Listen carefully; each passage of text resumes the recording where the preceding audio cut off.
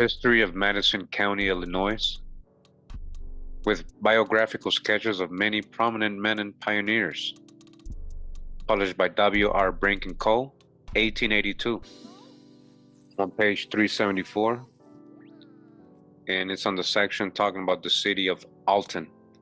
And it says here, while 5 or 6 leagues fall short of the real distance from Cahokia, a matter of not so much importance when we consider the inaccurate way in which distances were computed at that time, still there could scarcely have been any other piazza than at the locality where was depicted upon the rocks the famous Piazza bird, an object of great interest to the French from their first exploration of the country, and the story of which was one of the most familiar of the Indian legends. The figures of the Piazza bird were painted on the face of rocky bluff just above the city. They are first referred to by Marquette, who descended the Mississippi in the summer of 1673, okay?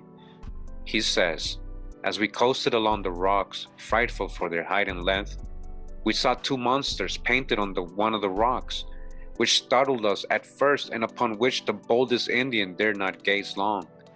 They are as large as a calf, with horns on the head like a deer, a frightful look, red eyes, bearded like a tiger, the face somewhat like a man's, the body covered with scales, and the tail so long that it twice makes the turn of the body, passing over the head and down between the legs, ending at last in a fish's tail.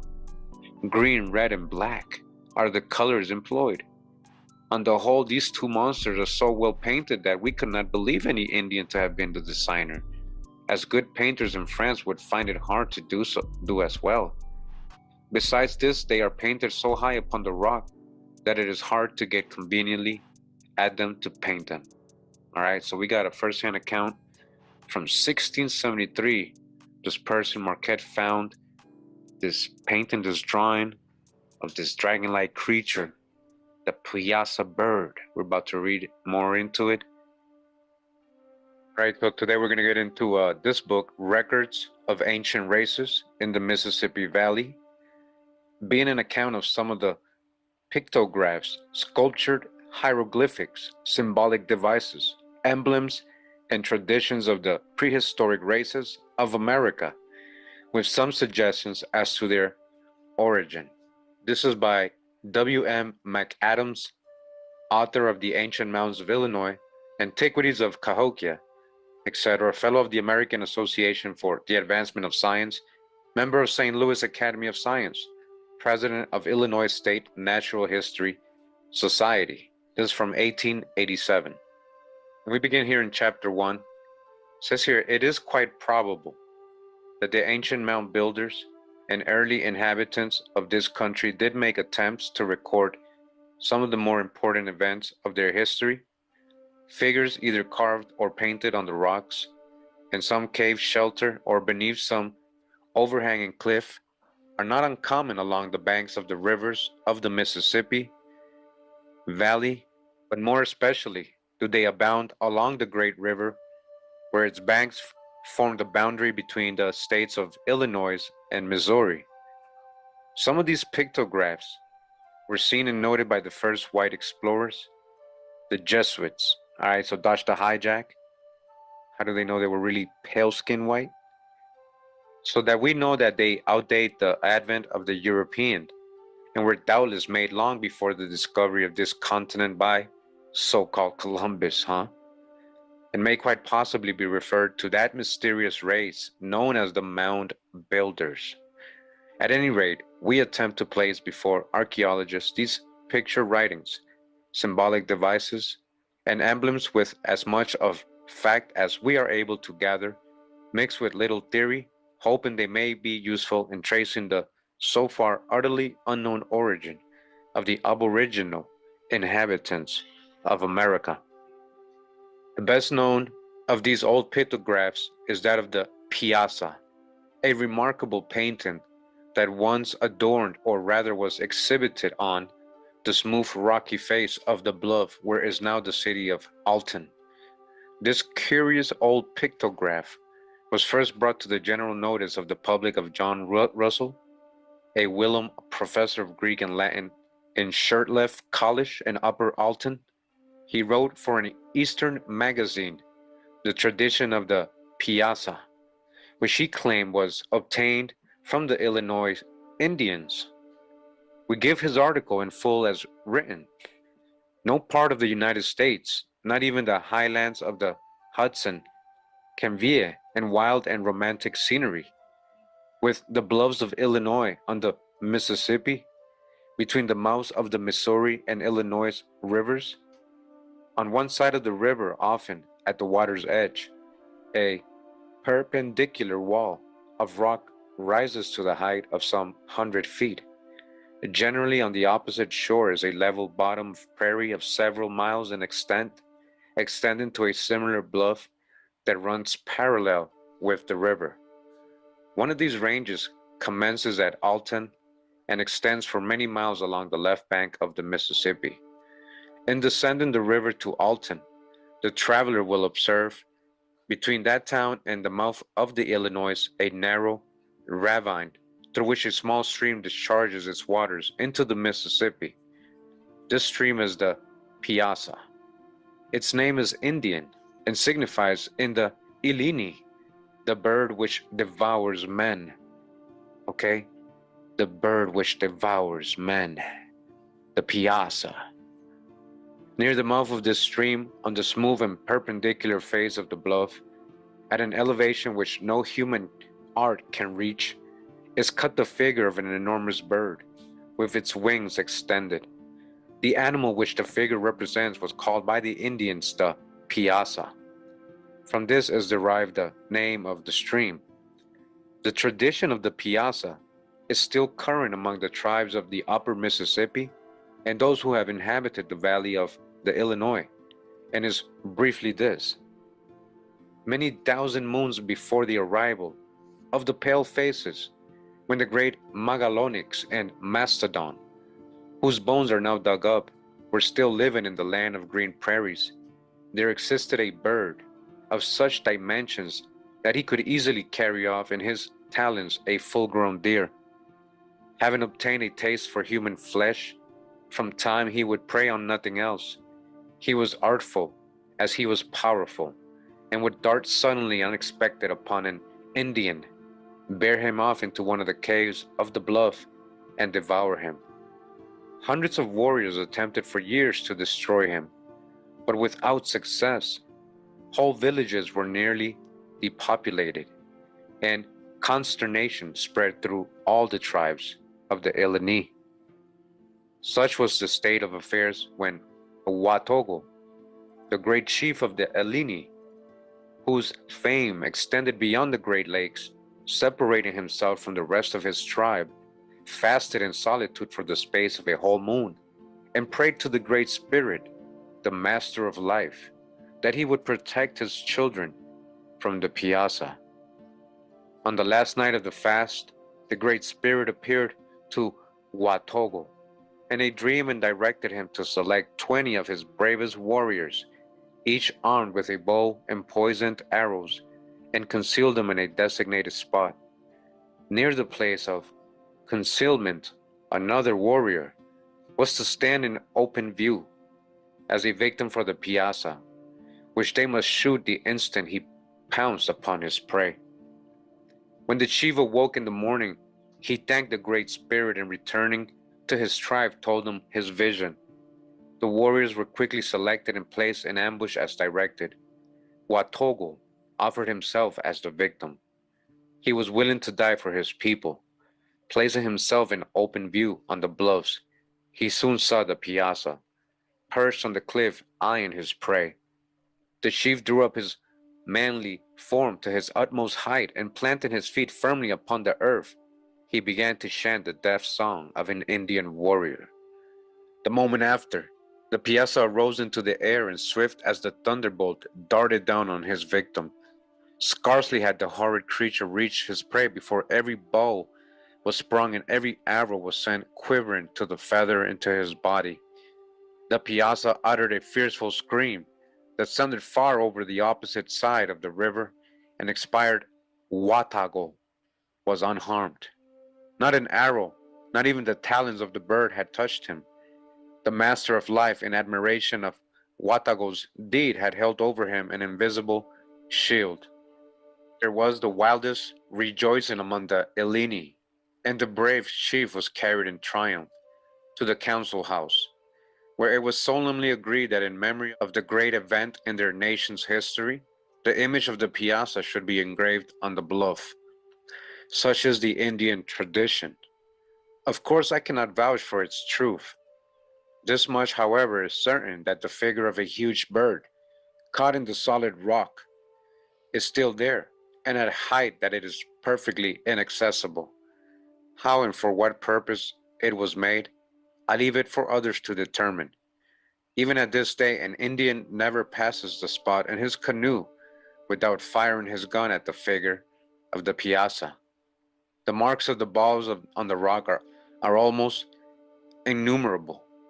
Near the close of March of the present year, 1836, I was induced to visit the bluffs below the mouth of Illinois River, above that of the piazza. My curiosity was principally directed to the examination of a cave connected with the above tradition as one of those to which the bird had carried his human victims, all right? All these caves, right? The dwelling spot of the Dracan bird. Preceded by an intelligent guide who carried a spade, I set out on my excursion. The cave was extremely difficult of access, and at one point in our progress, I stood at an elevation of 150 feet on the perpendicular face of the bluff, with barely room to sustain 1 foot. The unbroken wall towered above me, which below was the river. After a long and perilous climb, we reached the cave, which was about 50 feet above the surface of the river. By the aid of a long pole placed on a projecting rock, and the upper end touching the mouth of the cave, we succeeded in entering it. Nothing could be more impressive than the view from the entrance to the cavern. The Mississippi was rolling in silent grandeur beneath us. High over our heads, a single cedar tree hung in its branches over the cliff, and on one of the dead dry limbs was seated a bald eagle. No other sign of life was near us. A Sabbath stillness rested on the scene. Not a cloud was visible on the heavens, not a breath of air was stirring. The broad Mississippi was before us, calm and smooth as a lake. The landless presented the same wild aspect it did before it had met the eye of the white man. The roof of the cavern was vaulted, and the top was hardly less than 20 feet high. The shape of the cavern was irregular, but so far as I could judge, the bottom would average 20 by 30 feet. The floor of the cavern throughout its whole extent was one mass of human bones. Skulls and other bones were mingled in the utmost confusion. To what depth they extended I was unable to decide, but we dug to the depth of 3 or 4 feet in every part of the cavern, and still we found only bones. You hear that? Bones and bones and bones. The remains of thousands must have been deposited here. How and by whom, and for what purpose, it is impossible to conjecture. Do you hear this? Bones 3 or 4 feet of nothing but bones? Is that the victims of the Dracan? Right, and now we continue to Chapter 2, Records of Ancient Races in the Mississippi Valley. Right, this is the book from 1887. We have given the popular tradition of the piazza and a description of the bone cavern that was supposed to contain the bones of the monster's victims. The strange story in some form or other has had a most extensive circulation. A few years after the publication of the tradition of the piazza, we wrote a letter to Russell at Bluffdale. He answered that there was a somewhat similar tradition among the Indians, but he admitted, to use his own words, that the story was somewhat illustrated. As a mere tradition, the story of the piazza has little, if any, ethnological significance.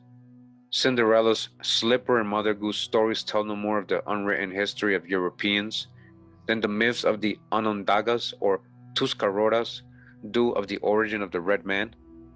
But it is interesting to know that what we now call the piazza was in fact not only an old pictograph, but one of a series of ancient pictographs or hieroglyphic records that were seen, and some of them described by the first so-called white men that saw our great rivers and looked for the first time upon the beautiful scenery along their shores. That these old records may be preserved and perhaps be at some future time translated is the object of this volume, an accomplishment which we shall find recompense in part for many years weary but not unpleasant days among the mounds, caves, and relics of the mound builders and aborigines.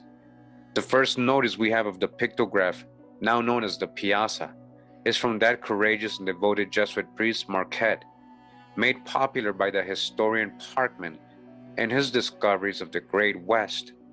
Joliet and Marquette and the French missionary stations on the upper lakes had heard frequently from the Indians of the Great River, or Father of Waters, right? The Great River, Nile, Great River, Mississippi, Ojibwe word, the real Nile, Great River, the Father of Waters, which although discovered by De Soto nearly 200 years before was still unknown to white men as far north as the Missouri and Illinois.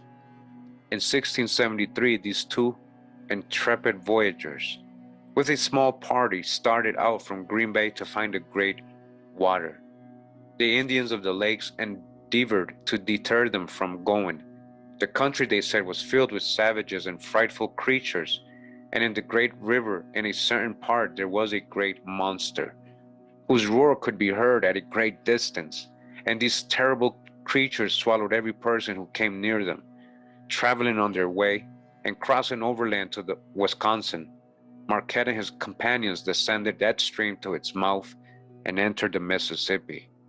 Descending is stopping a while at the mouth of the Illinois, and ascending the bluff just above where is now the town of Grafton, they had their first view of the Missouri. Where these rivers went they did not know, nor what manner of life they contained, nor what inhabitants there were on the banks. One can easily imagine that their eyes and ears were wide open, nor were the frightful stories of monsters forgotten, when these intrepid men again pushed off their frail canoes, keeping close to shore into that mighty Russian unknown river. Parkman tells it from Marquette's diary. Again, they were on their way, drifting down the great river. Leaving the mouth of the Illinois River behind, they glided beneath that line of bluffs on the northern side, cut into fantastic forms by the elements. The great bastions and enormous pillars gave them the idea that they were approaching some giant ruins, and for a long time after the bluffs above, about where is now Elsa, were marked on the old French maps as ruined castles. Are you guys hearing this? Gazing with open eyes as they sped along, Marquette's attention is attracted to a number of singular pictures that are outlined on the bluffs, heathen Manitos to this valiant priest. Presently they beheld a sight which reminded them that the devil was still paramount in the wilderness. On the flat face of a high rock were painted in red, black, and green a pair of monsters, each as large as a calf, with horns like a roebuck, red eyes, and beard like a tiger, and a frightful expression of countenance. The face was something like that of a man, the body covered with scales, and the tail so long that it passed entirely around the body, over the head and between the legs, ending like a fish. He confesses that at first they were frightened, and his imagination and that of his credulous companions was so wrought upon by these unhallowed efforts of Indian art that they continued for a long time to talk of them as they plied their paddles. A number of explorers who followed a few years later speak of the pictures described by Marquette, as well as others seen on the bluff. Douai and Joutel make mention of them. The former, bitterly hostile to his Jesuit contemporaries, charges Marquette with exaggeration in his account of them. Joutel could see nothing terrifying in their appearance, but says his Indians made sacrifices to them as he passed. Saint Cosme, who saw the pictures in 1699, says that they were even then badly effaced, not so much apparently from the elements as from the almost general custom among the Indians of discharging their weapons at the pictures as they pass. You see these wild Indians just going wild, discharging their weapons, right? Shooting their weapons at the Dracan, at this beast, and the wall is painted. And this is, I guess, the drawing of Marquette. We have it here in the book as well. We have a little book with the title Illinois in the West by A.D. Jones, Boston, 1838. The book contains the tradition of the Piazza. He spells it Piazzau, Isau, Asau, Isau, in a somewhat different form from that of Russell, but the same in substance. He says, after the distribution of firearms among the Indians, bullets were substituted for arrows, and even to this day no savage presumes to pass the spot without discharging his rifle and raising his shout of triumph. I visited the spot in June 1838 and examined the image. The 10,000 bullet marks on the cliff seemed to corroborate the tradition related to me in the neighborhood. So lately, as the passage of the Sauk and Fox delegations down the river on their way to Washington, there was a general discharge of their rifles at the Piazzau Bird. On arriving at Alton, they went ashore in a body and proceeded to the bluffs, where they held a solemn war council, concluding the whole with a splendid war dance under the cliff on which was the image, manifesting all the while the most exuberant joy. Another author says that the picture of the piazza was visible on the rocks during 1844 and 45. A few years after this, the face of the bluff was gradually quarried away for the purpose of making lime, and about the time our Civil War commenced, all traces of the ancient picture had disappeared. We have in our possession a spirited pen and ink sketch, 12 by 15 inches in size and purporting to represent the ancient painting described by Marquette. On the picture is inscribed the following in ink, made by W.M. Dennis, April 3rd, 1825. The date is in both letters and figures. On the top of the picture, in large letters, are the two words, Flying Dragon. Again, Flying Dragon. We ain't just talking about any bird here. Flying Dracan. Dragon. This picture, which has been kept in the old Gilham family of Madison County, bears the evidence of its age and was sketched some years before Russell's story of the Piazza was written. Dragon, or Flying Dragon, was the common name for it before Russell's story of the Piazza came out, all right? Before they started calling it a bird, what was it known as? A dragon. The name Piazza or Piazzu was certainly in use among the Indians. Colonel Patterson, in his history of Black Hawk, says that Black Hawk's father was named Piazzau, but does not give the meaning of the word. It is said that Piazzau was killed in a battle with the Osage's on the Merrimack River in Missouri. Black Hawk, then a young man, fought by his father's side, and it is said carried the dead body of his parent on horseback from the battleground to their home on the Rock River in Illinois. Black Hawk was a very intelligent Indian, and we have conversed with a number of white people who knew him. One especially, I dodged the hijack with white, I didn't mean Europeans. One especially a sergeant in the Black Hawk War.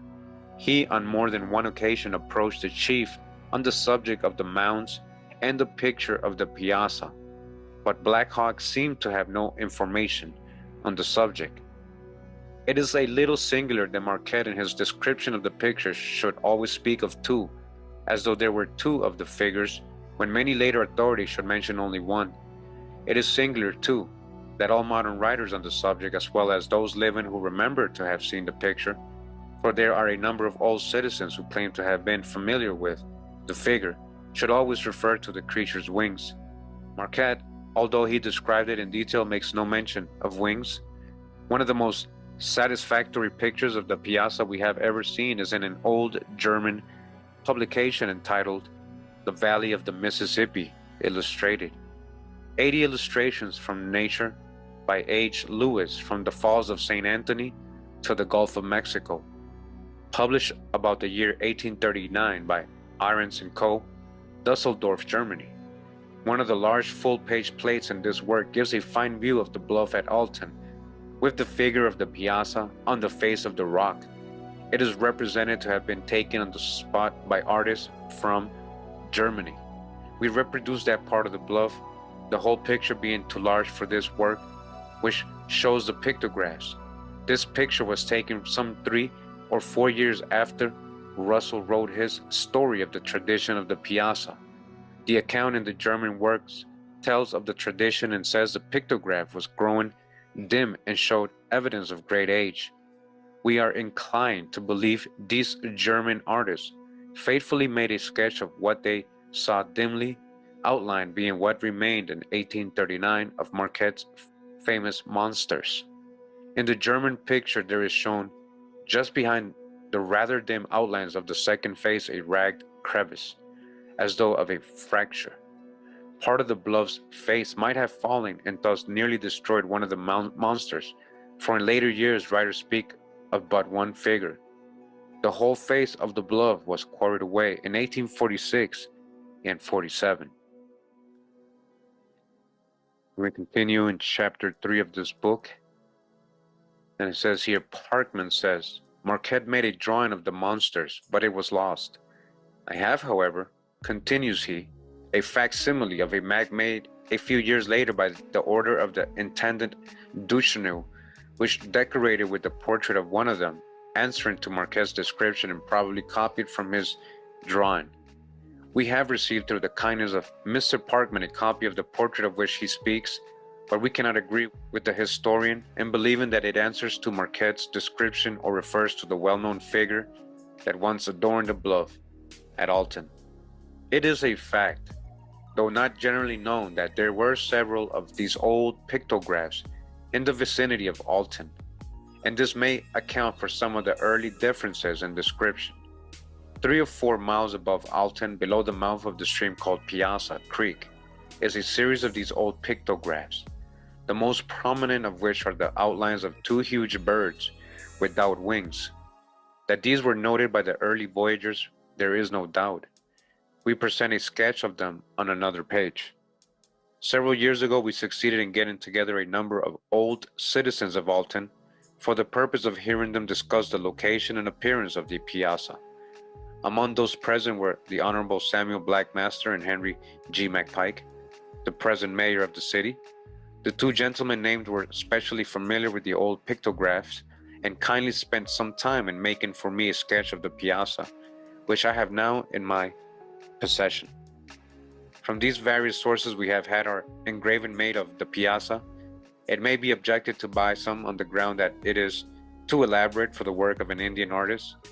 We also think so, but Marquette, after describing the picture as represented a hideous dragon combining birds, animals, reptiles, fishes with the face of a man, goes on to remark, these monsters were so well painted that the Indians could hardly have designed them.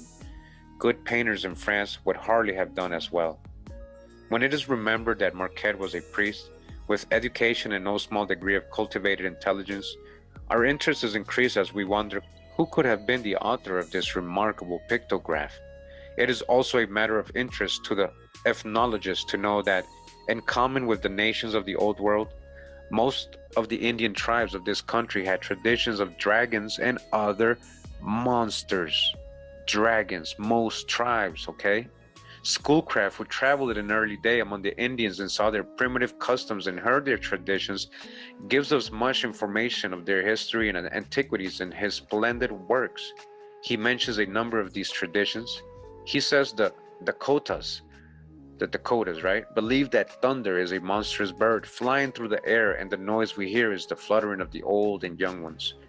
These birds were large enough to carry off human beings, which the young ones were sometimes foolish enough to do. The Dakotas also have a tradition that one of these thunderbirds was killed back of Little Crow's village on the Mississippi. It had a face like a man with a nose like an eagle's bill. Its body was long and slender. Its wings had 4 joints to each and were painted with zigzag lines to represent lightning. The back of the bird's head was red and rough like a turkey. We could not fail to observe the resemblance between the description of the thunderbird of the Dakotas and that of the piazza of the Illinois. Again, he speaks of a great medicine animal to which the medicine men of some tribes were accustomed to apply seeking to propitiate its powers to assist them in their healing arts. Curious to know their idea of the appearance of this monster, Schoolcraft finally persuaded Little Hill, a chief of the Winnebagos, and himself a medicine man, to make him a drawing of the animal, which we reproduce here. This animal, he was told, was seldom seen and then only by medicine men. This chief had in his medicine bag a piece of bone which he claimed was part of the remains of one of these animals. Some small portion filled off from this bone was a potent cure for ailments. The same author gives other illustrations of these Indian manitos with serrated backs representing the scaly bodies of these dragon-like creatures. Some 25 or 30 miles above the mouth of the Illinois River, on the west bank of that stream, high up on the smooth face of an overhanging cliff, is another interesting pictograph, sculptured deeply in the hard rock. It remains today, probably in nearly the same condition it was when the French voyagers first descended the river and got their first view of the Mississippi. The animal-like body with the human head is carved in the rock in outline. All right, so just before we continue real quick, take a look. It says here the Winnebago medicine animal. Okay. The huge eyes are depressions like saucers, an inch or more in depth, and the outline of the body has been scooped out in the same way. Also the mouth.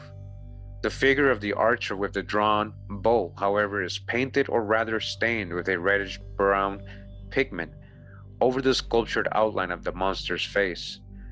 Although difficult of access, we have approached near enough to this pictograph to examine it.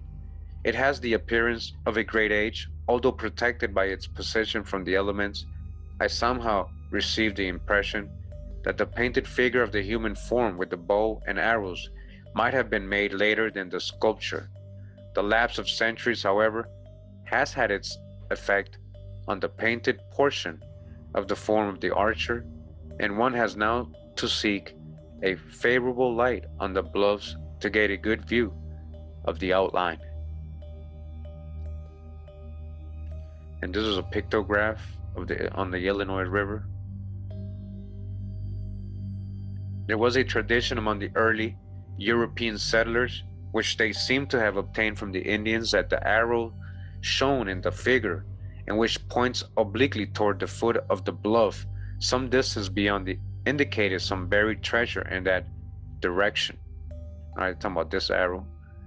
A number of deep excavations in the debris at the foot of the cliff still attest the work of credulous treasure seekers. In our collection of pottery from the ancient mounds, we have several pieces ornamented with dragon-like devices. We give an illustration of two of these burial vases with a most pronounced dragon head standing up from the rim of the vessel.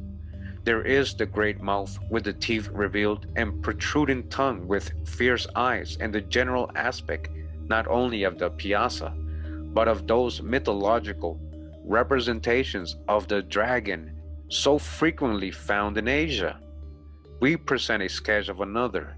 It is all the more interesting since we found with it magnificent collection of pottery, a more than 100 pieces, at the base of the great Cahokia Mound in the American Bottom in Madison County, Illinois. This is the largest artificial mound in the United States and perhaps in the world, being 100 feet in height and covering with its base 16 acres of ground. It is the center of a group of 72 others which surround it, and of which a description will be given farther on in this work. They are situated on a level plain miles from any natural elevation. For a complete description and survey of them, see the Antiquities of Cahokia or Monk's Mound by William McAdams, same author, okay? Upon taking these curious old burial vases from the place where they had rested for ages, it was like exhuming a museum of natural history and ceramics, for these were the shapes of animals, birds, reptiles, fishes, and almost all animated nature, together with the shapes of the human form. Among them were several vases adorned with the dragon heads. All right, and this is from Cahokia right here, as you can see. The tradition of the piazza has its analogy in the well-known tradition of Saint George, the patron saint of England, who was noted for his piety and knightly valor. Traveling in Asia, he came to a city that was besieged by a horrible dragon that had taken up its abode in a swamp on the outskirts of the city. Each day it appeared to claim for its daily repast an inhabitant, until the number of its victims began to tell fearfully in the depletion of their population. All efforts to destroy the monster had been in vain. Each day the people drew lots to see who should be the next victim. Upon the day of St. George's arrival, the afflicted city was in the utmost consternation, because in casting lots for the next day, the king's daughter had drawn the unlucky number. Of course, she was beautiful, and when St. George got a glimpse of her, it was a bad day for the dragon, for he went to sharpening his sword and spear, as any true-blooded Englishman would, notwithstanding the Encyclopedia Britannica says he was born in Asia Minor, even though he was born in Asia Minor, right? Now, who is Saint George? Who is Georgy Danilovich? I got a future video. I got a correlation of this so-called Saint George slaying the dragon. What dragon? Or the Drakon or the Prester? Slaying the Prester, taking over a kingdom. Who is George? Georgy Danilovich? Who is Genghis Khan? We're talking about, oh, this guy is not really Englishman. He was actually born in Asia Minor, like Encyclopedia Britannica says. All right, big drop right there. The next morning, the valiant-hearted knight, mounted on his war horse, in company with the maiden who went out in the presence of the whole city toward the swamp. The dragon met them, and there was a terrible conflict, which ended with the death of the monster by thrusting its vitals from the spear of St. George. Some historians in depicting the scene have intimated that during the conflict the girl ran away, and this is the reason why St. George didn't marry her. But this, of course, is not generally believed. Of course, there was great rejoicing in that city, and they carried St. George as the Eleni did, Watogo, in triumph, and had a great night Templar banquet. All right, you hear that? So who is the real St. George, Watago? The pretty and romantic story of St. George has its counterpart among nations in all parts of the world, although some writers go back for its origin to the mythology of the Aryans and give it a solar significance. And the Buddhist caves in India are carved and painted great dragons without number that would fit Marquette's description of the Piazza or the Dakotas, Thunderbird. And sometimes to hideous images of monsters like these, it has been the custom of the nations of the world to offer up even human sacrifice. That primitive people should have worshipped the sun seems natural enough and might be accounted for from the fact that this great luminary seemed on each recurrent season to give by its warming rays new life to the earth and furnish them with sustenance and warmth, their greatest necessities. The sun seemed to them and is really a sort of creative power that brought within their reach the means of existence. To the savage, this was God. But a puzzling fact to the ethnologists is that primitive people, so widely separated even by oceans, whose distant continents and parts of the earth seem to have such wide intervals of connection, especially since their condition gave them such meager means of knowing one another that isolation would seem complete, should have so many customs in common, observances that were alike, and traditions that were similar. Central America and the sculptured walls of the ruins of Yucatan and elsewhere, according to Stevens and other writers, present many figures of dragons and monsters of that description. The last American antiquarian gives a fine cut of a veritable dragon head sculptured on the facade of the old pyramid of Cojicale in Mexico, since it is admitted that the primitive inhabitants of this continent are still without an adequate theory regarding their origin. Any point german to the subject is of interest.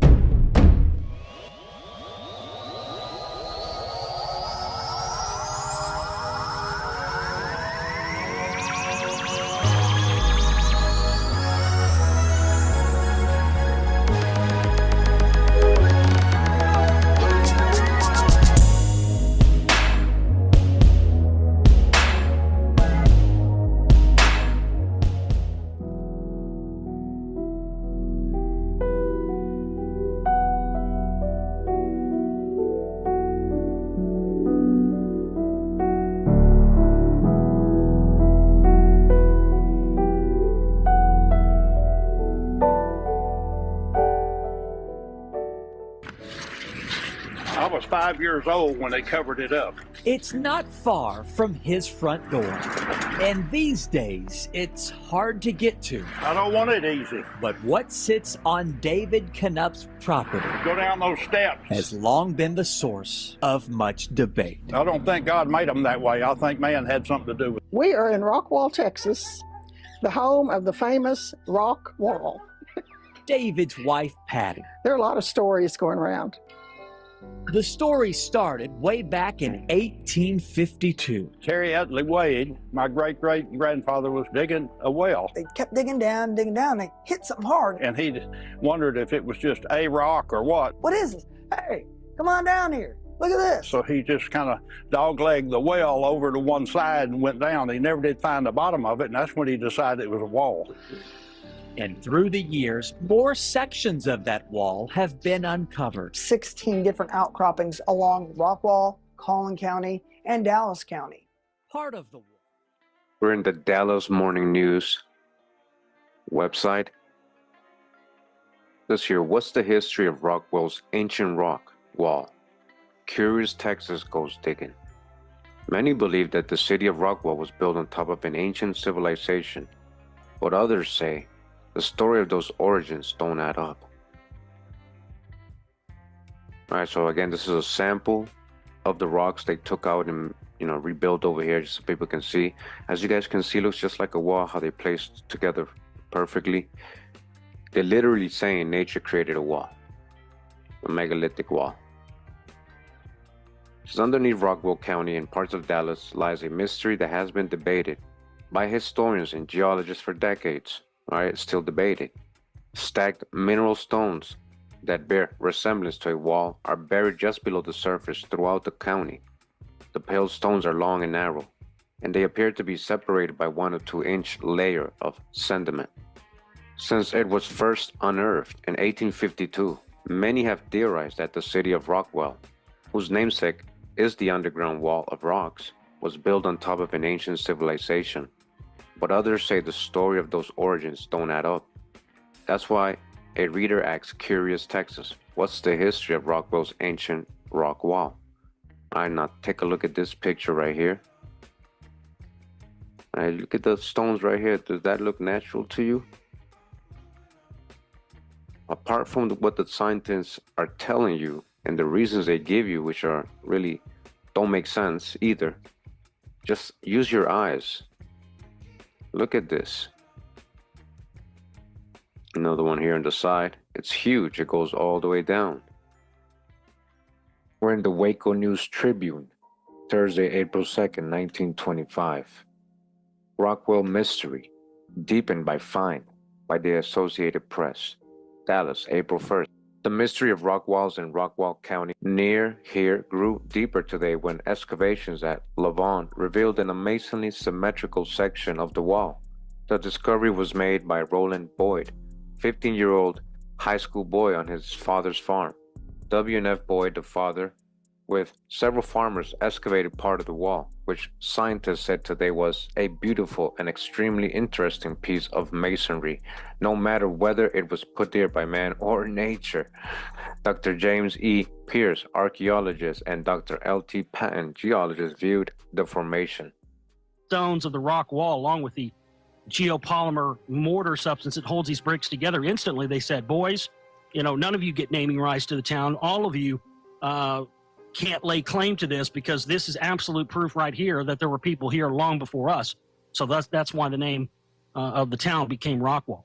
The wall is a fully sustained wall that goes down 7 stories. And the stones get bigger the deeper you go down. Oh wow. Okay. Yeah, and what's interesting too is it's got a buttress effect built into it.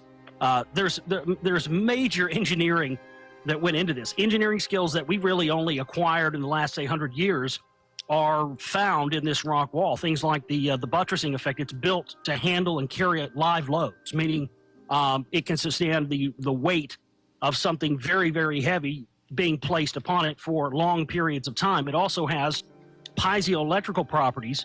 This is due to the crystalline makeup of the wall. It's really calling it a rock wall is a misnomer because it's more of a crystalline wall. This thing, when you hit the wall with low frequency oscillations, low frequency waves, it oscillates, begins to shake, and begins to produce electrical currents. When they had the last dig there in the late 90s, they found this out because they were doing some digging and they had a backhoe up on top of the wall, and the low frequency vibrations from the digger's engine caused the entire 20-mile diameter wall to start oscillating and vibrating, producing a high-pitched sound and throwing off electricity.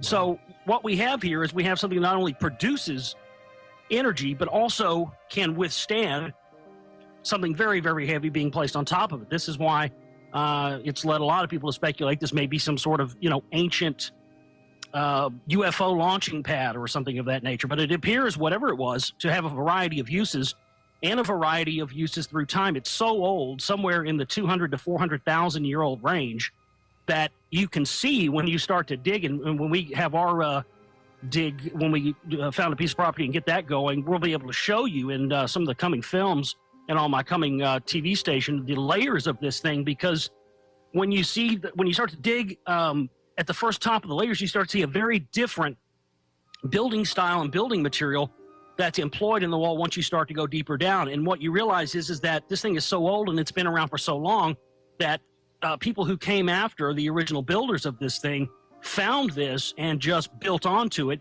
and added onto it with whatever the current building materials were that were in use at that time. And it's very incredible to see that, because you can see that as you get to the very top of the wall, the most current additions to it, it's literally a concrete structure substance that's very, very close. It's not our modern concrete, but it's very, very close to the modern concrete we use today. So it's unbelievable to see just the layers of this. And also when they, another thing, when they were digging this thing out last time, they thought they kept having water problems. Water was coming up from the ground, but they had already passed the water table, so they couldn't figure out why there was so much water coming out of this. But the soil analysis shows that the rock wall was covered in a catastrophic event that happened somewhere in the Gulf of Mexico in the range of 11 to 12,000 years ago. Now, science has multiple times shown conclusive evidence that there was an extinction level event, or an event that at least caused the Younger Dryas or the mini ice age to occur. Mm-hmm. And this is what undoubtedly, they say from the soil analysis, covered the wall. So it was covered so quickly and in such a catastrophic event that when you start digging down to the bottom, you start to find not only shark's teeth embedded into the bricks of the wall, but you find fresh sand dollars that when you crack them open, they have fresh meat inside of them, because the salt water has been preserved in these layers and layers of mud and debris packed underground for years and years and years. And it made it basically airtight in a little in situ formation that's been preserved. And that's how we know undoubtedly that not only did the wall serve as some sort of structure, and as we said, possibly some landing pad, but also a seawall, because it's clear that the oceans came right up to that point in the time when this thing was in its heyday. We're in the Dallas Morning News website. Mark Russo, former president of the Rockwall County Historical Foundation and Rockwall History, BUFF, has wondered about this for years.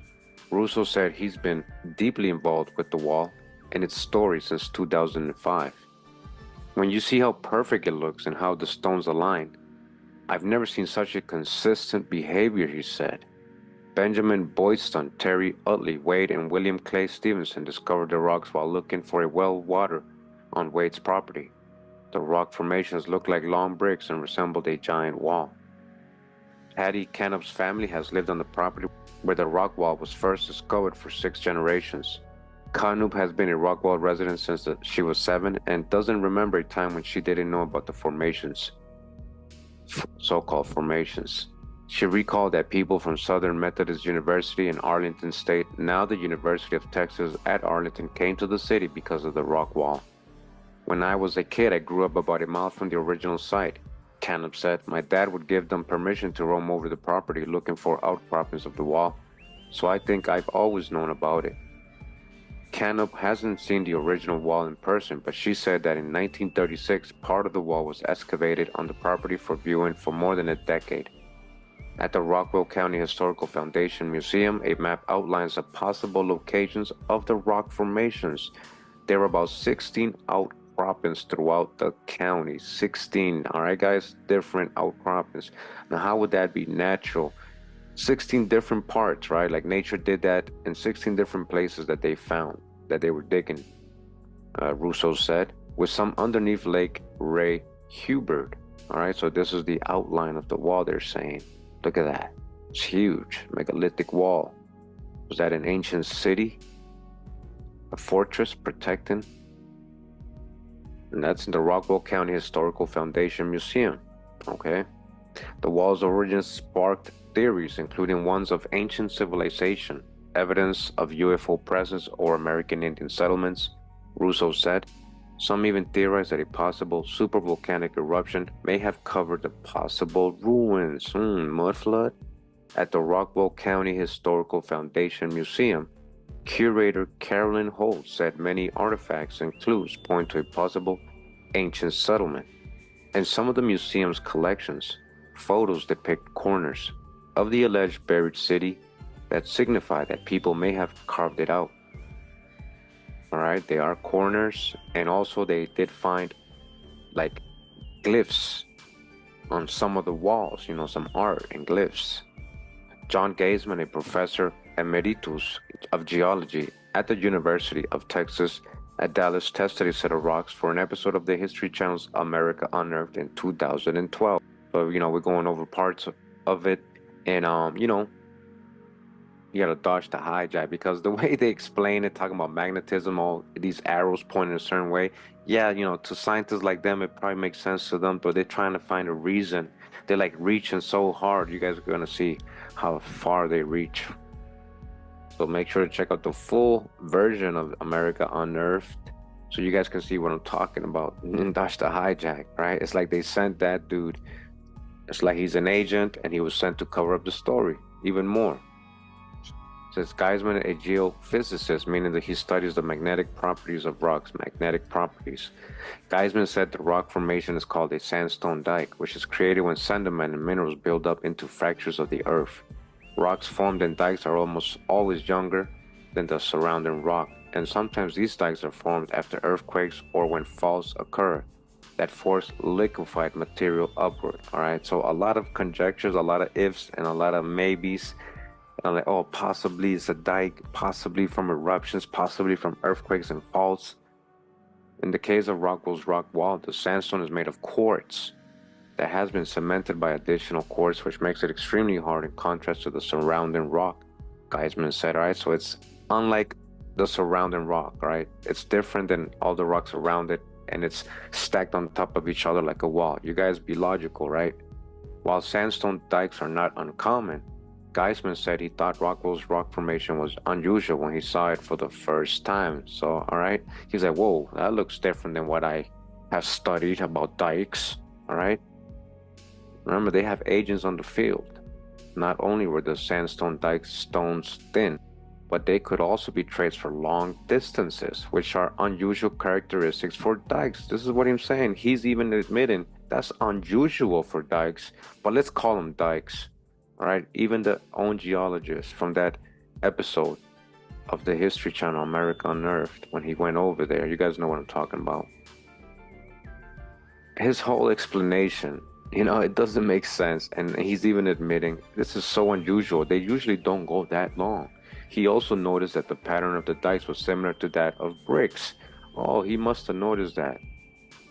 So he's telling you because usually it doesn't appear like that. So this one time in this one place, it just happened to appear like that in 16 different outcroppings that they found, right? You guys got to be logical. You see they're covering this up. All right, and here again is a picture, and he's saying that's natural. And again, he's saying that's very unusual for a dike to do this, but that's a dike. Use your eyes. Part of the wall They removed the stones and they placed them back as they were. is now on display outside of the Rockwall County Historic Foundation. Everything goes together so neatly. County historian Mark Russo points out its unique features. You notice that each edge hits the same amount. How's that possible? Explain that to me. I mean, it's perfect, and it's on both sides. The stones fit together so well, cut, it seems, with great precision. It's perfectly stacked. Plus, they're smooth. How does that happen? Russo says the wall can't be natural. Shouldn't I be hitting a bump when I sit up here? Right? That's weird. To me, that's weird. When I first took a look at this, I said, whoa, whoa, whoa. Dr. John Geisman heads UTD's Department of Geosciences. This is a sample from the sandstone dike that we excavated. Several years ago, he was part of a team that studied the wall to determine if it's man-made or an extremely rare natural formation. I'm all for intellectual curiosity.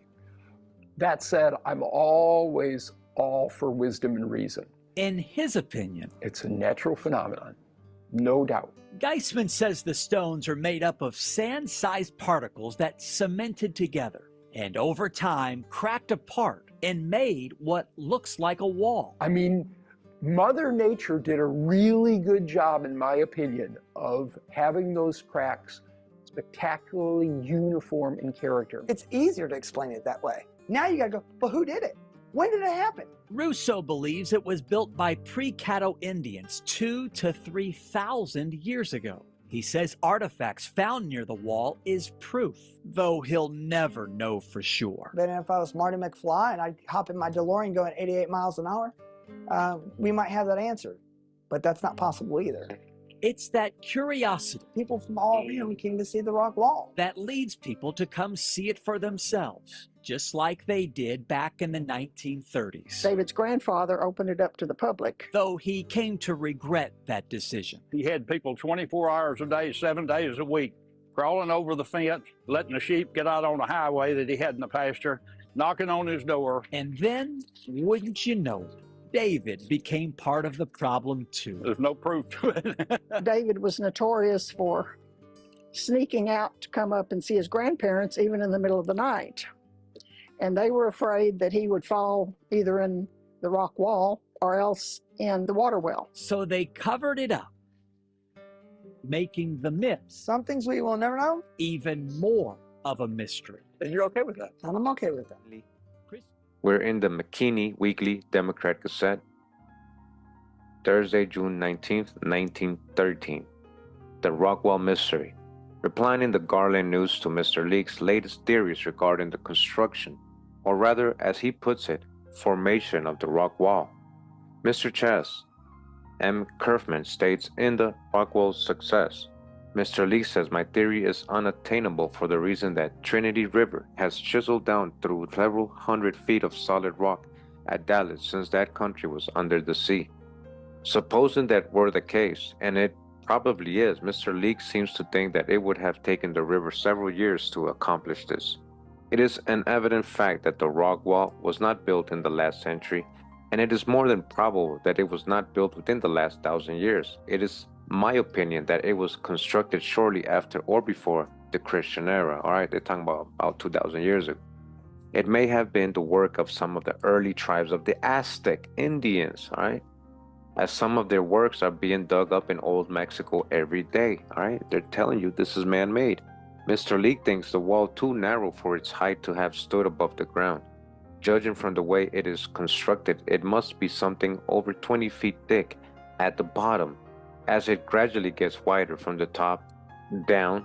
If this wall is nothing but a formation caused by the Earth's movements, then it looks very strange to me why this directing hand of nature would leave nothing undone, but instead would put in every minute detail to make it appear the work of man, such as leaving scars of the stone cutter's chisel made up on every rock used, cutting every stone to fit some special place, then putting in a fine grade of cement, having travel prints all over it. All right, they're telling you what's actually found there. So nature did all that? They're asking you, did nature do all that? Then going so far as to put on a fine plastered finish about an inch thick. All right, nature did all that. Then last but by no means least, taking the trouble of putting in a fine arched window occasionally. All right, there's arched windows. There are windows and doors found. This is stuff they're leaving out. All of the geological theories that can be gotten together cannot make me believe other than that it was built by the hand of man. It was built by the hand of man, and any man who has examined that wall can believe only as I do. If you really examine it, all the parts correctly, not just one little part, and you're talking about magnetism and arrows pointing, dodge the hijack.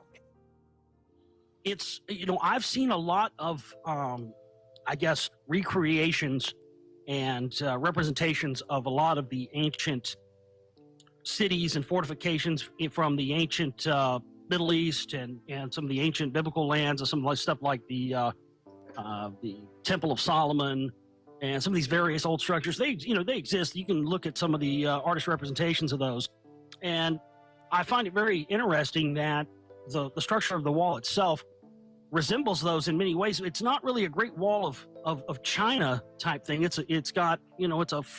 rectangular. It's got 4 corners, 4 sides. It goes in a 20-mile diameter around the city.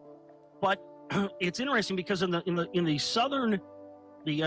southwestern corner of this thing, you have a triangular shaped wall that matches with a cube perfectly next to it. This thing essentially has the golden ratio built into it. It has the Pythagorean theorem built into the wall. Wow. This was built with a level of engineering sophistication that belies anything else that's ever been found, and not only in terms of scale, but also in terms of the material that it's made out of, because that's what is fascinating to me. It's made out of these strange, in some cases, minerals that we haven't even discovered only in the last 200 years, especially something like niobium. Again, that's where the structural engineering thing comes in. We use niobium. It's extracted from an element called columbite, and we use niobium to reinforce things like pipelines, jet engines, rocket engines, big hadron colliders like CERN, MRI machines. We use it to basically for 2 reasons: its conductivity, and also its ability to disperse heat very rapidly. And so in the rock wall, we have the elements of zircon, garnet. Zircon and garnet are the 2 most abundant materials in the rock wall. Zircon, garnet, tourmaline. We also have starlite, rutile, titanite, brookite, and niobium. Now, titanite and brookite are both used by us to create titanium. Today, it's very strong. So in combination with all of these crystal materials that have very, very, very hard ratings as far as their Morse scale ratings and all this stuff, these individual minerals can only be extracted from whatever type of material they naturally grow in, which the majority of the time it's usually quartz crystal or some other. But I have a lot of examples. We're going to show examples of these stones in the presentation I'm going to be doing next month, which we're going to be videoing as well to put out.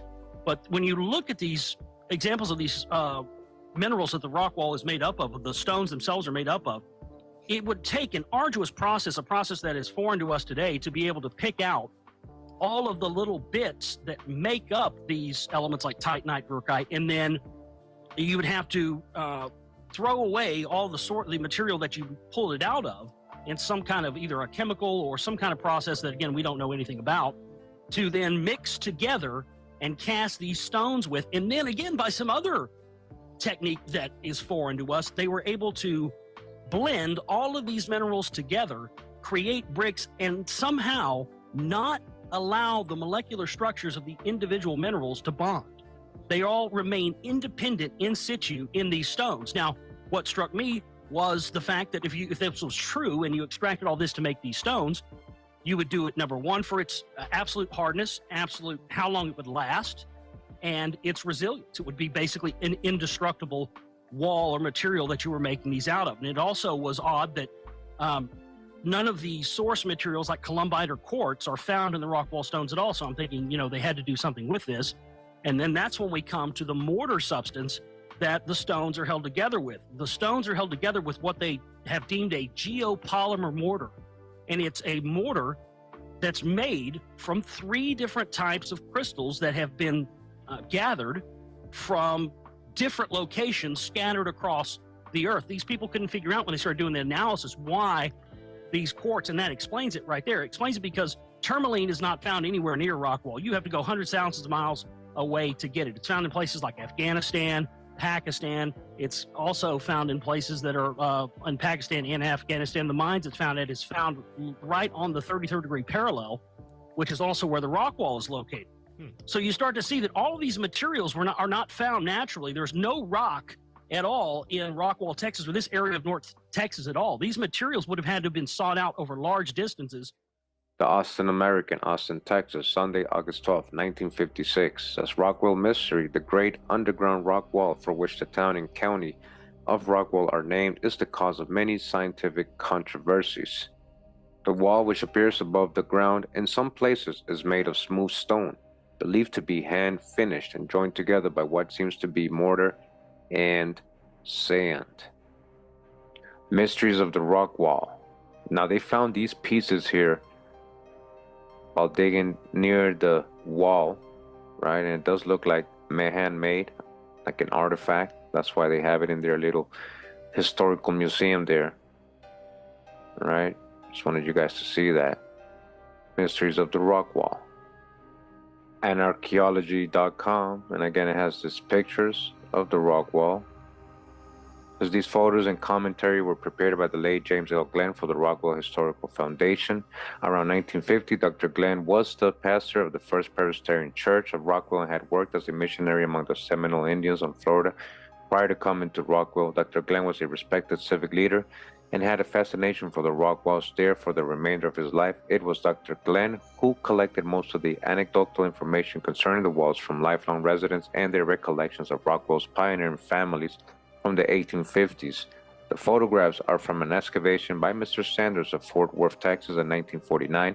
The photos are from a wall listed as number 3, northwest of Fayette, Texas, in Martin Kelsey and Harold Denton's 1933 study of the walls with the aid of J.S. Mason, the county surveyor at the time. These early photos show a much more architectural nature in the upper portions of the wall, which are not evident in the deeper excavations of 1999 to 2000. These photos also show petroglyphs, petroglyphs, which are not found so far in any of the wall stones so far excavated. They also show the capping stones, ambivalent, not evident in the lower sections, exposures and displaced stones examined by Shar, Elwood, Goss, and others in other studies of the wall. This has led to the hypothesis that only the upper sections of the wall had been modified by human hands upon pre-existing natural features.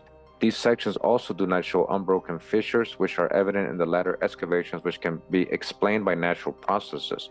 Dr. Glenn also stated that Mr. Dawes, with the aid of T.H. Meredith, had uncovered a square opening in the wall at a depth of 35 feet, 2 feet square, and a little less than 2 feet thick, a window. They excavated a total depth of 42 feet, but never found the bottom of the massive wall northeast of the town on the Dawes property. This opening presently lies within the wall, the shaft which was afterward used as a well. This is most likely the window, which Count Byron de Prorock examined on one of his 2 visits to the walls in 1925. I will present more on the flamboyant archaeologist Prorock in a forthcoming section. Though viewed with a good deal of contempt by many of his contemporaries, Prorock had actually done excavations at Carthage and other North African ancient cities, so his opinion based upon his first-hand experience cannot be entirely discounted. He stated that based upon his casual examinations, the walls did seem artificial and similar to the ones in North Africa. Unfortunately, Count Prorok never returned to Rockville to do a more thorough investigation. All right, as it says here, we're going to read from the geologist James Shelton, who wrote an unsolicited plea for assistance in reevaluation of the Rockville Code, Texas, Rockville anomaly. I found this, and today I found out.com. So we go to anarchaeology.com, again, an unsolicited plea for assistance in reevaluation of the Rockville County, Texas, Rockwall anomaly, right? So he's basically saying, hey, I think we should actually look further into this. Says within Rockville County, Texas, there lies a series of features that geologists in the past have classified as clastic sandstone dikes. There has been a recent resurgence of an old debate that the dikes demonstrate many recognizable architectural features common to stone masonry, both ancient and present. John Lindsay, a native Rockville architect, is currently spearheading a reinvestigation of the reported features, including an excavation.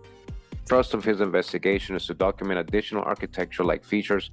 Several structural and construction materials engineers that have been invited to view the stonework consider the stone to be an ancient example of a cast material similar to the present-day igneous or metamorphic materials based geopolymer and geopolymer mortar that is superior to what is in use today. It is the possibility of a new construction materials science that is of interest to this author.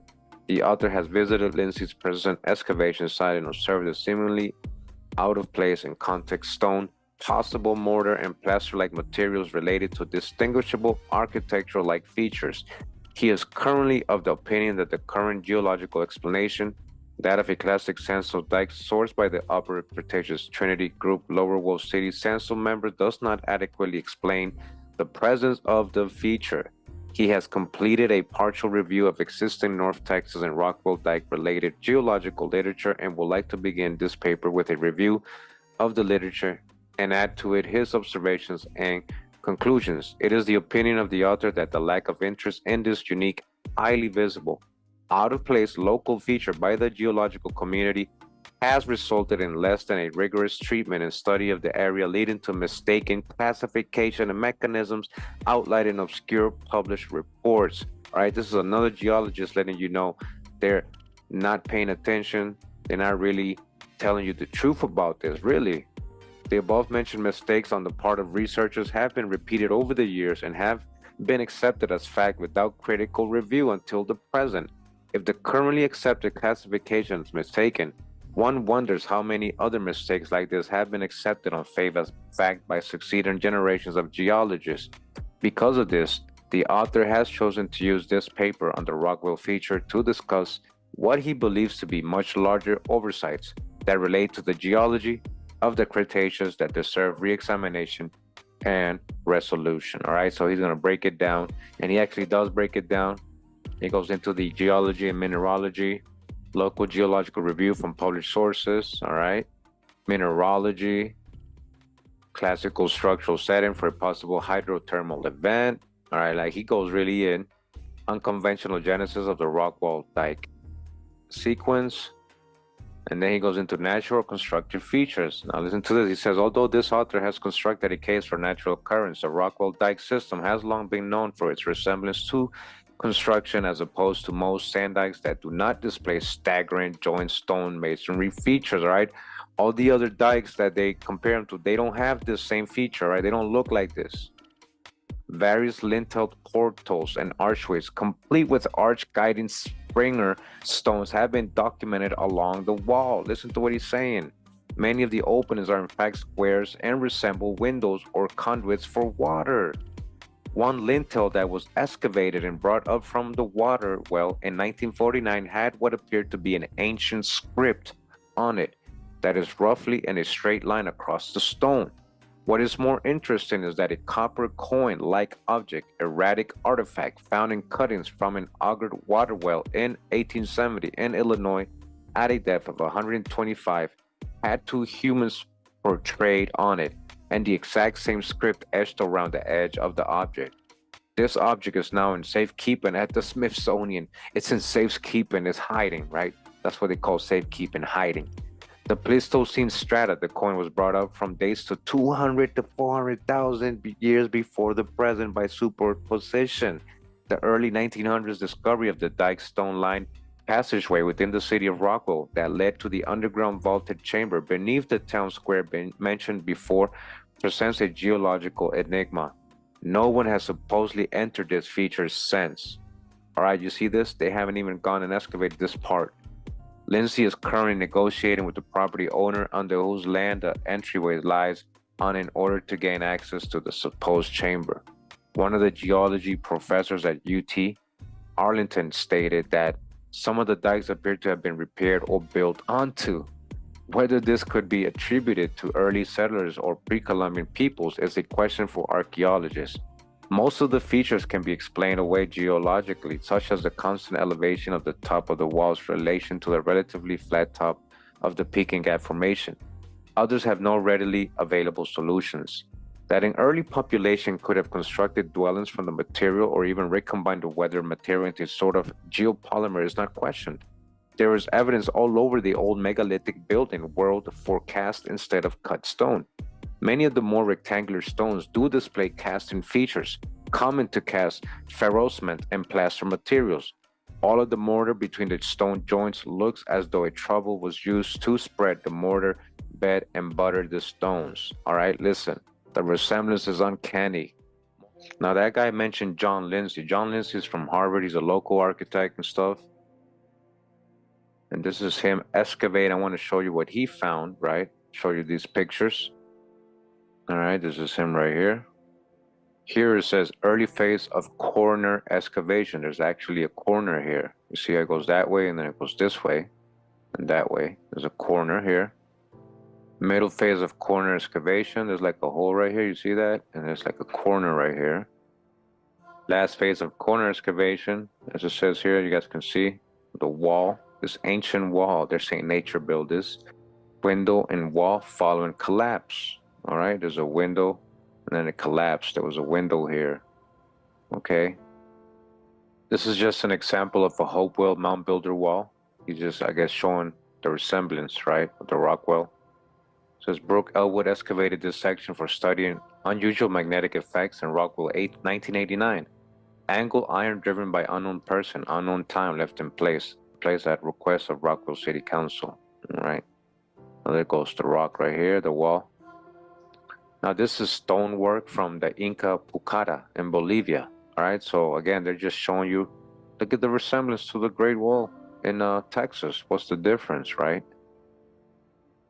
The one in Texas in many parts looks a lot better. This here, the rock wall system. This is the system of continuous buried walls overlaid on map of Rockwell County by John Lindsay. In contrast to previous maps of wall locations, such as that of Kelsey and Denton, this map shows a continuous wall forming a slightly irregular rectangle. John Lindsay confirmed this by physically walking the perimeter formed by the walls with a metal probe. There are, however, gaps in the control points along the eastern section which he was unable to access. This here says window field notes. It says this is from John Lindsay's field notes, together with several photos he took at the time of excavation he created. All right, so he's showing that there was a window in the wall, right? See, there it says void. He drew the wall, and he said there was a void here and a void here, rubble area, another void here. It says here the Sanders stone. Mr. Sanders inscribed stone, 1949, found 30 feet down the wall and filled with black loam for better photographic visibility, featured in Dr. James Glenn's 1950 photo essay on the buried walls, reprinted by the Rockwell Historical Society in 1992. Again, they found this, right? Again, 30 feet below, an inscription on the stone. Inscription, look at that. This window, Rockwell, window-like opening, excavated October 12, 1999 by John Lindsay, D. Johnson and her son Taylor, and Jean Glasgow. Others like it have been found at various locations in the buried walls, notably the Dawes Farm. Since the 19th century, this lies at the base of Pleistocene sediment depositions, shown here for visual comparison to Kuvu's window. All right, so look at the window right here, has been filled up. Latimer County News Democrat, Wilburton, Oklahoma, Friday, March 27th, 1925. Says here the mystery of Rockwell. When did nature learn to use a trowel? All right, I'm gonna ask everybody watching right now and hearing. I'm gonna ask you, and they're asking you, right, from this newspaper. From 1925, they're asking you, when did nature learn to use a trowel? W.A. Kerfman, Rockwell County farmer, goes to the heart of one of the most baffling phenomena in Texas when he asks this question concerning the Great Wall. For more than 20 years, this agriculturalist has lived at close quarters with a vast underground structure, for all the world like a man-made prehistoric wall. He, like others living in the locality, has frequently stopped his team in midfield, mopped his brow with a broad bandana, and followed the line of brown stones speculatively. Wonder what sort of folks built that, he would ponder. Then one day a young woman, geologist employed by a Californian institution, visited his place. She examined the masonry. She scrutinized pieces of plaster-like substance, bearing marks decidedly like those made by the trowel strokes of a stonemason. She expressed her belief that the wall was artificial, all right, it was man-made.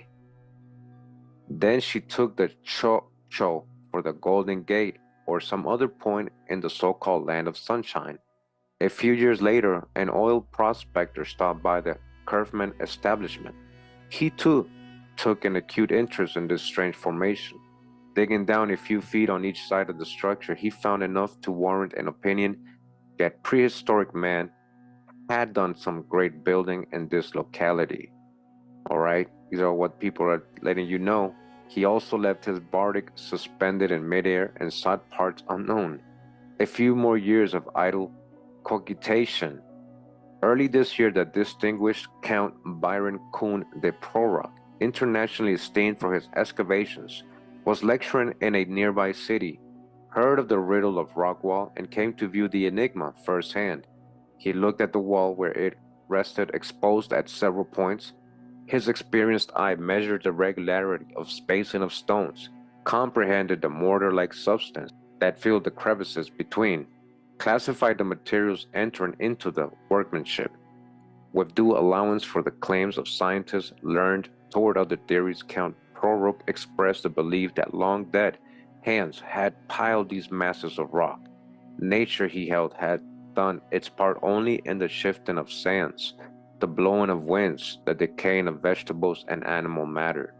Someday, he said in effect, if others do not anticipate the project, I shall return to undertake excavations that shall either prove or disprove my theory. And then, precisely like all the other investigators, he turned his back on the far-flung open-air quarry, left a burning question on many lips. Hundreds of automobiles motored to Rockwell, long caravans of the curious. They willingly paid one enterprising farmer 10 cents each to look at a 5x10 portion of the exposed wall, advertised at the roadside as believed to be the art of prehistoric man. They got their money's worth, but many of them would have paid many times as much to find a real answer to the presence of this line of age-old chunks of rock. I myself tramped a few miles along the route taken by this rambling in again out again freak of nature or monument of man, into creek bottoms, crossed gillies, bobbing its head here and there in plowed ground, burying itself like a prairie dog. I found it always much the same, flat stones, formed into a wall straight as a plummet, so far as I could be judged, with an adhesive material clinging between the rectangles. With pick and shovel I sunk a trench alongside. Hard work, dull a task for patience, patience such as only consecrated science may entertain. What lies ahead of the work of spades, I wondered. What is to be found far in the unknown cellars of Rockwell County? An Aladdin's cavern with palaces of marble?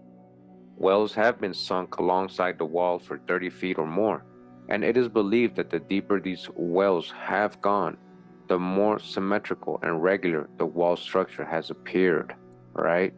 They're bigger and they're more megalithic as the further down you go.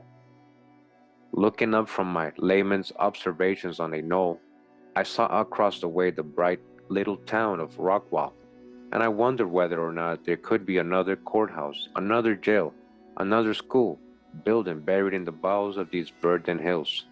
The public sleeps and dreams. Little towns thrive and are called life.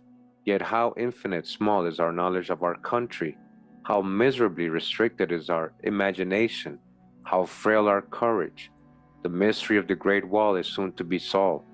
Three instrumentalities for public service have united in a plan to settle this thing once and for all. The University of Texas Holland's Magazine and Farm and Ranch have joined forces. Financed by those two Southwestern publications, Dr. James E. Pierce, head of the Department of Anthropology of the university, who is also an archaeologist, and Dr. L.T. Patton of the Department of Geology will direct the operations that will reveal what. It may take $1,000 or it may require 50 or 100 times as much, said Frank P. Holland, president of the Texas Farm and Ranch Publishing Company. We shall not leave the diggings, fill in the holes until the university's scientists are able to tell us definitely whether these walls were thrown up by nature millions of years ago, one in a molten state, or whether they are the remains of a civilization antedating the oldest marks of man heretofore discovered. Contracts have been signed by property owners along the areas of investigation, given to the publications exclusive rights to excavate, have the value of treasures of relics found, after the expenses have been scratched off, go to the land holders. Corners have been reported. One man claims to have uncovered a perfect arch and keystone over a door, all right? Arches and doors. Another tells of finding buttresses at regular intervals on one side of the structure. From ordinarily reliable sources comes a tale that at least portions of the wall are plastered smooth on one side. Petrified mussel shells and the back of a turtle measuring 31 inches across are known to have been found at great depths in wells trussed down alongside this mooded formation. The University Farm and Ranch Holland's Magazine project may be expected to answer many questions. When were all these things brought about, and by whom? What masons, what architects, what engineers did this bitty building when the earth was young and man was hairy? When indeed did nature learn to use a trouble? Again, when indeed did nature learn to use a trouble? Texas Farm and Ranch. It says here Lubbock Avalanche Journal from Lubbock, Texas, Wednesday, April 7th, 1976. It says here new group probing Texas rock walls mystery. The curious underground formations are found in several Texas counties, from Bastrop, Caldwell, Gonzales, and Wilson in the Hill Country to Dallas and Collin counties. All right, you guys hear that? Walls like this all over the place, and you think this is natural?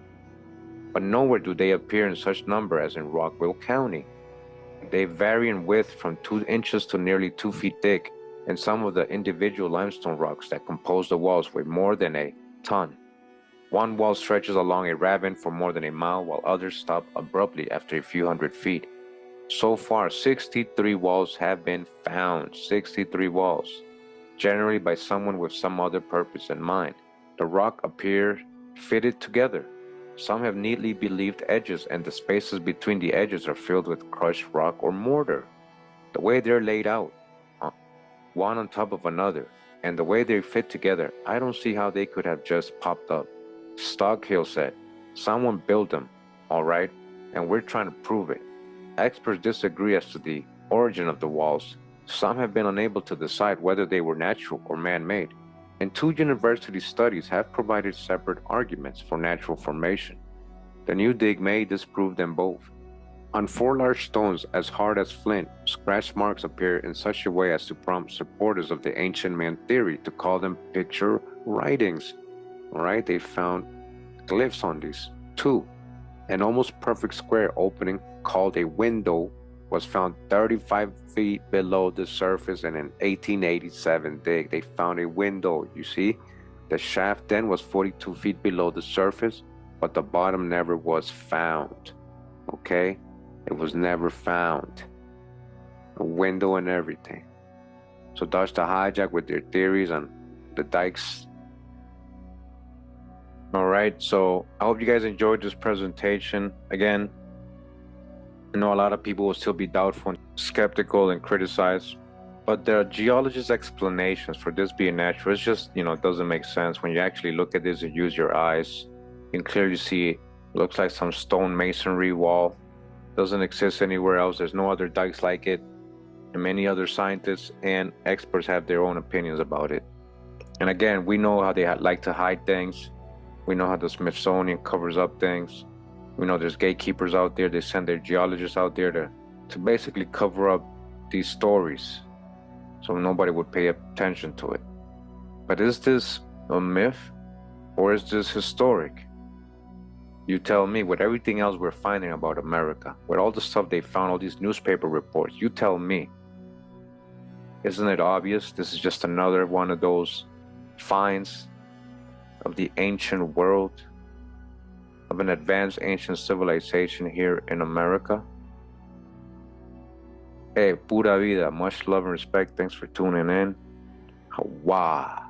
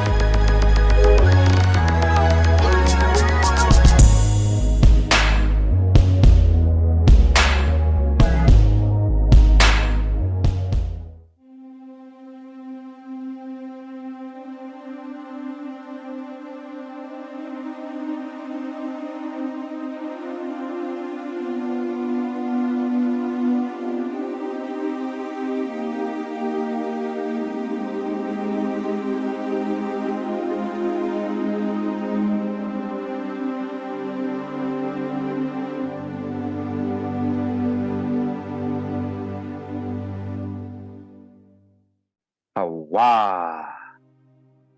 Pura vida, mi gente. Shalom. Much love and respect. Appreciate you guys tuning in once again. And this is part 4 of History or Myth. And the whole point of this series is to be able to talk about things that people consider, conspiracies or taboo or myths.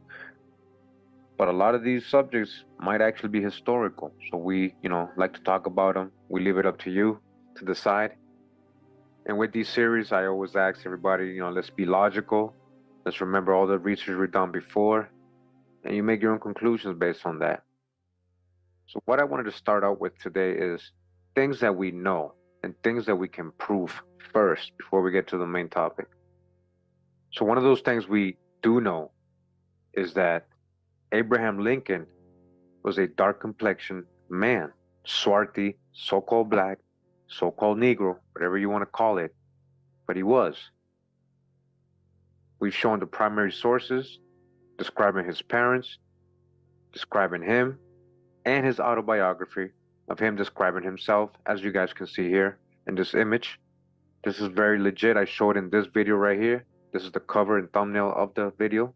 If you guys want to check it out if you haven't. And this is Abraham Lincoln right here saying that he is dark complexion with coarse black hair. Autobiography. Again, if you have not watched this video, go ahead and check it out so you can see for yourself what it says. And then again, you make your own logical conclusions. And let's not practice cognitive dissonance. We also know there was so-called black Europeans, black Germans. A lot of those were Quakers, which Abraham Lincoln's family goes back to. And on his mom's side, there's definitely some trace of indigenous blood. What they're calling Melungeon. We know for sure this was a colored person. This is Abraham Lincoln being portrayed by Bing Crosby in an old movie. So knowing and being able to prove that Abraham Lincoln was a so-called black man, a lot of people always ask me in the comments, so who's this other guy in the pictures? Who's the Lincoln they show us in the textbooks, on Wikipedia, and all over the internet? Who is that guy? Who is this guy they're always showing us? Right, guys? He don't look swarthy to me or dark skinned at all. How would you mistake this person for being very dark complexion? Because that's how he was described. Very, very dark complexioned. Does this look like a very dark complexioned man to you? All right, so just hold that thought right there. Let's get into the video. All right, so we're in the website atlasobscura.com. We've read this before. I want to read it again today, guys. It says here, the great lengths taken to make Abraham Lincoln look good in portraits. One famous image of the president features a body that isn't his. How about the face? This is by Michael Waters. And real quick, they have an image right here. It says print of Lincoln versus print of Calhoun engraven. All right, we're going to get a close-up of this. You guys see? It's the exact same thing. This is the original one right here on the right, and this is the fake one on the left. That was never Lincoln. They just used the decoy. I'm going to explain what I mean by that. You guys will see by the end of the video. All right, check out the checkered floor, Freemasonic symbolism. Abraham Lincoln had a problem during his 1860 campaign as a Republican candidate for the American presidency in an era after the birth of the photograph, but before its widespread dissemination in the media, before everybody had it. Not everybody had a camera. Many of the country's citizens could only guess at what he looked like. Do you hear that? Very important. Many of the country's citizens didn't even know what Abraham looked like. So they could easily be fooled with any picture they make of him, right? If they didn't know what he looked like, come on. Rumors of his ugliness proliferated. The North Carolina newspaper, the Newborn Weekly Progress, wrote that Lincoln was coarse, vulgar, and uneducated, while the Houston Telegraph opined that he was the leanest, lankiest, most ungainly mass of legs, arms, and hatchet face ever strung upon a single frame. He has most unwarrantably abused the privilege which all politicians have of being ugly. Though the rumors of Lincoln's ugliness stayed mostly within Democratic circles, Lincoln was not anxious to let the idea spread, so he turned to Matthew Brady, a well-known photographer with a studio on Pennsylvania Avenue. In many ways, Brady was perfect, though Brady himself had bad vision and did not take many of his own photos. He conceptualized images. All right, we're talking about early Photoshopping here, guys. Arranged the sitters and oversaw the production of pictures. Plus, according to the New York Times, Brady was not adverse to certain forms of retouching, all right, altering the picture, Photoshopping. All right, and then you got this picture of Lincoln. Weird Lincoln looking here. We'll see, is this really Lincoln? Who is this? We'll see. So it says, supposedly this is a Lincoln Copper Union photo, 1860. Watch what it's gonna say about this photo, guys. You think this is a real photo? In February 1860, just before Lincoln gave the Copper Union address that would help secure him the Republican presidential nomination, Brady had Lincoln pose for what would soon become one of the first widely disseminated photographs of the future president. The background is bare. Lincoln places his hand on two books, his eyes on the viewer. Behind him is a column and a neutrally colored wall. But to quash once and for all the rumors of Lincoln's ugliness, Brady added some special effects. He focused excessively amounts of light on Lincoln's face in order to distract from his dangly frame. He had the future president curl up his fingers so that their remarkable length would go unnoticed. Brady even artificially enlarged Lincoln's collar so that his neck would look more proportional. Soon after it was taken, the Brady photo was plastered across American newspapers, including Harper's Weekly, and featured on numerous postcards. All right, so famous drawn on Harper's Weekly. Again, it's a fake picture. In some reproductions, artists tinkered further with Brady's creation. Apparently, subsequent versions of this famous portrait also show that artists smoothed Lincoln's hair and subtly refined his features. Though this kind of tinkering is familiar today with public figures enduring intense pressure to look their best at all times, it was quite new in 1860. Regardless, the photo received such a rapturous reception that Lincoln later said, Brady and the Copper Institute made me President. Brady with his Photoshopping. Very subliminal right here, what he's saying. He made me a president. He made the lie real. After his election, Lincoln kept returning to Brady for portraits. In all, Brady produced more than 30, possibly all fake, including the images that are now memorialized on the penny and the $5 bill. So Brady did those. The guy who photoshopped stuff, right? But Brady's tweaks of Lincoln's appearance were not the most conspicuous edits made to his photographs. After Lincoln's assassination, there was a dearth of heroic-style pictures of the president, so one portrait painter got creative. On a print of the late president, Thomas Hicks superimposed Lincoln's head onto the body of John C. Calhoun, the virulent racist and slavery proponent who did not exactly see eye to eye with the 16th president. What did they do, guys? They created a fake picture. They put the fake face of Lincoln onto another person's body, John C. Calhoun's. That's the picture we saw earlier, this one right here. Okay? That's the original. So John C. Calhoun engraving from 1852. Engraver A.H. Ritchie created the Calhoun image in 1852. The original included the words strict constitution, free trade, and the sovereignty of the states on the dust papers, but when it was altered to feature Lincoln instead, the words were changed to constitution, union, and proclamation of freedom. All right, you see how they be altering and changing history? And here's the fake one again with a fake face of Lincoln, not even his face. For a century, no one noticed. The print was only recently revealed to have been faked. It's been faked. Photojournalist Stefan Laurent was compiling photos of Lincoln for his book Lincoln, A Picture Story of His Life, first published in 1957, then revised in 1969, when he discovered something odd. In the Hicks print, Lincoln's mole was on the wrong side of his face. I've noticed that, guys, trust me. After some investigation, he realized that Lincoln's face in the print exactly matched his face in Brady's $5 bill photo, except in the print, Lincoln's face was flipped, making Lincoln's mole show up on the opposite side.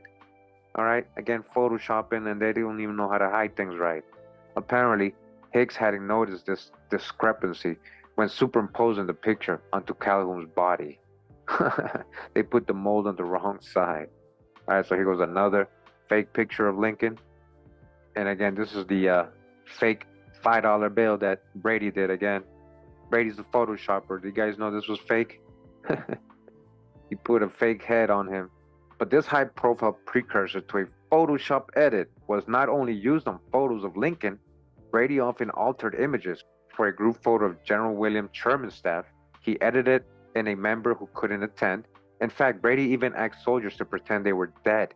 For some of his famous Civil War portraits, pretend you guys are dead, make it look real. The Civil War didn't go down how they told us, guys.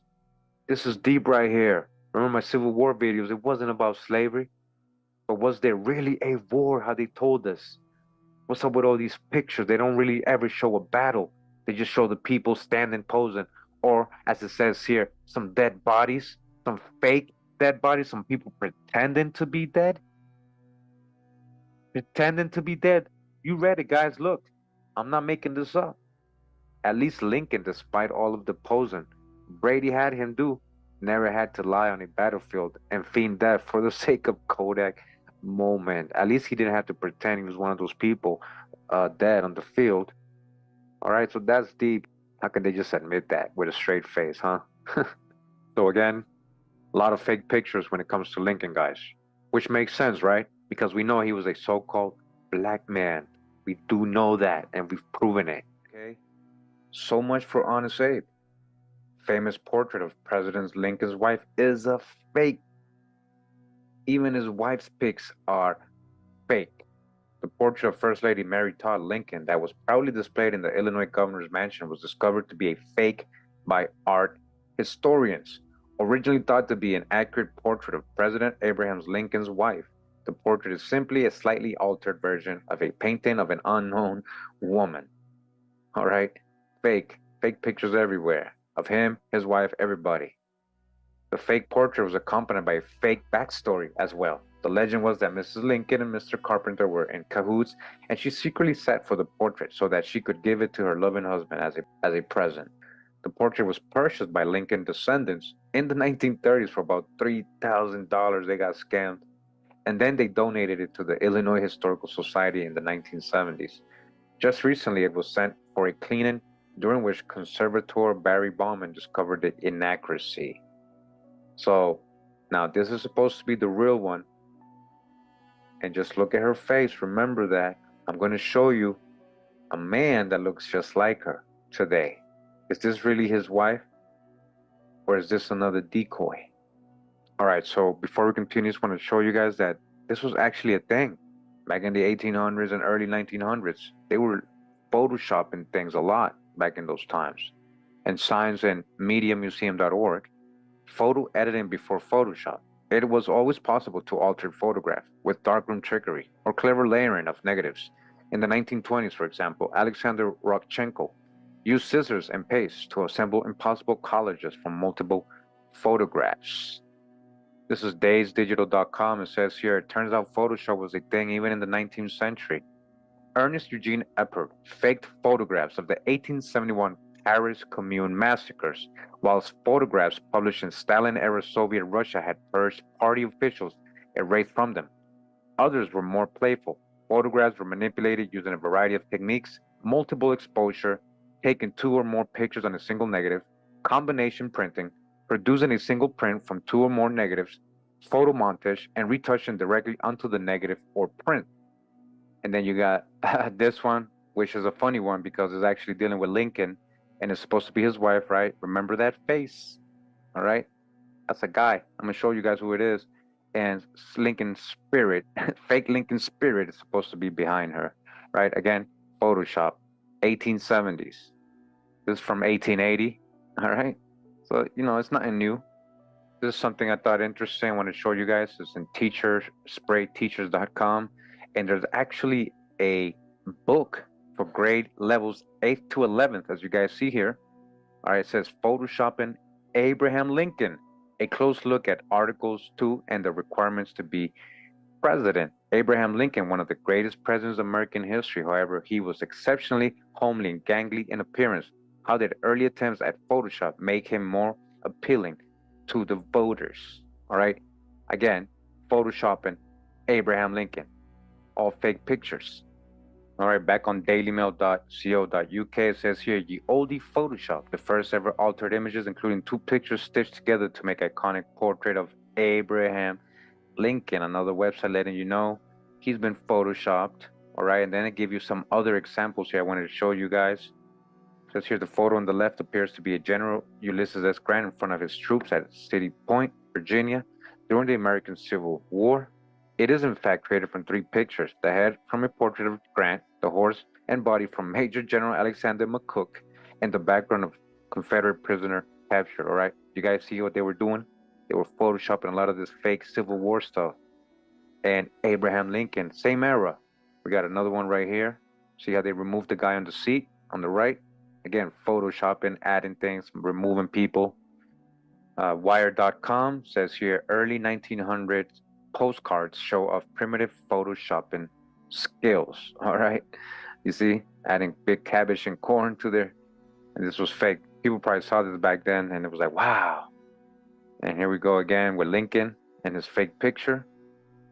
Says here, faculty.cc.gatech.edu, photo tampering throughout history. Photography lost its innocence many years ago. In as early as the 1860s, photographs were already being manipulated. Only a few decades after Niepce created the first photograph in 1814, with the advent of high-resolution digital cameras, powerful personal computers, and sophisticated photo editing software, the manipulation of digital images is becoming more common. Here I have collected some examples of tampering throughout history. All right, and again, the Lincoln, right? Lincoln. And again, we got the one with General Grant. That's fake. All these are fake right here. So they give you examples that Photoshop was being done, all right, from a long time ago. So I hope you guys got the point. Photoshopping has been going on for a very long time, and it existed during Lincoln's time. They were creating fake images of him. As it says here in stolenhistory.net, Abraham Lincoln was a weird-looking dude. A couple pictures of Lincoln, all right, if you've never seen him before. So supposedly Lincoln here with no mustache or beard, right, looking a little weird. His neck a little weird, his head like on this weird body. All of these are probably Photoshop, guys. Another weird picture of him with his messy hair. Again, this ain't Lincoln, guys. I'm gonna show you who it is. This is not Lincoln. It says Ambrotype by Samuel Alves Schuler. What do you mean Ambrotype? All right, again, this ain't a swarthy or very dark-skinned person. Another picture of him. We know this one was a fake one. All right, we already read that, the fake one.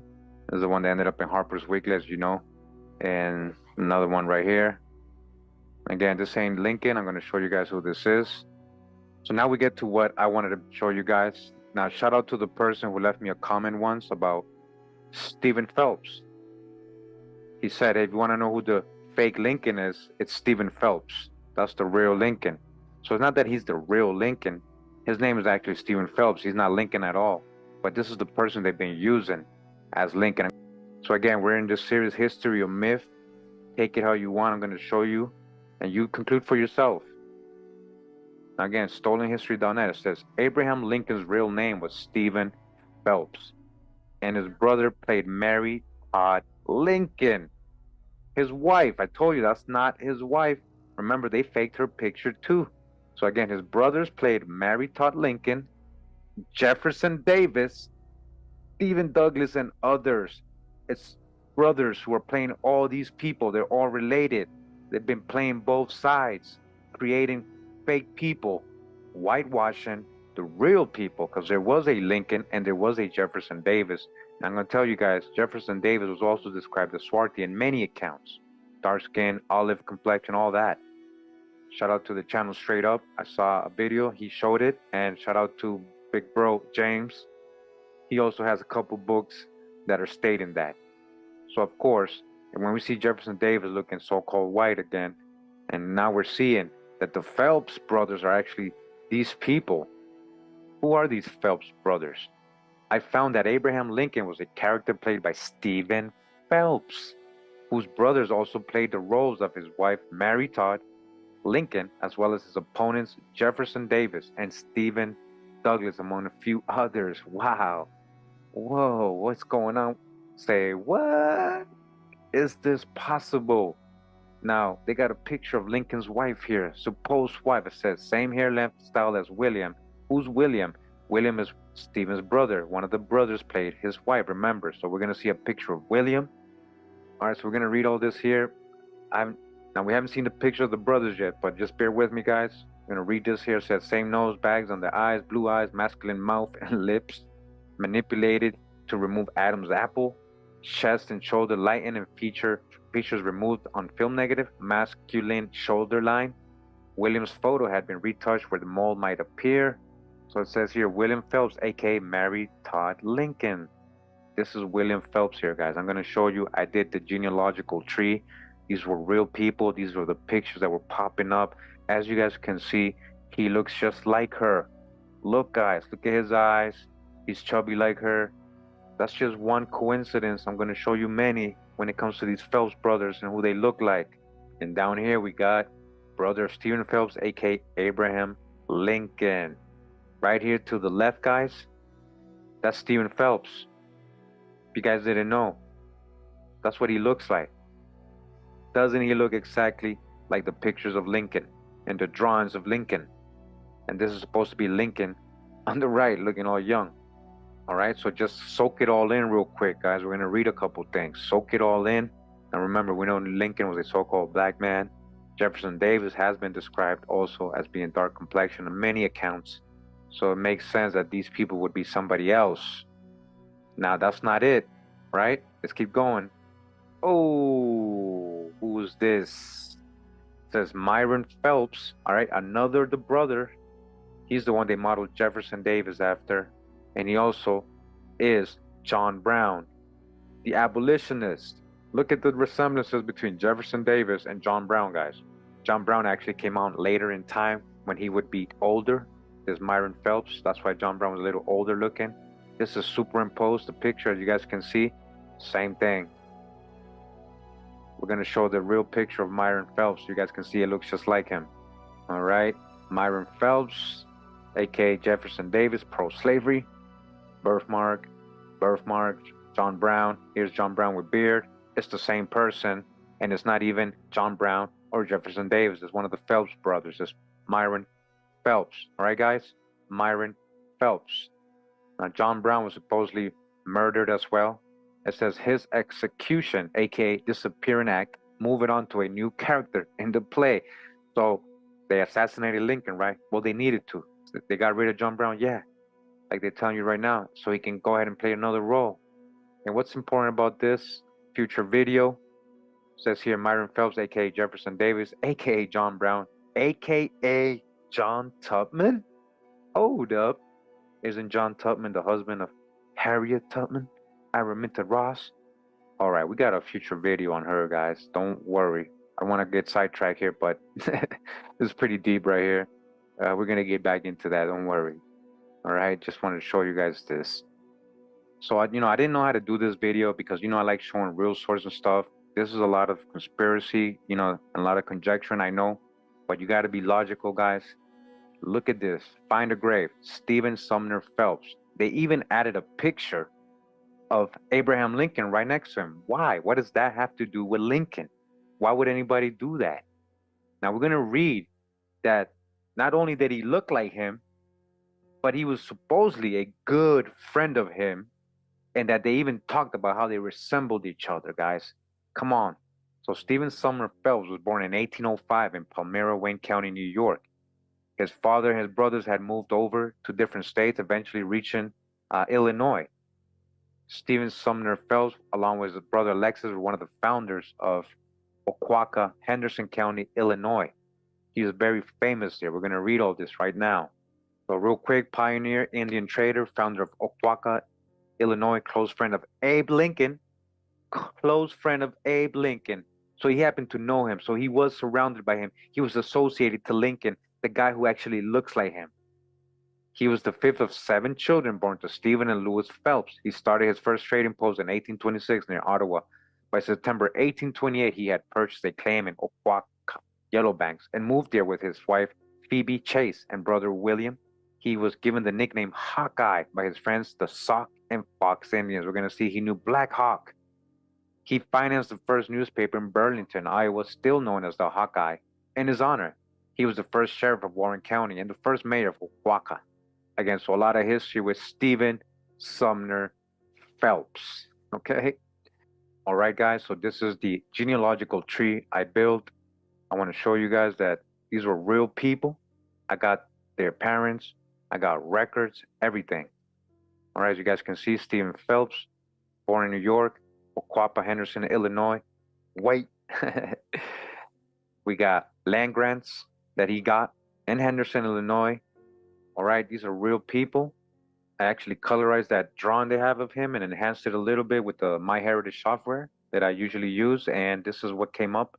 We're talking about the real fake Lincoln here, guys. Here's the gallery. A lot of these came up in the hand, except the colored ones. I actually did that. But as you guys can see, this was a real person associated to many families and important history in Illinois. Stephen Sumner Phelps, the guy who looks like Lincoln, huh? Says here, Mr. Phelps is one of the pioneers of Illinois, as noted in a brief account of his brother Alexis. Now, Illinois, right? Same place where Lincoln was at, right? After remaining in Sangamon County for 4 years and Lewistown until 1826, he built a trading house near Starved Rock to trade with the Potawatomis. And in 1828, he joined his brother Alexis at Galena and lead mining. And when he was on his way back after his family suffered severely from lead poisoning, later he removed to the Mississippi, where the family had bought the claim of a settler at Jello Banks. And a few years after, the name was changed by the government to Kuaka. Mr. Phelps established trading posts in Iowa and Missouri and acquired great influence over the Indians and served as major in the Black Hawk War in 1832 and was personally thanked by General Scott for his great services. So it's a little weird because you're going to see that they mention a lot that he was a good friend to Black Hawk, but he actually participated in the war to go against Black Hawk, and he was a general there. So it kind of doesn't make sense. They might be adding a little of the hijack when they're saying he was friends to Black Hawk, because we know Black Hawk. Check out my Black Hawk video if you haven't.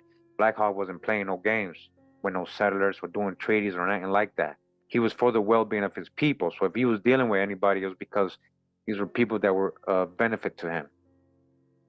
So Mr. Phelps was the first sheriff of Warren County and the first merchant, who's the merchant's banker and mayor of Oaxaca. Many interesting incidents are related concerning the experience of Mr. Phelps. He was a famous hunter, and his skills as a marksman added to his other qualities, and the fair treatment which he always accorded to the Indians won their respect, and he was known throughout the Indian tribes as Washeneki, Hawkeye, all right, because of his good marksman skills, okay? Many of them were lifelong friends, some remembering him even after an interval of 30 years.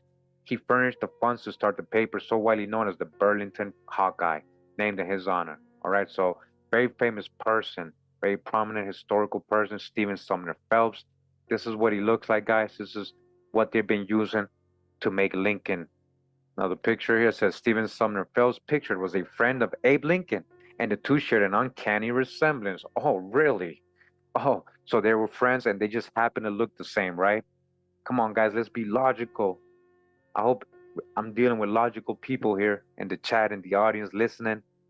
He happened to share an uncanny resemblance. He looks just like him.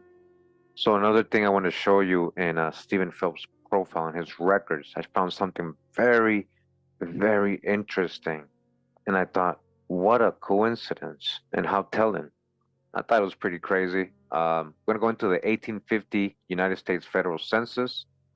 All right, so we're in the record here. And we can see Stephen Sumner Phelps in the top, listed as a merchant. Remember, he's a merchant. First merchant. Who's the merchants? The rest of the family here. And I just want to show you something here incredible. I don't know if it's him, but, you know, he's the only person listed with B or so-called black. And his name is Abraham. Abraham, 35 years old. Stephen Sumner around 40. They're almost the same age. Who is this so-called Abraham? There's nothing here. When you go to birthday, it says unknown. They don't know anything about this Abraham, who has no last name. Everybody else has their last name, except this so-called black man called Abraham, who's living with Stephen Sumner Phelps, who actually looks like Abraham Lincoln. And remember, they keep telling us they knew each other. Could this be Abraham Lincoln actually in this 1850 census at the residence of Stephen Sumner Phelps. I just find it to be a very big coincidence in how they put B on him only, so-called black, and left his last name out. So you tell me, guys. Abraham. So real quick, I just wanted to show you guys, he's also on Genie.com. Stephen Phelps Sr. says, again, a pioneer Indian trader. All right, so he was dealing with Indians. Close friend of Abe Lincoln. They need to put that in there, right? Now, I want to read something to you guys here. There's a famous pocket knife that Lincoln left behind, right? It's historical now. I'm going to show you the story because it involves the Phelps, right? It says here, Abraham Lincoln was known for his quick wit as evidenced by an occurrence when he was a guest of Stephen Sumner Phelps. Mr. Phelps resembled Lincoln very much. Again, Mr. Phelps resembled Lincoln very much. Come on, man, they're spilling the beans, guys. After dinner, as they were talking at the home of Mr. Phelps, Lincoln took from his pocket a very dilapidated-looking pocket knife. Mr. Phelps said to him, Abe, it seems to me that is rather a poor pocket knife that you have. Lincoln replied, Sumner, it is. That knife was given to me on the condition that if I ever met an uglier man than myself, I was to give him the knife, fulfilling that condition. I now present the same to you. All right, so they're both so ugly that, hey, we share an uncanny resemblance because we both look like each other exactly and we're both so ugly. Come on, you see, guys, how they're creating stories? That is him. So real quick, in blademag.com, they actually got this story here. It says, knife history. Is this Abraham Lincoln's pocket knife? George Morris, the keeper of the knife, displays a possible artifact. And here's a funny looking picture of Lincoln looking like Jefferson Davis. I'm going to show you guys what I mean. Now look at this. Origin of Lincoln's knife. And look how they put in here. Why do they got to keep saying, hey, look, they look the same, guys? Lincoln, after his stop in Monmouth, Illinois during his senatorial campaign against Stephen Douglas, visited his longtime friend Sumner Phelps, a longtime friend. So not only do they look the same, they were longtime friends, guys. How come they never told us about his longtime friend, Stephen Sumner, that actually looked like him? Because we would have asked questions. All right, so there's a whole story behind this knife, as you guys can see. I just wanted to show you guys that. And it's just funny how they say, oh, we resemble each other. Here's my knife. So again, real quick, Stephen Sumner Phelps. That's the guy they used for Lincoln a lot. All right, colorized a few of them. Good old Abe. So fake Abe on the right, and then Stephen Sumner Phelps. All right, they superimposed a lot. It made him look different a lot of times. Abraham Lincoln, I'm going to show you guys. Again, I just want to go over the fake Lincoln pictures, as you guys can see. Again, this ain't a swarthy fellow. Now look at this picture right here. And you got Stephen Sumner Phelps right here. It's him they modeled Lincoln after. And a lot of the younger looking Lincolns are actually using his brother Myron too, superimposing him and Stephen in creating Lincoln. And we get all these weird looking Lincolns. Primary sources don't lie in his autobiography. He was a so-called black man. All right, Abraham Lincoln the Negro. This is my original Lincoln video. It has more information than the last one I just showed. If you guys want to go even further back and check it out. And again, Abraham Lincoln portrayed by Bing Crosby as a black man. All right, so real quick, we got all his siblings here. We're gonna go to William Phelps. Remember, this is the guy who portrayed his wife. All right, William Phelps. This is an enhanced colorized picture of him. So again, he was born in 1808, same place, New York, and then he ended up in Illinois as well, in Lewiston. As you guys can see, real people, the parents, the siblings, Stephen Sumner Phelps with Lincoln in there, and Myron Phelps, the guy that says Jefferson Davis. We're going to take a look at him too. It says here William Taylor Davison, Wikipedia. I just want to go down to a part where he's talking about William Phelps. An avid chronicler of life in Illinois during the 1880s, Davidson wrote The Hermit, a novel that was published serially in the Fulton Democrat, although never in a book form. The Yellow Rose is a fictionalized account of the first year of the marriage of William Phelps, a fictionalized account, huh? An Illinois fur trader and merchant, and his wife Caroline Kelsey, niece of Ossian M. Ross, huh? Ross, just like Araminta Ross Tubman, right? Ross, like Harriet Tubman was a Ross. The founder of Lewiston, Illinois, William Phelps and Caroline Kelsey were married on March 2nd, 1830, and the narrative provides a glimpse of pioneer life in Illinois and neighboring states during the early to mid 1800s. Right? So again, they used him to create books.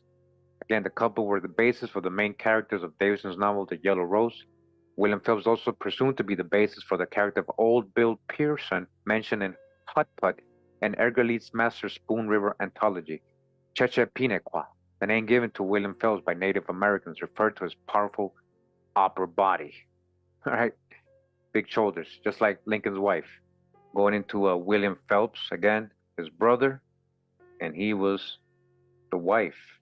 Yeah, he was the wife with her green eyes, same look, you guys can see, same fat cheeks, same eyebrows, deep eyes, almost a little slanted with green.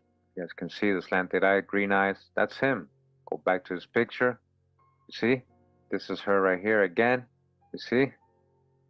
Tell me that don't look like him. Almost exactly. Could be like her brother. Could be her twin brother. Same green eyes, same lips, same lines going down the nose, same way. Here's another one again. Again, same green eyes, same chubby face. Of course, they're going to Photoshop her a little bit, make it look more womanly. Remember, these pictures are being altered. So they're going to look a little slightly different. But you guys can see it's uncanny, the resemblance. What another coincidence, right? That Myron Phelps' brother, Stephen Sumner Phelps, looks like Abraham Lincoln, and he actually looks like her wife. You guys think that's a coincidence? Again, let's be logical. All right, so we return to the tree. We got William and Stephen. There's also Charles Phelps and the sisters. We're not counting in. And then now we go to Myron Phelps. Now remember, they said he's the one that looks like Jefferson Davis. All right, so this is Myron Phelps' profile page right here. Born 1803, died in 1878 in Lewiston, Fulton County, Illinois. All right, the brother of Stephen Sumner Phelps. And we're going to take a look at it real quick at his gallery. Just want to show you guys. And I found this. This was part of the hints. And I colorized them. This is Myron Phelps right here. A little closer look. Myron Phelps, right? So it's here, Myron Phelps, born in Palmyra, New York, and died in Lewiston, Illinois. So Mr. Phelps had a position at a bank in Canandaigua, but removed with his father to Illinois in 1820, where they settled near Springfield in 1824. He opened a store and was an early settler of Lewiston, and met with great success, especially in dealing with the Indians. So all the brothers were dealing with Indians, and company with his father and brothers, and went into business with the American Fur Company. Remember, these fur traders, they weren't just trading fur. A lot of them were trading Indians as slaves too. They were in the slaving business. You guys can see I'm not making this up. This person is real. Myron Phelps, this is his gravesite. And again, that's the picture I found of him. Myron Phelps, right? Now here is Myron Phelps again. No, sir, I just tricked you guys. This is Jefferson Davis. This is Jefferson Davis. Take a good look at him, right? Supposedly Jefferson Davis, right? Now, who's Jefferson Davis again, guys? He was the enemy or the opposition to the Union.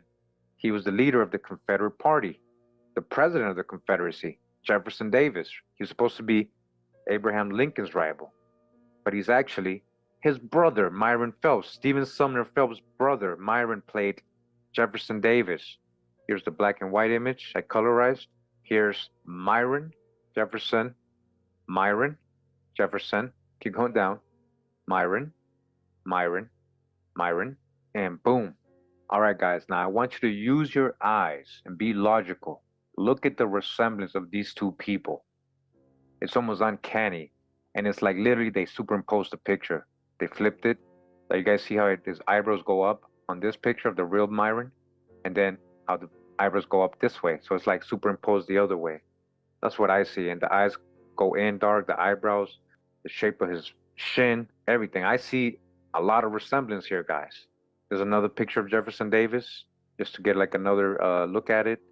And I know Myron Davis' picture is not the best, and that's the only one we got. But I bet you we can find a lot more pictures of Myron, if there is. It's probably these ones we're looking at about Jefferson Davis. Superimposed, edited, and photoshopped to make him look a little different. Remember that. Now, I also want to point out that Jefferson Davis has an uncanny resemblance to Abraham Lincoln's younger pictures. I'm going to show you what I mean. Here's just one example. Now, to the left is supposed to be Abraham Lincoln. To the right is Jefferson Davis. Now, look at these two pictures, guys. Don't they look very similar too? It's almost like they're photoshopping Stephen Sumner Phelps and Myron Phelps together sometimes to create Lincoln. Now, I'm not the only one who has noticed that. Let me show you something real quick. This here in ifunny.co or co, copycat or myth, history or myth, part 4. It says here, Jefferson Davis, Abraham Lincoln in parentheses, first president of the Confederacy, president of the United States. Lincoln didn't exist. Davis was president of both. All right. So this person probably noticed the resemblance. He was like, hey, there was no real Lincoln. This is Lincoln right here. It was actually Jefferson Davis. He played both, but he doesn't know that this Jefferson Davis actually looks exactly like Myron Phelps. And Lincoln's older pictures look exactly like Myron Phelps' brother, Stephen Sumner Phelps. It's not that he wasn't real. It's that they've been whitewashing and using a decoy this whole time, tricking us, making us think Lincoln looks like somebody else. Now, you can't deny they don't look the same, guys. Come on, look at that. Use your eyes again and be logical. Again, to the right is Lincoln. To the left is Jefferson Davis. Look at the resemblance. Remember, they were photoshopping Lincoln all the time. Who says they wouldn't use Myron first and then Stephen Sumner next, later on in his years when he had beard? They could have done that.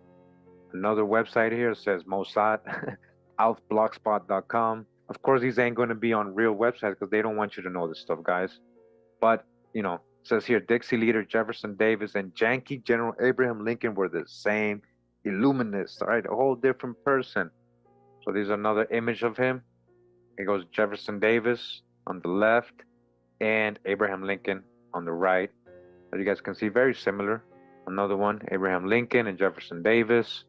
But I just wanted to show you guys that so you guys can see. It seems like they were doing a lot of Photoshop when it came to Lincoln's pictures and the whole Civil War story, because we're finding out the whole Civil War thing was not how they told us. Might have not even gone down at all like they told us. So they had to create these fake pictures, these fake stories, people posing as dead people on the floor to make it look like there was just a battle. We read that earlier. They were doing that. Again, let's be logical. We know Abraham Lincoln was a so-called black man. So none of these people are them. We know Jefferson Davis was also described as dark complexioned. So it makes sense that they would Photoshop and whitewash him and use the Phelps brothers for that again. Again, when you start reading about Stephen Sumner Phelps, you're going to find a lot of websites, when it comes to Illinois, same things, that he was Hawkeye, marksman, Indian trader, first settler of this area, his whole story. And as you guys can see, that's Lincoln, the fake Lincoln right there. They used him and his brothers to create Lincoln's fake image. There's actually a lot written about him. Notable Phelps family members, Stephen Sumner Phelps, pioneer. All right, same story as you guys can see, same picture. This is in the Journal of the Illinois State Historical Society, and this is the story of Stephen Sumner Phelps as well, and you guys can see the images right there. It says here in page 6, in 1832, during the Black Hawk War, Mr. Phelps served as major, and it was largely due to his influence that Keokuk's band did not join Black Hawk in the war.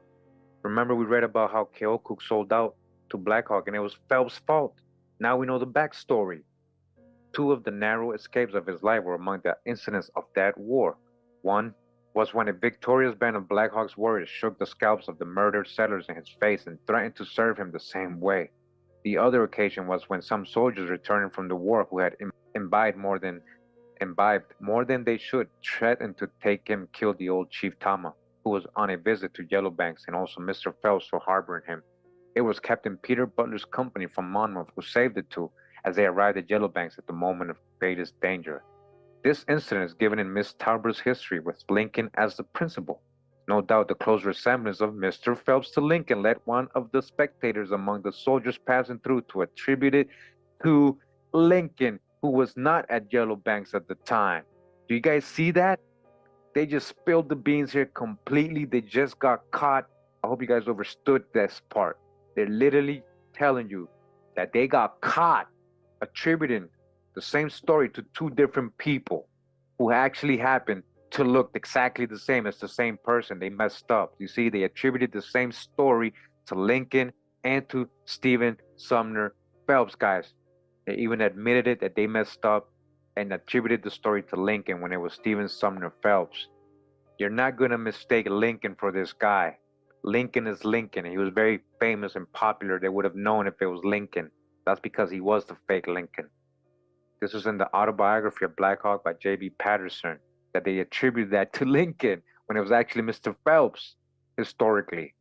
All right, so I just want to read that. Another thing right here says Mr. Phelps was a personal friend of Abraham Lincoln. A personal friend of Abraham Lincoln. It is related that on the occasion of one of Lincoln's visits to Mr. Phelps, Lincoln took a knife from his pocket and handed it to Mr. Phelps with the remarks, "You look just like me. We're both ugly. Here, if you see anybody uglier in your life, give him this knife." So we know the story. And it's, again, they're not going to quote where we can find that.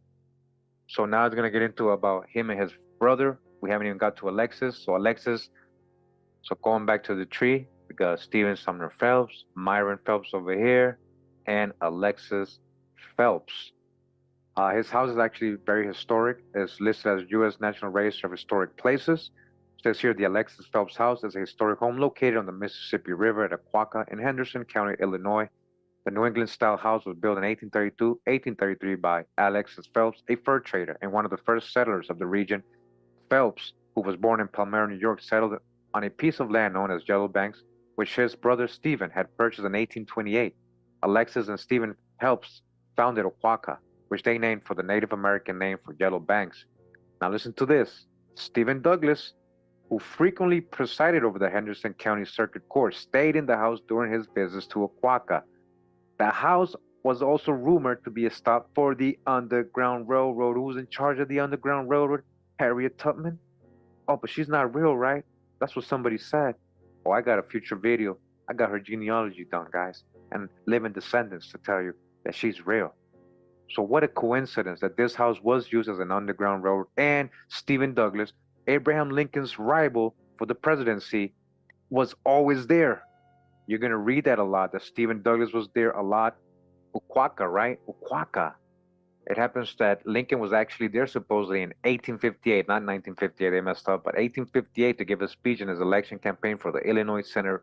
Running against Lincoln was Douglas. So both of them were actually in Aquaca, and both of them were good friends of the Phelps, who were supposed to be here. Now, this is supposed to be Lincoln she drew, and this is supposed to be Stephen Sumner Phelps right next to him, who looks more like Lincoln in this picture. And again, she drew Obama down here for some reason. She says it. You know, she writes why she wrote it. But I just wanted to show you guys that he was actually there. The site where Lincoln spoke was the Moore Bank in 1858, and it's now the Aquaca Diner. All right, so come on now. Dodge the hijack with all the whitewash and the fake people here. All right, so I just wanted to show you guys a stop for the Underground Railroad, huh? And Myron Phelps is supposed to be John Brown, who's supposed to be John Tubman, who's supposed to be the husband of Harriet Tubman. It's just getting pretty interesting. I found this as well on Pinterest. Wanted to add it. It says here, left, Jefferson Davis, and on the right, good old Abe. Now look at the resemblance, guys. This one right here don't even look like Lincoln, you know, when he's older with beard and stuff. So you see what they were kind of doing? It seems like the younger pictures of Lincoln are actually, you know, Myron Phelps, and the older ones are Stephen Sumner Phelps. Now remember, Stephen Douglas was always there in Aquaca. He was a friend of Alexis, Myron, and all of them, William, and even Stephen Sumner Phelps. But they're saying that one of the brothers played Stephen Douglas. So this might be a Phelps here we're looking at. We don't have the pictures of the other brothers, but this might be a Phelps. As you guys can see, many of his pictures got that Masonic, you know, hidden hand thing. I also want to point out there's a lot of fake pictures, like this one. As you guys can see, they have so many fake pictures of Douglas, Lincoln, and all these people in the Civil War. So many photoshopped images. And then all you're going to find is drawings and fake images of Myron Phelps and Stephen Sumner Phelps and the Phelps brothers. And again, more fake images and drawings. There's no real images of these people actually debating with a large crowd. Come on. So one more thing I wanted to share, guys, before we go today, and it's what it says here is Was the First Lady of the Confederacy black? Yeah, they're talking about Jefferson Davis's wife, and this is what she looked like. If you go into it, you'll see there's a lot of actual articles and people talking about, and you start looking at her pictures, young and old, and you start looking, really looking. It does appear that she is a so-called black American. Now, when you look for this so-called wedding picture of them, her name is Verena Howell, right, First Lady, and Jefferson Davis, you'll see that this wedding picture of them looks very weird, especially Jefferson Davis. He looks photoshopped, the background. If you look at the different pictures online of this same picture, like it looks photoshopped, kind of both of them put in this place, put together. But I just wanted you guys to know, if you want to research it even more, it makes sense, knowing that, he's described as, dark complexion too, and a lot of books, that his wife would be so-called black. So again, I'll just let you guys conclude, knowing all the facts and just looking at all these coincidences here, whether this is history or a myth. I hope you guys enjoyed part 4 of this series. Thanks once again for tuning in. I really appreciate you guys taking the time to do that. Much love and respect. Pura vida, mi gente. Wow.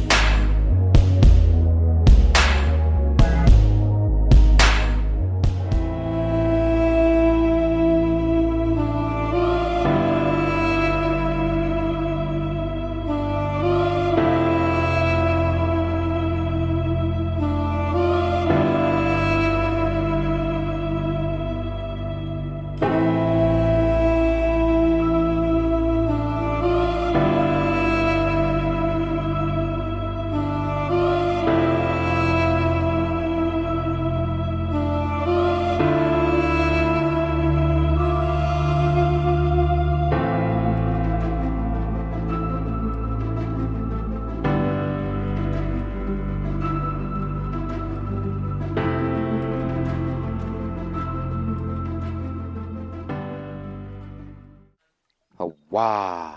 All right, guys. Quick video today. We are going to start reading today from this old newspaper. It's called the Daily Oklahoman. This is from 1969, July 3rd. And we go to, just want to show you this picture right here, all right? As you guys can see. It says John Ware studies mysterious hole amid diamond-shaped rocks. Another photo on page 17, right? Diamond-shaped rocks, like tile, guys. So we're going to read this article real quick here. It says here, Hammer Link to Rock Mystery by Jane Berryman.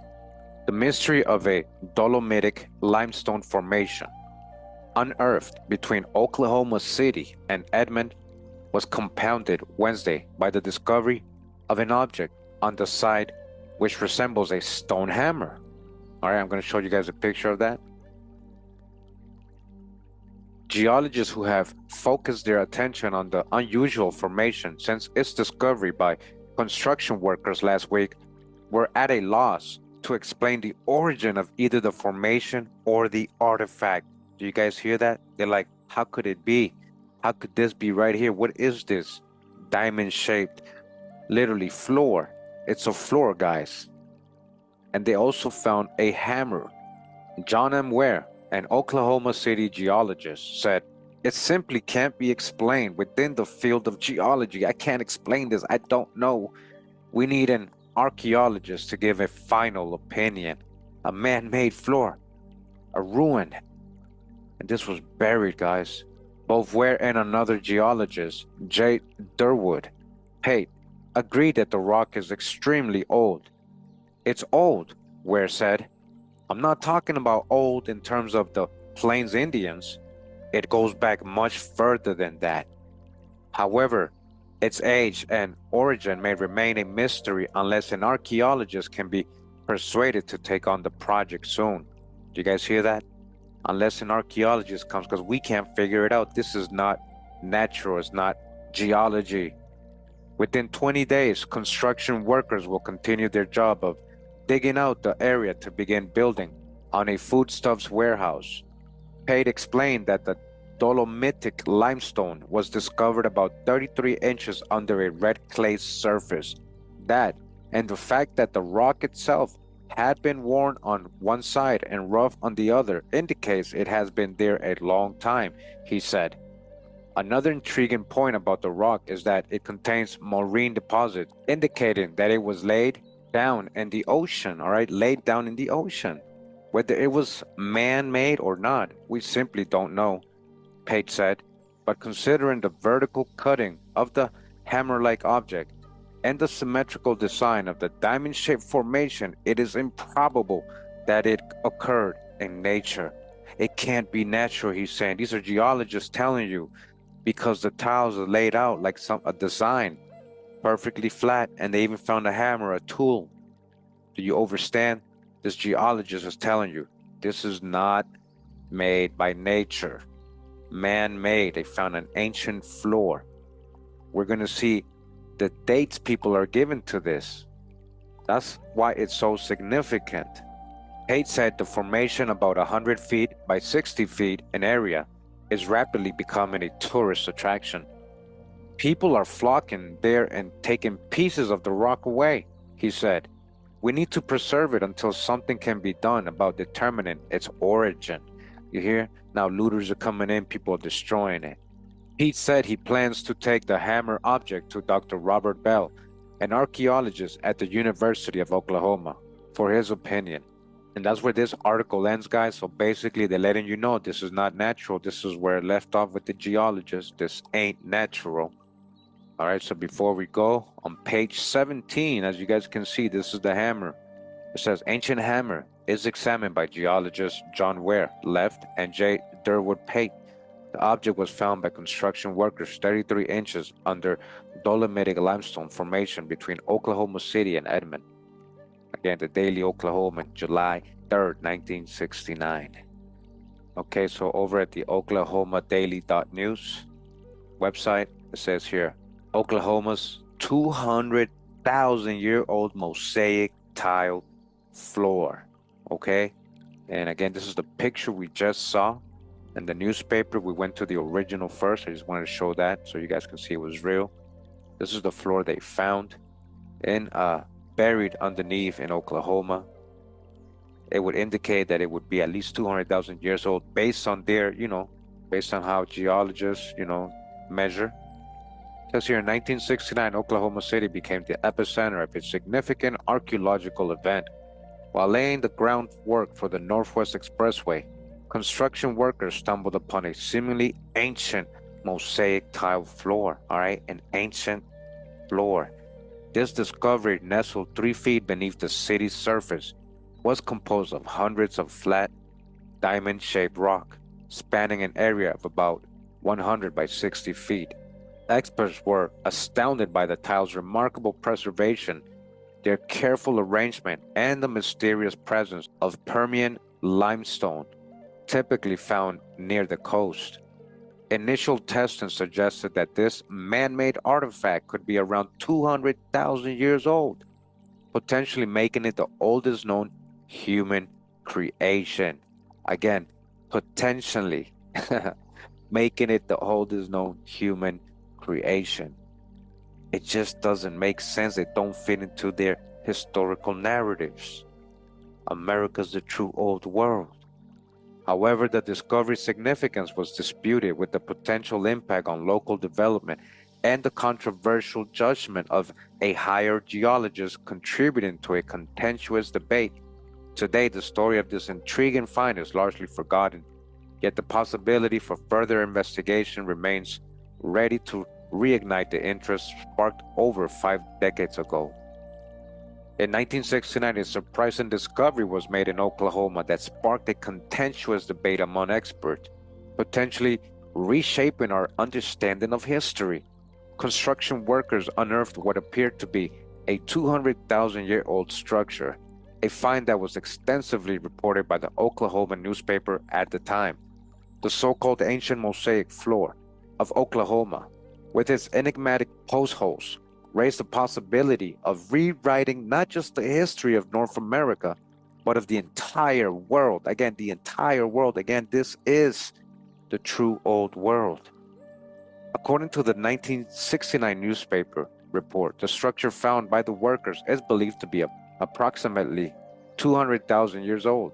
Around the globe, archaeologists and researchers have occasionally stumbled upon inexplicable discoveries, and this was no exception. The Oklahoma find, described as an expansive mosaic floor with peculiar post holes, was one such puzzling discovery. This led to a flurry of questions and ignited a lively debate among scientists. How old was the supposed floor? Was it a product of human endeavor or a natural formation? But let's not forget that the local geologists at the time said it was not natural already. In a captivating chapter of lost history, construction workers in 1969 uncovered a structure in Oklahoma believed to be 200,000 years old. The Oklahoman documented this finding in June of that year. On June 27, 1969, laborers, while working on a rock shelf located on the Broadway extension of 122nd Street between Edmond and Oklahoma City, made a discovery that sparked considerable debate among experts. To the untrained eye, the site resembled an intricate mosaic floor. Some experts, too, concurred with this perception. Durwood Pate, an Oklahoma City geologist, stated, "I'm confident it's man-made, as the stones are arranged in perfect sets of parallel lines," okay? This is the geologist telling you, forming a diamond shape and all oriented towards the east. He added, "The surface of the stone is exceptionally smooth, suggesting surface wear. The alignment is too precise to be a natural formation," okay? All right, so real quick, we go back to the Daily Oklahoman. This is June 28th, 1969. And this is on page 1. It says here, "It's crack puzzle." So again, I got this picture right here. It says, "Hole left by core drill pierces unusual rock formation." And this is by Tom Mundy. A rock formation uncovered 3 feet below ground by a crew of construction workers between Edmond and Oklahoma City Friday has created a mystery and a disagreement over whether it's natural or man-made. Delbert Smith, president of the Oklahoma Seismograph Company and past president of the Oklahoma City Geophysical Society, and Durwood Pate, independent petroleum geologist, traveled to the site Friday to study the area and take samples. The opinion of the two geologists differs from that of Dr. Robert E. Bell, professor of anthropology at the University of Oklahoma. Smith and Pate believe it is a man-made formation and comprise a pink sandstone. All right, so you see that Delbert Smith, president of all these things, he said it's man-made, and also the geologist said it's man-made.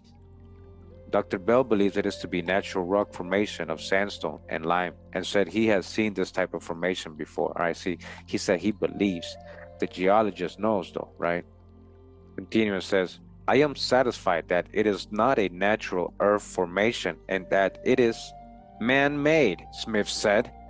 Smith also said the thin sandstone formation appeared to cover a several thousand square foot area. So he's saying it's even bigger than they think. Smith added he has no idea as to the age of the formation or who may have constructed it. He said an archaeologist is needed to determine its origin. There is no question about it, Smith said. It has been laid there, but I have no idea by whom. The anthropologist Dr. Bell visited the site Friday night in hopes of finding some type of old Indian ruins. He said it is not what he had hoped. He has no idea as to the age of the formation, but he said he believes it a natural rock formation that had cracked due to weathering. He believes, all right? The geologists know it's too perfect. It's not natural. So it says here the discovery of his second hole. On July 1st, 1969, the Oklahoman once again reported on the discovery, this time highlighting the unearthing of a second hole through the rock strata, found to be exactly one rod or 16.5 feet apart from the first. Pate identified the rock as Permian limestone interlaced with quartz grains. On July 3rd, the Oklahoman extended its coverage, reporting the archaeologist's discovery of an ancient stone hammer at the site. The enigma of a dolomitic limestone formation uncovered between Oklahoma City and Edmond deepened with the Wednesday discovery of what seemed to be a stone hammer at the site. Geologists who were already intrigued by the unique formation were baffled about the origins of both the formation and the artifact. Donna M. Ware, an Oklahoma City geologist, expressed, it simply transcends the realm of geology. We need the expertise of an archaeologist to provide a definitive opinion. And as it says right here, forbidding history. Back in 1969, construction workers found a 200,000-year-old structure in Oklahoma. We already know America's a true old world, and they found so many things like that all over the Americas. I got another find here in Oklahoma. I'm going to do another video on so you guys can see what else they have found there, and in many other places. All right. What do you guys think? Is this history or myth? Hope you guys enjoyed this part of the series. Thanks for tuning in once again. Much love and respect. Pura vida, mi gente. Hawa.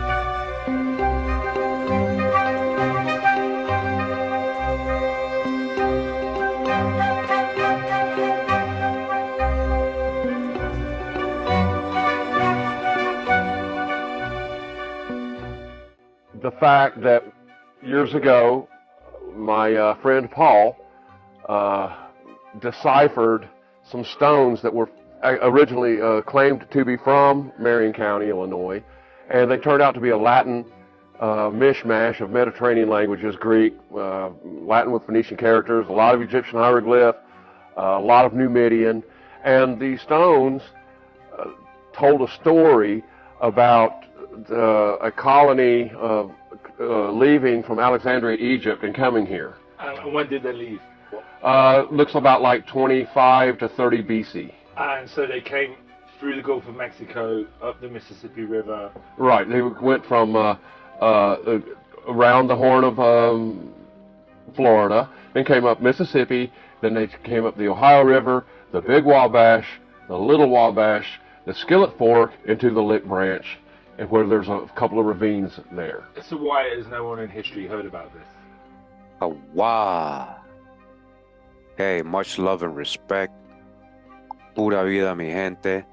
Thanks for tuning in once again. Today we're going to get into the Burroughs Cave. A lot of people know about this. It's been talked about a lot. Many YouTube videos out there on it. A couple books out there on it. And it's a very controversial site because of what they supposedly found in there. In my opinion, it's just more corroboration that America's a true old world. Some amazing stuff coming out of this cave. For those of you who never heard about it, this is an introduction to a Burroughs Cave. We shall do more videos on it eventually. We're just going to read a couple articles on it and show some of the artifacts that came out of there so you guys can see how incredible they are. I'm going to start out with this article. It says here, Historical Context of Burroughs Cave by Dr. Joseph Buford Mahan Jr., President Emeritus of ISAC, ISAC, Spring 1995, Midwestern Epigraphic Journal, Volume 9, Number 1, 1995. It says here, Editor's Note, Dr. Joe Mahan, founder of ISAC, was a tireless worker for all that he believed in. This paper is probably the result of his last scholarly efforts. Joe presented it at the Determining the Truth to a symposium held at the Columbus Museum, Columbus, Georgia, on April 21st to the 22nd, 1995. He had hinted that a treatise was forthcoming called The Presumption of Fraud, referring, of course, to the mistaken notion of the opposition that the expression of concerns about the validity of certain aspect of the alleged Burroughs Cave was tantamount to prove that everything about the topic is fraudulent. Fortunately, we have the wisdom of scientific and legal experience to guide us toward a concept of true history. Would you really be happy to observe that Burroughs Cave research was abandoned and forgotten on the basis of a few off-the-wall opinions? In history, by authority or belief worth anything to future generation? I think it is fair to say that most of the Burroughs Cave supporters are gratified that the opposition has been unable to produce scholarly papers or on problems with the interpretation of the site and its artifacts. So basically what he's saying is, even though some people want to disagree and call it a fraud, they haven't been able to prove it wrong either. They got nothing. They can't prove that it's fraudulent. They could only claim that it is because it doesn't fit their narratives, right? Their whole out of Mesopotamia, out of Africa theories. Right, so before I continue with the article, we gotta be ready to dodge the hijack. Of course, most of these scholars are diffusionists, meaning even though they're finding all these old world artifacts here in the Americas, they still believe that it was people coming from the other side of the world who spread that culture over here, diffusionism, and that it couldn't have been indigenous to America. And that's why I say dodge the hijack, because we know this is the true old world. They've been seeing this in reverse. So he's going to basically explain who he thinks these people are based on the artifacts they found. But he's going to start them off over there in the other side of the world. And I would tell you, just picture all that on this side. When he's saying Mediterranean, is that really the Gulf of Mexico? When he's saying the now, is that really the Mississippi, Upper Egypt, Lower Egypt? So that's what I'm saying. We've shown so much research before, it's just, you got to always apply that. This is the true old world. Now, let's go on to read what he has to say. It says, this article presents updated information relating to a power struggle which was played out in the countries around the Mediterranean Sea in the half centuries before and after the birth of Christ, and how this century-long conflict affected peoples in North America as well. So remember, this was written back in 1995. And again, when he says Mediterranean, are we talking about the Gulf of Mexico? The motivating focus of the conflict was the insanely determined effort by ambitious men in Rome to expand their control, which had already been established in the former territory of Carthage in 146 BC, until it encircled the Mediterranean, converting it into Mare Nostrum, our sea. In the spring of 30 BC, Octavian, 63 BC, 14 AD, the grandnephew and heir to Julius Caesar, 100 to 44 BC, moved his army into Egypt. What Egypt? Egypt was here, where they soon occupied the city of Alexandria. We have Alexandria over here, Alexandria, Virginia, which has supposedly been occupied at least 3,000 to 10,000 years already. I'm just saying. And surrounded the royal palace in which Cleopatra the Seventh and Mark Antony had taken refuge. The both committed suicide when they realized the hopelessness of their situation. The queen's son by Julius Caesar, now a youth of 15, attempted to escape to Ethiopia with a small army contingent. However, offered a truce by Octavian, he returned to Alexandria and was promptly assassinated. The 3 children of the Egyptian queen and Antony were taken to Rome as prisoners. These were the 10-year-old twins, Cleopatra Selene and Alexander Helios, and Ptolemy Philadelphus, who was 6. Here we have the man as representation of the bird here. It most probably matches the shield, and this is his breastplate, which indicates that this is the man buried in the main crypt. We will decipher his name. Let's go up here and start deciphering. Let's look over here. Bas Alex Upeleo, King Alexander of Pella, also known as Alexander the Great. This is the man that lies in the main crypt. As conquered royalty, the 3 children were forced to march behind the chariot bearing Octavian through the streets of Rome and his triumphant return from the conquest of Egypt. Nonetheless, because they were royal and might one day be of use to the emperor, the children were reared under his supervision by his sister Octavia, who was the former wife of Mark Antony. She had 3 children of her own by Antony, so the new charges were, in fact, her stepchildren. We look at another stone tablet from the Burroughs Cave, and it is so often the case throughout the Burroughs Cave, there'll be a man's head, and his name will be carved underneath the head or somewhere on the face of the stone where his head exists. And right now we're going to find out who Helios is. On the reverse of the stone, we have a bunch of script which describes this Helios.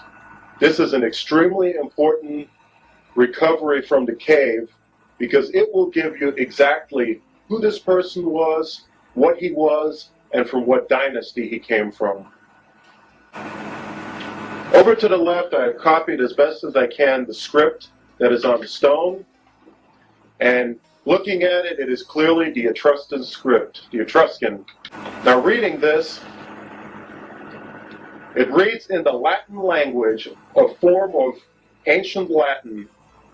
Now I've written all the letters down. Now making it readable into what I call Church Latin. Over to the right, it reads. Now what does this translate to into English?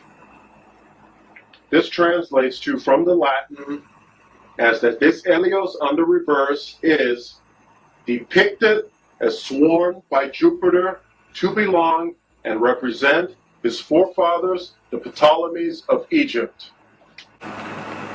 We are looking at a descendant of the Ptolemaic dynasty of Egypt, one that is a member of the dynasty and is carrying on his dynasty. Yuba, the king of Numidia, had sent his army to the support of Pompey against Julius Caesar in the civil war. The king was forced to commit suicide when his ally was defeated at the Battle of Thapsus in 46 BC. His 5-year-old son was taken to Rome as a captive and forced to march in Caesar's triumphant procession. He grew up in the household of the Caesars, where he later gained the favor of Caesar Augustus, who restored him to his father's North African throne as Juba II of Numidia in 25 BC. This Juba married Cleopatra Selene, and the emperor made them joint monarchs of Mauritania, Morocco. King Bacchus II of the Berber country had died in 33 BC and willed his kingdom to Rome, not willing to accept the responsibility for so large and potentially troublesome a region. Augustus found a solution to the problem, making Juba, who was one of their own, king of the Mauri and Garamantes, adding the prestige of a descendant of the Ptolemies and making Cleopatra Selene their joint ruler. The Roman emperor gained further assurance of success for the venture. The two young monarchs reigned together for more than 30 years, until the queen's death about 9 AD. Juba continued as king until his death in 24 AD. Although theirs was a client kingdom of Rome, the two sovereigns maintained a high degree of independence and enjoyed a prosperous and generally peaceful reign. They built a mighty city on the site of the old Carthaginian Iole, which they named Caesarea, and from there conducted extensive trade throughout the Mediterranean, down the west coast of Africa to the Canary Islands, and along the Atlantic shore of the Iberian Peninsula. Norman Toden has suggested that Juba's ships reached South America as well. Again, they've been seeing it in reverse. His evidence comes from the fine pottery portrait vessels from the Tiwanaku Moche period of Ecuador and Peru. Notable is the effigy of a human head with distinctive features, which is wearing a broad headband, on which is inscribed degenerate Greek letters reading Eubosilios. Example, King Yuba. All right, so where is he really coming out of? Listen to this. The name is repeated in the inscription. They're finding this where? In Tiwanaku. It is his opinion as well that ships of Yuba's son, Ptolemy of Mauritania, may have brought some of his people to the southern Andes. At the time, their king was summoned to Rome and assassinated by the emperor Caligula in 12 to 41 AD, and that they may have been partially responsible for the flowering of high culture there in the first century of the Christian era. Again, this is the true old world, especially South America. They're seeing it in reverse. They're finding the origins. So Norman Toden wrote, well educated in things Egyptian, Greek, Roman, Carthaginian, Iberian, and Berber, privileged court refugees were neither nomadic, tribesmen nor hills people engaged in petty clan warfare. This cultured elite inherited all the Mediterranean civilizations of their era. Cleopatra Selene became the active ruler of the kingdom, while Yuba devoted his time to travel and writing. He wrote many volumes of history, geography, and natural science. Although none of these has survived in their original form, they were extensively used as sources of information from other writers, including Plutarch, Tacitus, and Pliny the Elder. Through them, Yuba's work has survived in parts. The person in charge of the flotilla, armada, whatever you want to say, that initially came here was Alexander Helios, who is a missing son of Cleopatra or Mark Antony. He had a twin sister, Cleopatra Selene, and she married a fellow named King Yuba II. And so King Yuba II assisted his brother-in-law, Alexander Helios, and to come, with ships and supplies and logistics to what it appears to either get them out of Alexandria and then over to Gadiz, the port of Gadiz, and then from here probably Cadiz to the Canary Islands, and then on, across. Back, an authentic rock tablet from the Burroughs Cave. We're going to see what it says. If you would please flip the rock. On the back of it, there appears to be some form of lake, river system, stream.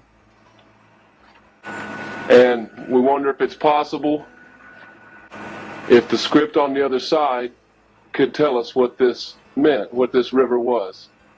Now here I took the script from the stone and wrote it out right here exactly as it is on the stone.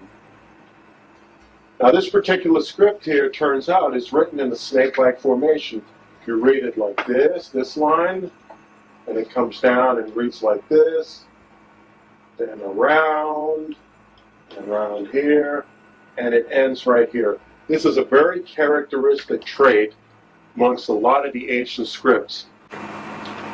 We begin with the first word, and this is a type of a T-A-B-L, tabula. Let's look at the translation here. Tabula, map. Fleos, plural for rivers. Here we have the English translation.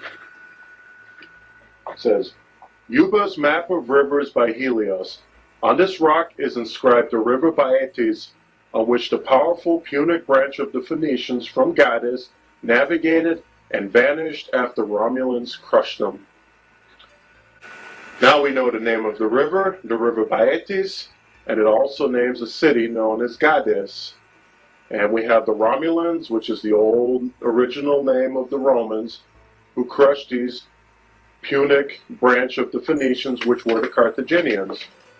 Now we have reference to the Second Punic War, which the Romans destroyed the Carthaginians in Spain. And we have the name of the river and the name of the city. And see who this man is. Alexander Helios and Ptolemy Philadelphus remained in Rome during the first few years their sister reigned as Queen of Mauritania. They were de facto hostages of the emperor to assure the cooperation of their sister and her husband. All right, so when they're saying Rome, keep an open mind. Again, remember, they might be talking about a place here. This arrangement lasted until 17 BC, when the brothers disappeared. That year, the Judean king Herod made a state visit to Rome. Cleopatra Selene wrote friends that her brothers had disappeared and implied that she thought this might have been the behest of the Jewish king, who was well known as an enemy of her parents and who feared the possibility of the return of Ptolemy to the throne in Egypt. Modern historians have generally believed that this is probably what happened, as Herod was undoubtedly capable of just such an act. At the same time, the emperor was once again attempting to eliminate the worship of Isis in the city by destroying the shrines dedicated to this Egyptian mother goddess. As had been the case on previous occasions, he only succeeded in driving the cult activities underground. The same was true of Augustus' effort to control those who worshipped Osiris. Another problem which continued to trouble Augustus and his immediate successors was the continual uprising of native peoples along the outer reaches of their steadily expanding empire. Most troublesome of these were the German tribes beyond the Rhine River, the Garamantes in North Africa, and the native Iberians who still controlled a large area in southwestern Spain. Discovered. So these artifacts, where are they located? Well, there are many collectors all over the country. There are collectors in Europe that actually purchased some of these artifacts, and Australia as well. So where were they found originally? They were found just a few miles away from here. Okay. And in Marion County, Illinois. Okay. And were they just? They were in a cave. They were in a cave. In a cave. The cave was documented first in 1925. Okay. And it was written about in the 80s and in the 70s in treasure books. And this one guy crisscrossed the information from two different treasure books, and then he got into the area, and then two of the local people actually escorted him to this site. And then he started extracting the artifacts. He found a way into this cave, and he started extracting artifacts, and he did so for a solid 8 years. But not only artifacts, gold as well. Okay, could you tell me? All right. So we're going to get into this magazine right here.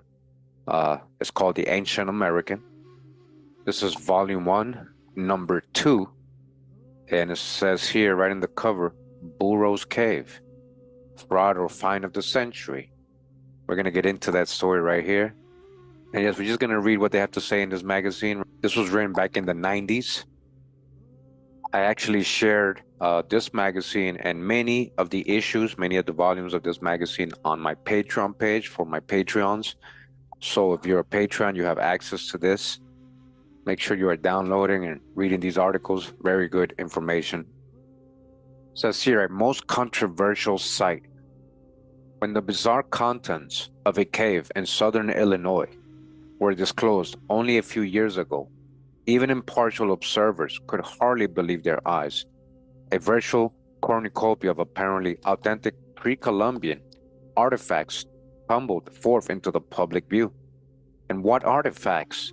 Representations of ancient Egyptians, Libyans, and Phoenicians, examples of late Bronze Age script, Semitic emblems, portraits of pharaohs and seafarers centuries before the birth of Christ, only partially comprise the abundant treasure of a place now known as Burroughs Cave. Some investigators, even those favorably disposed toward pre-Columbian contacts with the ancient European world, such as the renowned Dr. Cyrus Gordon, deem such finds too good to be true. Others, like Dr. James Schertz, a pioneering researcher in archaeoastronomy and ancient surveying, stand behind their authenticity.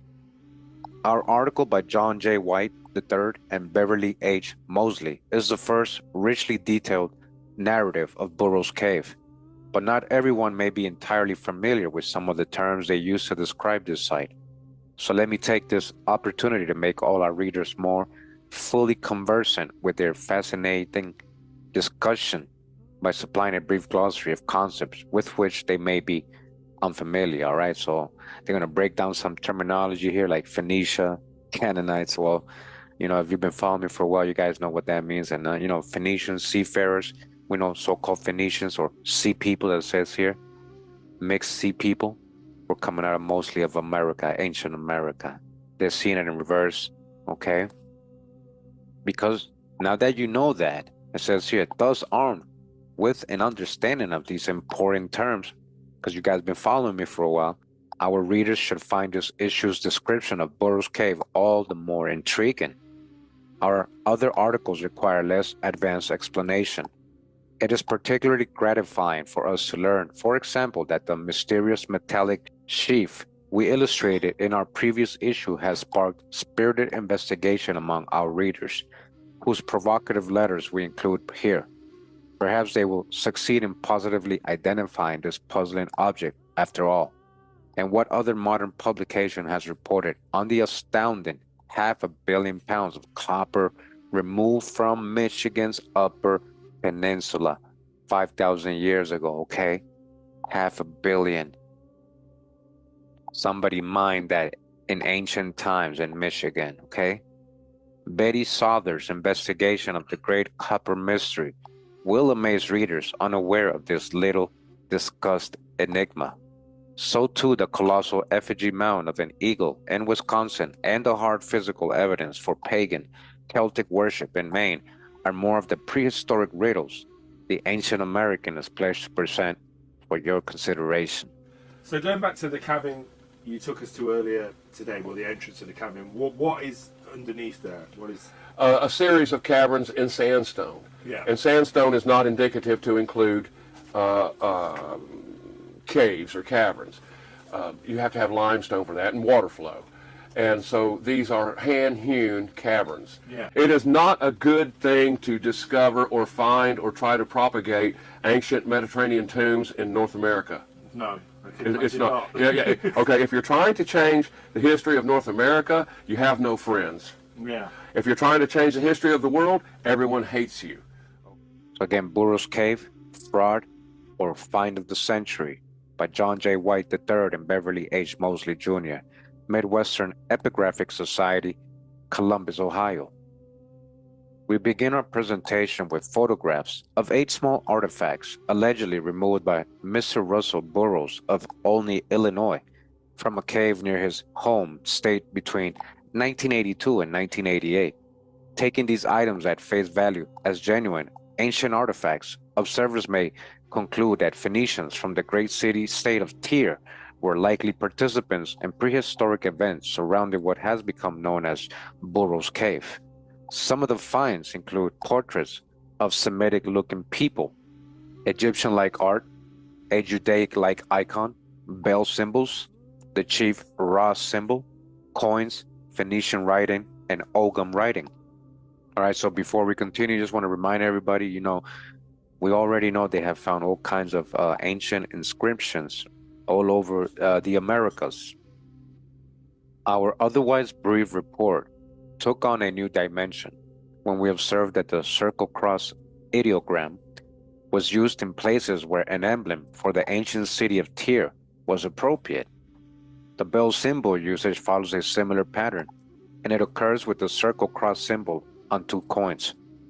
So again, he's saying that Tyrians have definitely been to Burroughs Cave, as well as numerous sites in North America, Troy, where was Troy? South Africa, Mexico, etc. If our inference is correct, then some of the more puzzling aspects of the history of ancient sea exploration and trade into the Americas are explained by invoking the Nile Delta Semite Minoan Phoenician connection advocated by Professor Cyrus Gordon. All right, again, all these people were seeing it in reverse, coming with their out of Africa theories. This is the true old world. This is Canaan. This is so-called Egypt, the promised land. Phoenicians came out of here. Continuing, our model suggests that the Tyrian merchant marine was made up principally of southern Greco-Semites, now Delta Semites, and northwest coastal Semites, Canaanites, whose cultural base was largely that of the ancient sun-worshipping culture of Egypt, Crete, and the later Mycenaean Greeks. All right, all these tags, a lot of these are generalizations. Who's the so-called Greeks and Egyptians and all that? Remember the previous breakdowns? Evidence is cited for the overlapping origin of the circle cross as a sun symbol and as alphabetic symbol for the phonetic th or ta sound. The Tyrian merchant marines may not have had a strong participation in the religious rites of the land-oriented people of Tyre, Carthage, and their colonies. Such a theory proposes a cultural continuity among sailors from the earliest Minoans to the later Carthaginians.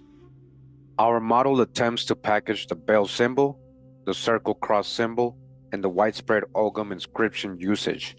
The origin of the Ogham alphabet is uncertain. However, its widespread usage by the Eastern Mediterranean sea traders is becoming quite apparent. Now remember, they found Ogham writing or inscriptions all over the Americas. The impetus for our article emerged out of a general survey of a portion of Burroughs Cave artifacts. We were principally interested in the Egyptian and bird art motifs found there. We also acquired some familiarity with the history of cultural diffusionism in the Eastern Mediterranean during the first 2 millennia periods. All right, again, that's seeing it in reverse.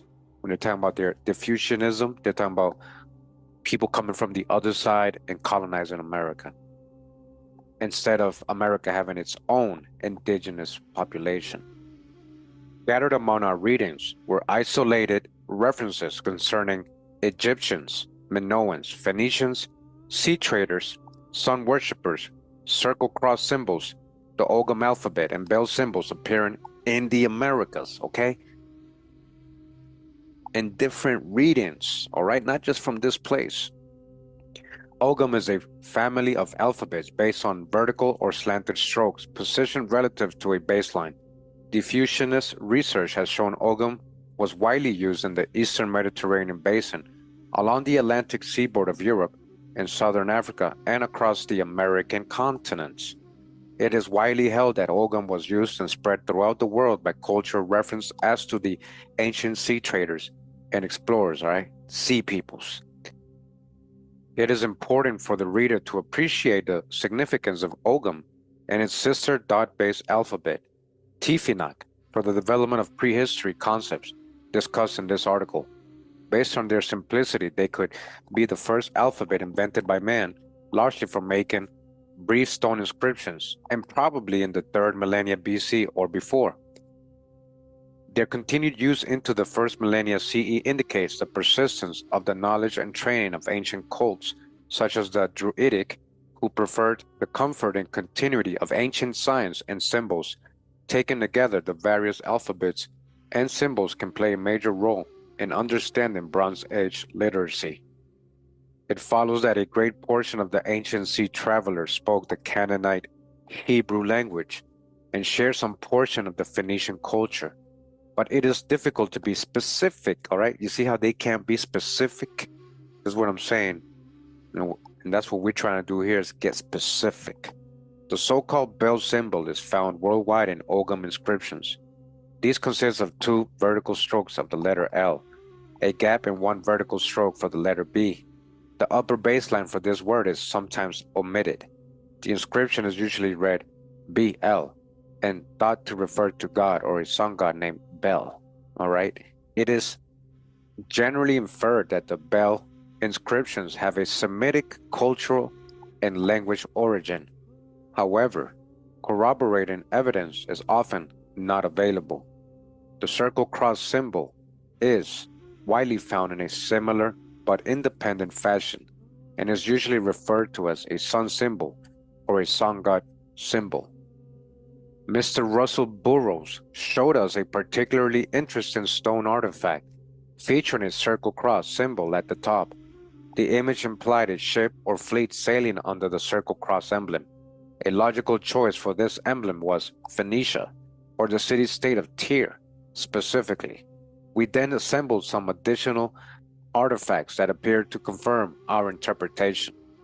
All right, so before we continue, I just wanted to show this artifact right here. Okay, so look at that. The cross, they're saying the sun symbol, supposedly.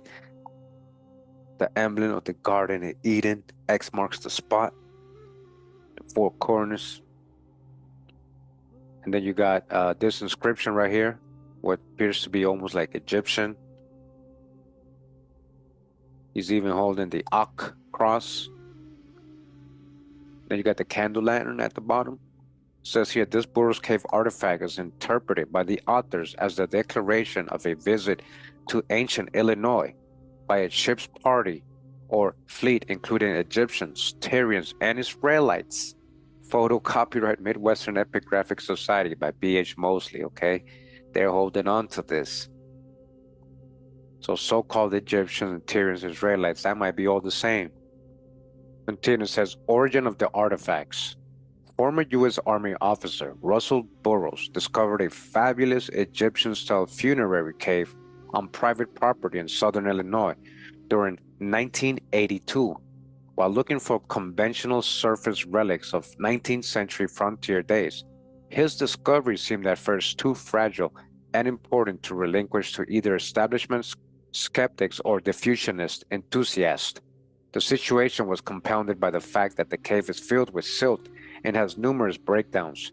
Its condition has led to the disappointing reality that no bona fide archaeologist or diffusionist has toured the cave to verify Burroughs' claims. As time passed, the landowner approved of Burroughs Cave exploration. However, new Illinois laws effectively made private development of the site quite illegal. But Burroughs did manage to rescue a large number, 2,000 to 4,000, of small artifacts from the cave, consisting primarily of flat rock featuring non-Amarant art, petroglyphs, and script. Meanwhile, Burroughs' local colleagues made some blunders concerning portions of the artifact collection. The diffusionist establishment became frustrated with the situation, declared the whole thing a fraud, and refused to provide any analysis or historical interpretation. It's quite unfortunate that such a scoundrel came across this amazing discovery or amazing find. Like I say, he didn't discover anything, but and he began to pilferage it to antique dealers, museum curators, history buffs were buying artifacts, and he was selling them dirt cheap. You know, it was I mean, real nice marble bas reliefs. You know, beautiful Italian Carrara marble for $25. You know. So why was he selling them so cheap? He was. Hey man, it was a rough way to make a living back in the mid '80s. Yeah. You know. So Sadder and wiser from his experiences, Burroughs searched widely for colleagues willing to wait out the Burroughs Cave legal problems and devote their energies to research of the artifacts. With the collaboration of Fred Ridholm and Professor James Schertz, Burroughs succeeded in telling his side of the story, both politically and by means of photographs of selected artifacts. There are artifacts that have been faked from top to bottom, and then a lot of artifacts that have been tainted. By that I mean Burroughs would take an actual artifact, a real artifact, and he would add things to it. Continues as Phoenician-related artifacts. In this section, we present photographs of Burroughs Cave artifacts we believe to be Phoenician-related, perhaps especially to the great city-state of Tyre itself. These comments foreshadow our conclusion about the unique relationships that Tyre maintained with the island and coastal peoples of eastern Mediterranean Sea area. Figure 2 shows a Burroughs Cave rock artifact engraved with 4 alphabetic letters: the jot upper left, resh lower left, and he lower right. Letters are from the standard Tyrian alphabet, widely known as the Phoenician alphabet, or so-called Hebrew. The 10th letter, upper right, with a single vertical stroke is a variation on the more common letter referred to elsewhere in this article as a circle cross symbol. The vertical stroke letter is a B in some languages, but it has been identified previously as the 10th alternate in the Phoenician, Monumental Hebrew, and North Iberian alphabets. We may now translate this inscription in the Bronze Age, bustro fedon, manner right to left on the first line, left to right on the second line, as Tyr. Note that the T is commonly pronounced as te and not as thing.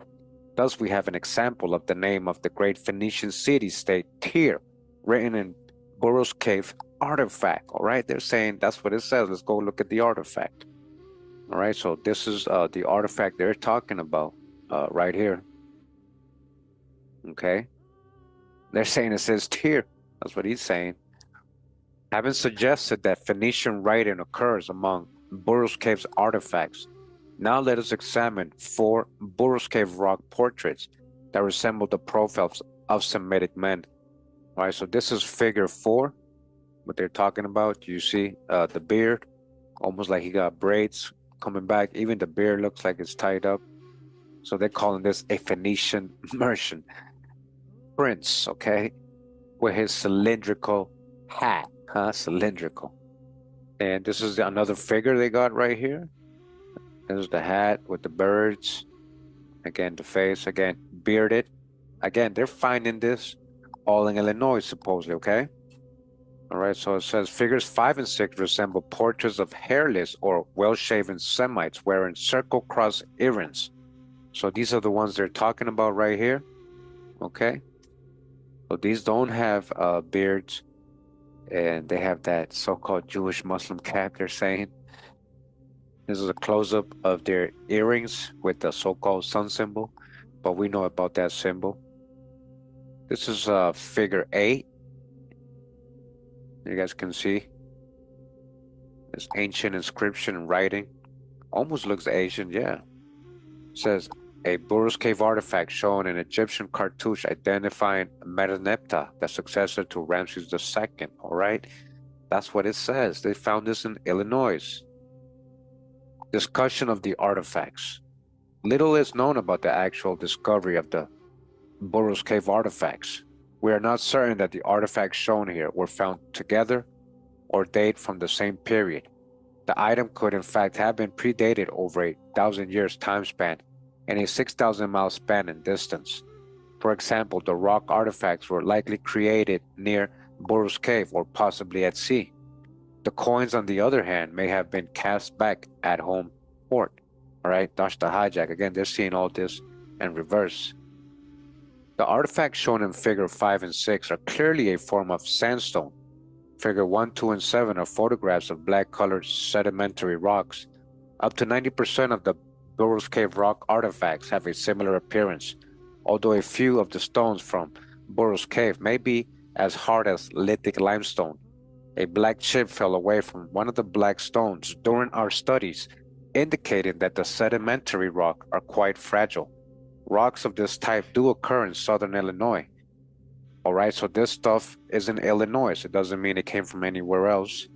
We have not attempted to duplicate any of the rock artwork, but it is certain that the sedimentary rock surfaces have been softened by a light coating of water, thus making the actual engraving process quite easy to execute.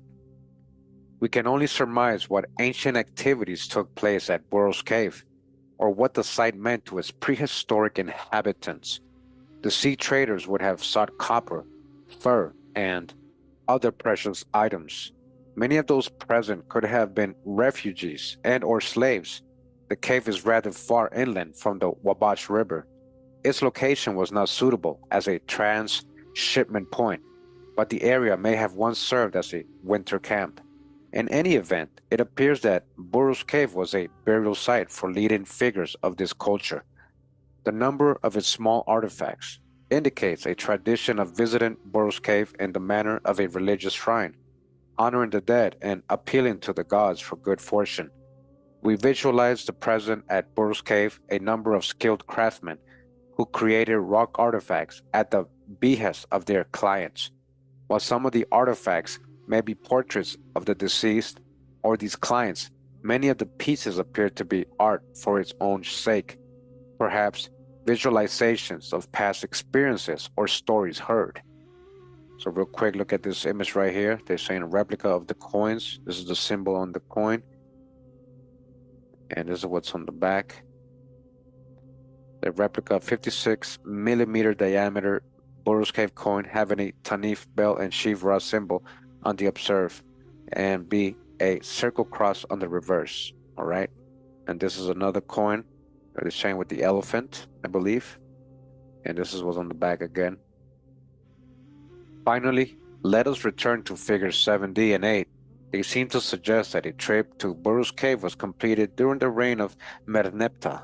First of all, the identification may be incorrect due to the crudity of the artifact's epigraphy and our lack of familiarity with the use of cartouches by minor Egyptian royalty, including gnome kings. Secondly, figure 7D represents an historical hot potato, because in conventional Egyptian chronology, this Merneptah is generally believed to have been pharaoh at the time of the Hebrew Exodus. All right? Thus, it is unlikely that Egyptians and Jews were taking a trip together to Burroughs Cave. See, only because of that, only because they believe the Holy Land and all that happened on the other side of the world, they're like, it can't be that. It can't be. But you see, now it even makes more sense, us knowing that this is the true old world, the true promised land, the true Holy Land where all this happened, this whole Exodus thing, it happened right here. And Merneptah, he was a pharaoh at the time of the Hebrew Exodus, so it makes sense for us. So they're all confused. The other aspect of this dilemma is the argument by the biblical historical reconstruction culture that the Egyptian chronology has substantial errors, amounting to as much as 800 years at the time of Merneptah. The principal champion of this cause was Immanuel Velikovsky, and he has a number of modern-day standard bearers. They would argue that figure 7D makes sense because Merneptah actually reigned during 566 BC, when Judaism was well established. All right, so that's them trying to make sense of what they're finding. Again, not sure why they couldn't just conclude that this is the true old world. So it says here, seafaring Phoenicians. This study has been more interesting than most because the primary conclusions have far-reaching implications. The Phoenicians have come down to us, historically speaking, as a mysterious people of great action and few words. All right, remember, they're generalizing, grouping, using a tag to describe a people, a sea peoples. These Phoenicians included many different peoples and a lot of Israelites. The cultural stakes are, therefore, exceptionally high from a diffusionist point of view.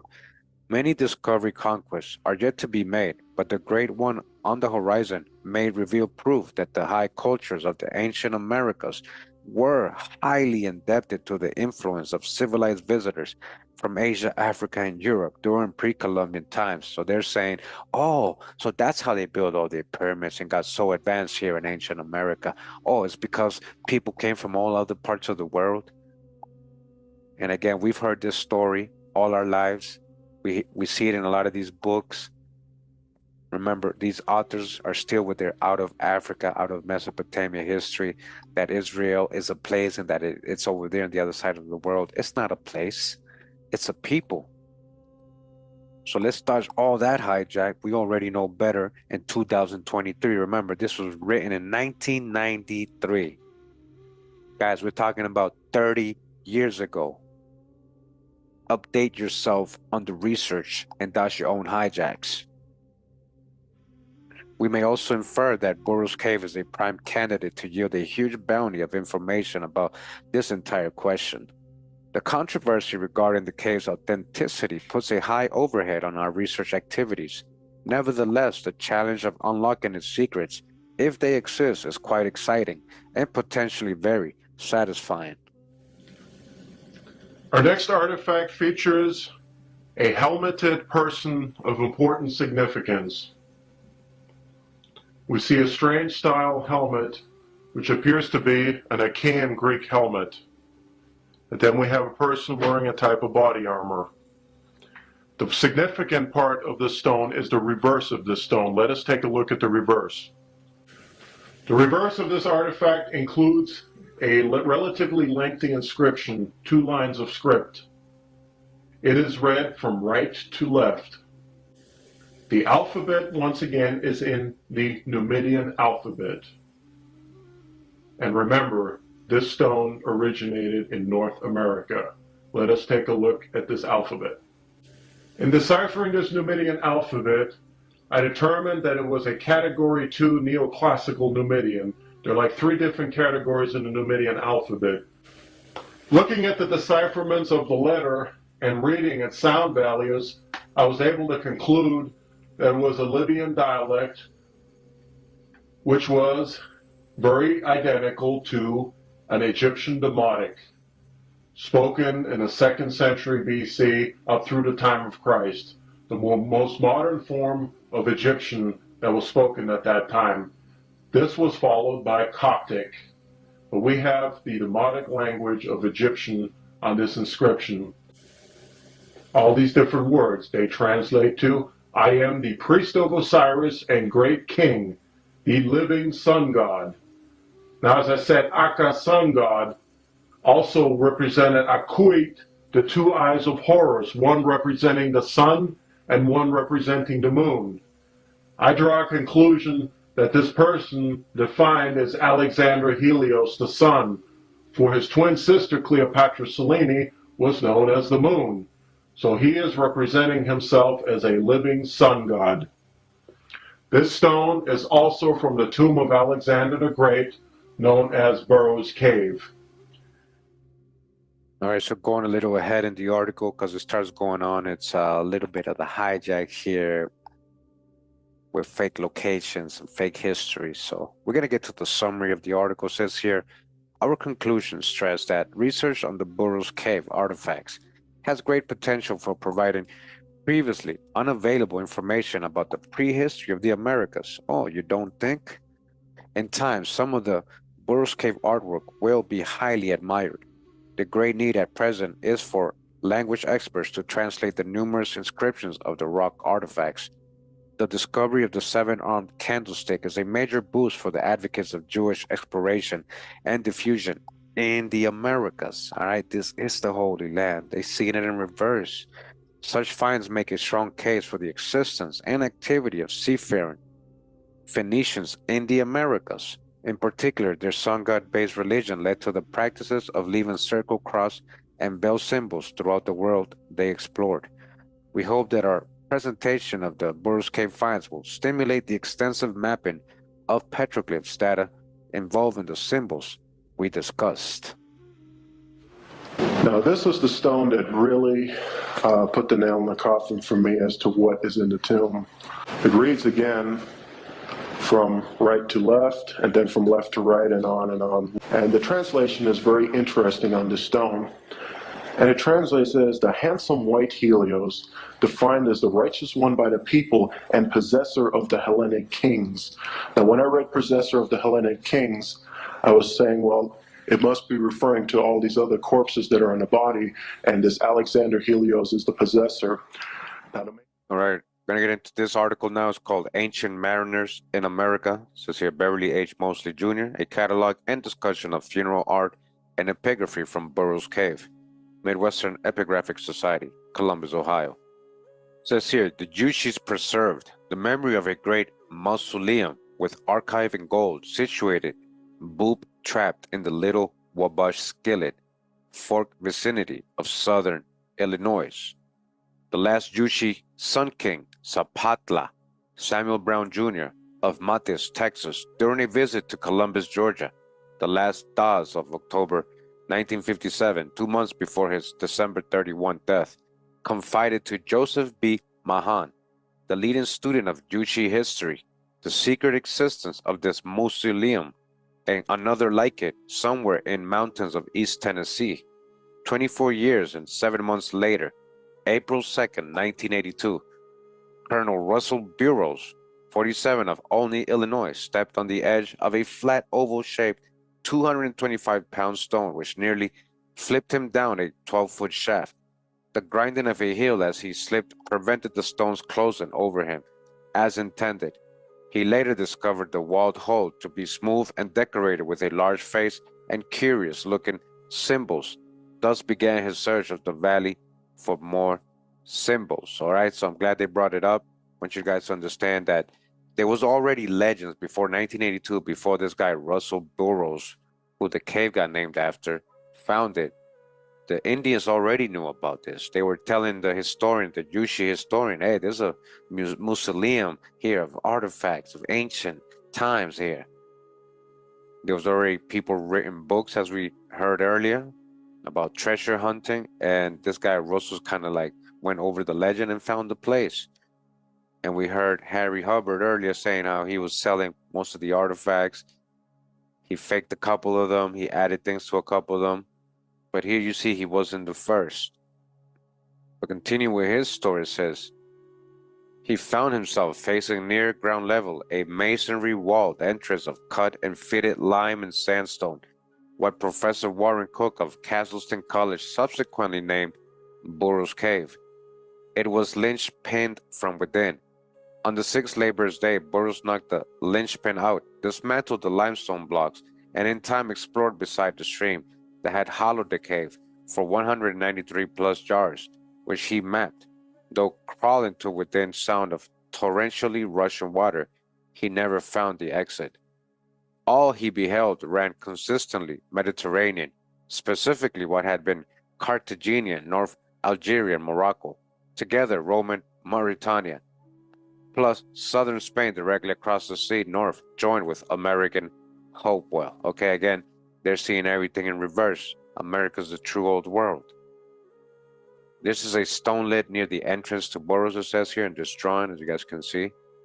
Hopewell, named for Captain Mordecai C. Hopewell Mounds, on whose farm near Chillicothe first defined the culture, may have been an empire, centered in southern Ohio, west of West Virginia and North Kentucky.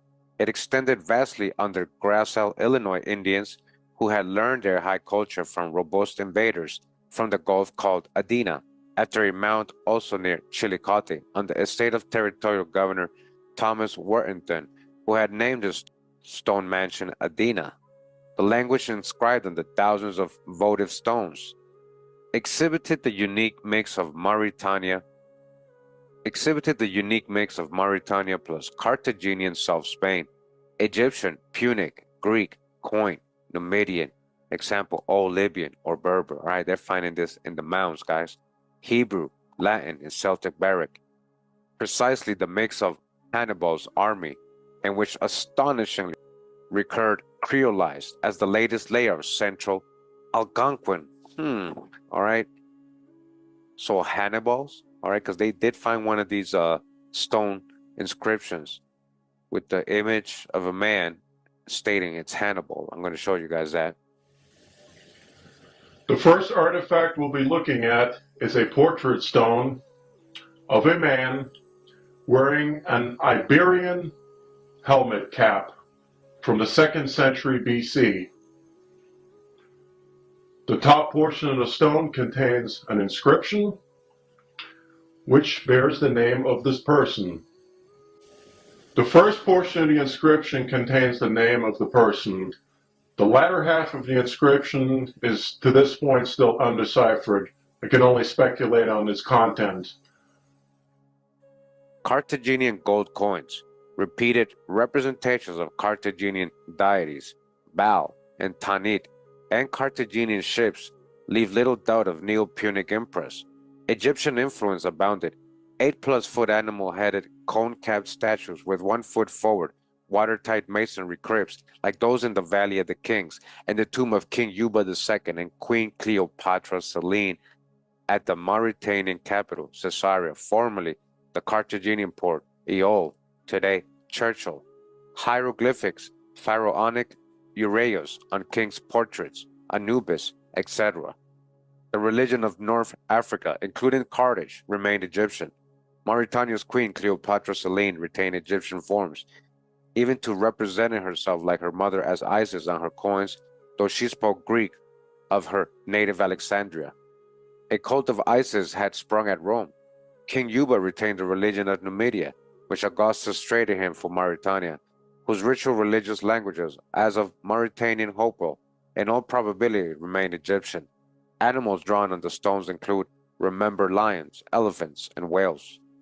The recurrent mythic symbol found so extensively in Michigan mounds recurred in Burroughs Cave, indicating Christian Egyptians, example Copts. The symbol David, Dale, Todd is Hebrew Yahweh, reading right to left, touch the hijack, a 5-foot standing crucifix together with stones depicting Easter resurrection, emphasize Christianity of Roman imperial centuries. The cave mapstones show progressive stages in knowledge of the Mississippi system. The Mississippi, right, the Great River, in Greek, Nile means Great River. So up, rather Ohio down, in the Roman manner of designating cities by dots. The latest Mississippi system mapstones locate Mandan villages on the Missouri, also a city of the location of Burroughs Cave. Mapstones from the cave that delineate the Andalusian Guadalquivir, labeled Baetis as Romans called it, are carved in the same style, indicating rough contemporaneity. They could not date before Caesar's battle at Munda, correctly designated by Dodd, or Caesar's founding of Romulans.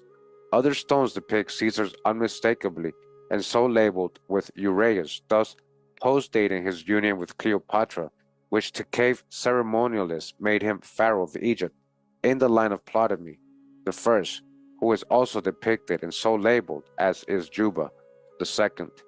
These figures doubtless continued memorialized indefinitely later, but not earlier. Our next artifact also features the portrait of a very famous historical figure. To the left of this stone, we notice 4 characters. These characters are also in the classical Numidian alphabet. Let us now look at what the person's name is. The script on the stone is written from bottom to top. The name it spells out in Numidian is Mithridate, which is the equivalent of Mithridates. This is a very detailed portrait of Mithridates VI, the great king of Pontus, who terrorized Rome in Asia Minor from 70 to 80 BC. He was an ardent enemy of the Roman Empire, and he was finally defeated first by Lucullus and then by Pompey. Let us take a look at some of the features on King Mithridates. He is wearing a beautiful crown or helmet of a bird or a hawk. More likely in reality, this was made out of gold. We surmise Helios, the twin of Queen Selene, Moon, children of Antony and Cleopatra the seventh, brought up together with Juba II as imperial hostages in Rome. Roman texts document Helios until his disappearance at age 20 BC, the year Selene gave birth to Ptolemy the 15th, cutting Prince Helios out of the succession, suggesting he sought a kingdom elsewhere. His brother-in-law, King Juba, would have outfitted him with a fleet, provisions and gold, glad to see a potential rival to his son depart afar.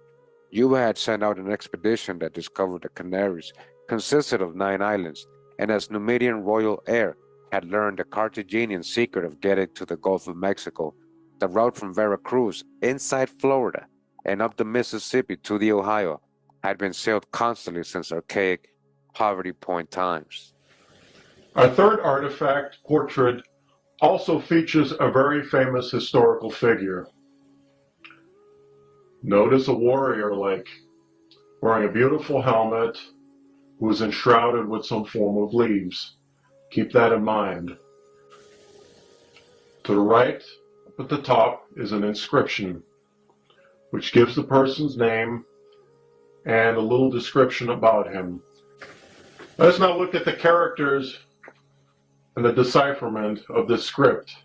The alphabet is in an Iberic or Western Mediterranean alphabet, and the language is a vulgar archaic Latin. Now for the translation. The Latin potens means mighty. Pyrrhos, the name of the king, is King Pyrrhos. Once again, potens, mighty.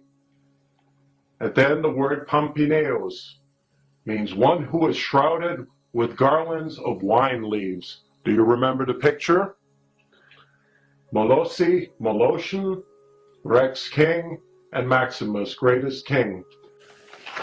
He was a cousin of Alexander the Great on the line of Olympias, nephew of Olympias, Alexander the Great's mother. Once again, this is a portrait of the famous Pyrrhos, king of Epirus, an artifact coming out of the tomb of Alexander the Great, also known as the Burrows Cave. Continues as ceremonial commemoration of the Mauritanian Sapatry. Founder continued regularly in the cave into the early Middle Ages. Roman lamps at 25-foot intervals along the walls of blackening the ceiling with soot, but the bulk of votive stones date from earlier centuries AD. The sudden rise and imperial advance of Cahokia due west threatened a large community residing in the cave jurisdiction, whose latest pottery, borderline woodland Mississippian, 800 plus or minus 50 years, dates the cave ceiling and abandonment. During its long dormancy, February 7, 1812, the New Madrid earthquake changed the landscape of the cave environs and reversed its stream, violently flooding the thousands of votive stones toward the entrance, with silt 9 to 12 feet deep, leaving a maximum 2 foot below the ceiling to crawl upon. All right, you guys hear that? Because of the New Madrid earthquake, it reversed the river, so everything got flooded inside. That's why he was able to find it right at the entrance, a lot of these things. All right, just want to show this image right here. All right. And it says they came to Burrows Cave. But the reality is they've always been from here. This is the true old world. This is ancient Tamari. Continuing says here, there are over 300 inscribed stones excavated, from which I have selected a few for this publication. These inscriptions are world-class and will help decipher the course of the history of the Americas once they are translated. In these historic works, we have a legacy of how the ancients thought, what they understood, and how versatile they were in their ability to communicate. These are votive stones, prepared for life after death and stowed away for eternity in a cave remote from their ancestral home. All right, dodge the hijack. This is their ancestral home. Many of the tablets bear several ancient alphabets, superb in the manner in which they are executed. The skill the ancient scribe possessed shows professionalism and would challenge the finest calligraphers today. Their layout and design show remarkable spontaneity in relation to the shape of the stone. Everything fits nicely into place. The lettering forms hang together and make for a cohesive script which invites the eye to follow. To my knowledge, this is the largest collection of Celtiber writing that exists in the world. The images dance across the stone. The artist definitely had a feeling for what he had to say in lasting, comprehensive manner.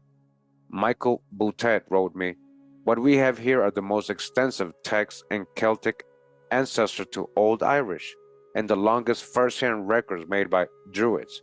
If I am not overreacting, these are the only sacred texts, sets of hymns made by the ancient Druids, the others being second-hand accounts and glosses by Christian monks. The contents of the Burrows caves are so incredible that they could start more than just a controversy. How about a revolution? They could be the most important find since the Dead Sea Scrolls." These ancient scribes possessed a knowledge of linguistics in addition to their training to incorporate several language groups on the same stone. The most prevalent use was the Ogham alphabet, found abundantly in the cave. Ogham in great variety, diverse in execution, and a universally understood script in their time frame. And we have an image right here of what some of the stones with the inscriptions they have found in Burroughs Cave here in Illinois, guys. The true old world. Take a look for yourselves.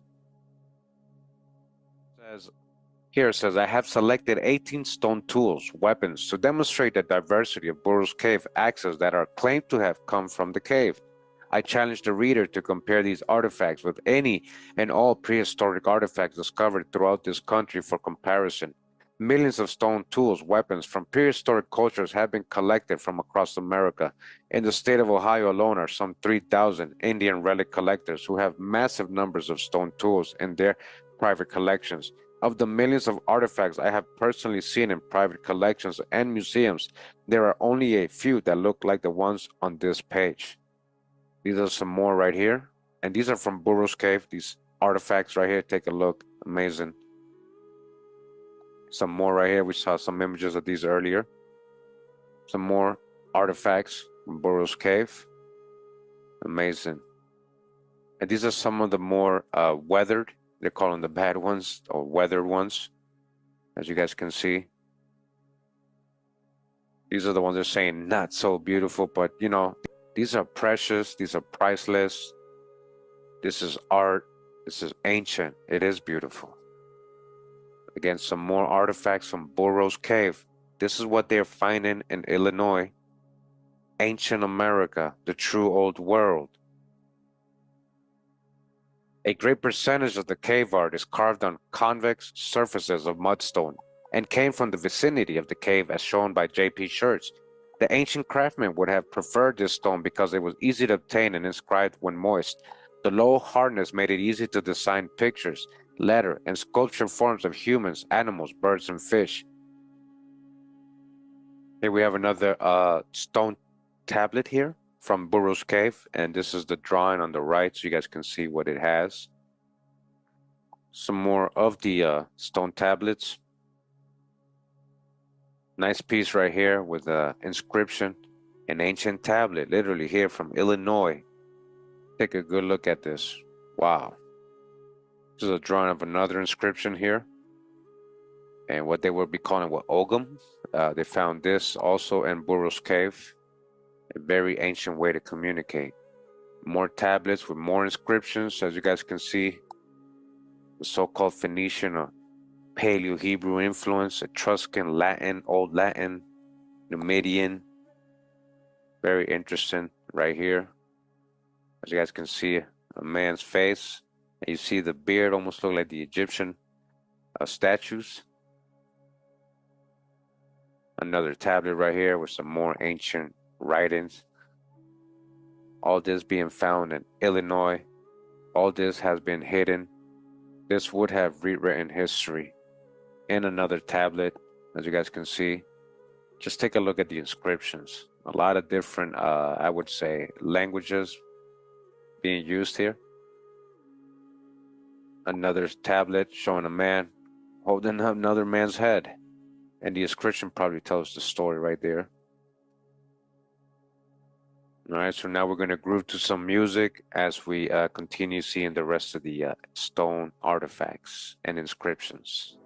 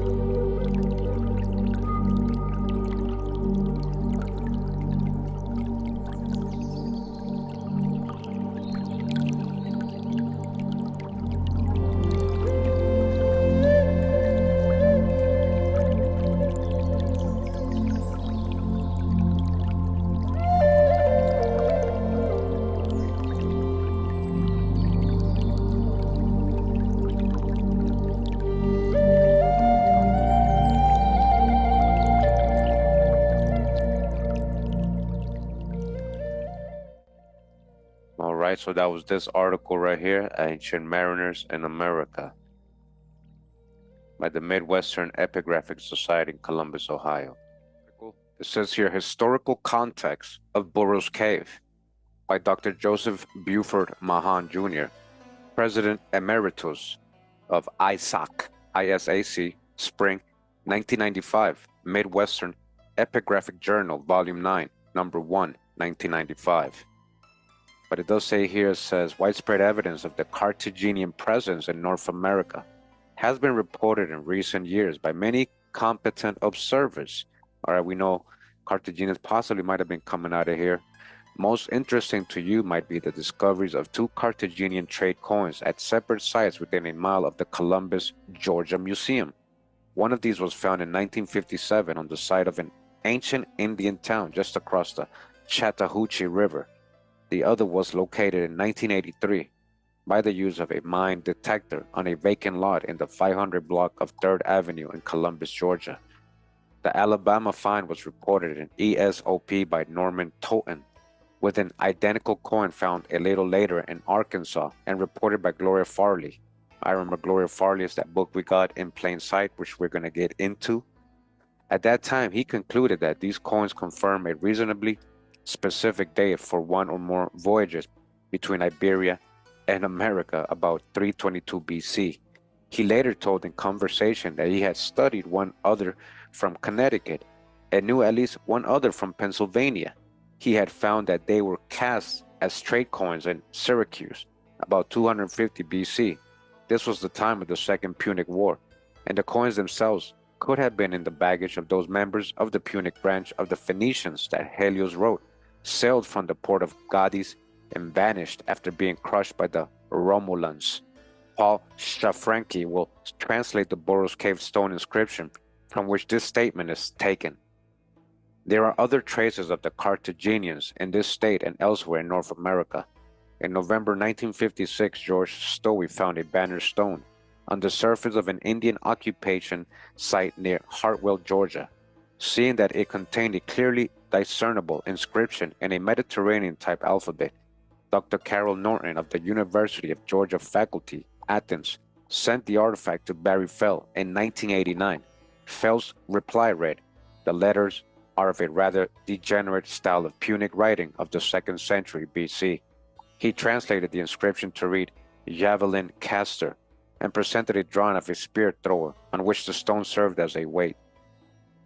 There is evidence also documenting travel to America at the time of the Roman conquest and destruction of the city of Carthage in the 3rd Punic War. This was in 146 BC. A Numidian bronze coin was discovered in 1985 in a small Indian mound, in a mound, at Deer Creek near Chillicothe, Ohio. I was reported in ESOP by Victor and Beverly Mosley. It had been determined that the coin was issued by King Micipsa, 148 to 118 BC, great-grandfather of Juba II, This is all the stuff they're finding here. Now, of course, they're saying people came over here, but what if all this was happening right here? That's why they're finding all this stuff here, guys. The migration indicated in the Burroughs Cave artifact inscriptions was not first nor the last from the same area of Morocco and Spain that are known to historians. In this field, the epigraphic research led by Barry Fell has brought to light other dramatic episodes when people fled across the Atlantic to escape suffering or even death at the hands of oppressive invaders. Fell found that the script from the ancient Arab city of Palmyra in Syria, a rival of Rome, which was totally destroyed by the Emperor Aurelianus in 272 AD, was essentially the same as that used until the present by the Ojibwa and other tribes, notably the Cree. All right, you guys hear that? So who are the Ojibwa and Cree really when it comes to in Bible or in Old World writings? This can only mean that refugees from Palmyra or under its cultural influence made their way to North America. So that's his only conclusion, because remember, he's stuck with this out of Africa theory. But why couldn't he conclude, since he's giving guesses, that these were the original people who had the script originally, and this is the true world? We're talking about Palmyra in Syria, the true Syria. Well, all I want to say, guys, is, we know America's the true old world when we're talking about Temeri, or the beloved land, ancient Egypt. We know that was over here. The true holy land, Canaan. So finding all these things right here in Illinois doesn't surprise me, especially, Little Egypt, southern Illinois, right? We're not able to examine the pieces ourselves. And of course they would hide this because it would rewrite history. Not only American history, but world history. Hope you guys enjoyed this little intro video to the Burroughs Cave. We're going to keep digging on this cave in future videos. It all connects with all the other discoveries we've done. My opinion. So you decide whether you think this is history or myth. Thanks for tuning in once again. Much love and respect. Pura vida, mi gente.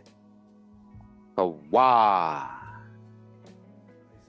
They just oh, it is the Harry Hubbard in here again, and then this one guy, he goes, let me go see Dr. So and so. She might want to meet the Harry Hubbard, and so they'll come in. I'll show them the art, and to them it's all fake. To them, they just look at this amazing artifact that came from Marion County. Oh well, we don't. I had one professor tell me, well, we don't have anything in our records that show anything in that area. So your artifacts must be fake.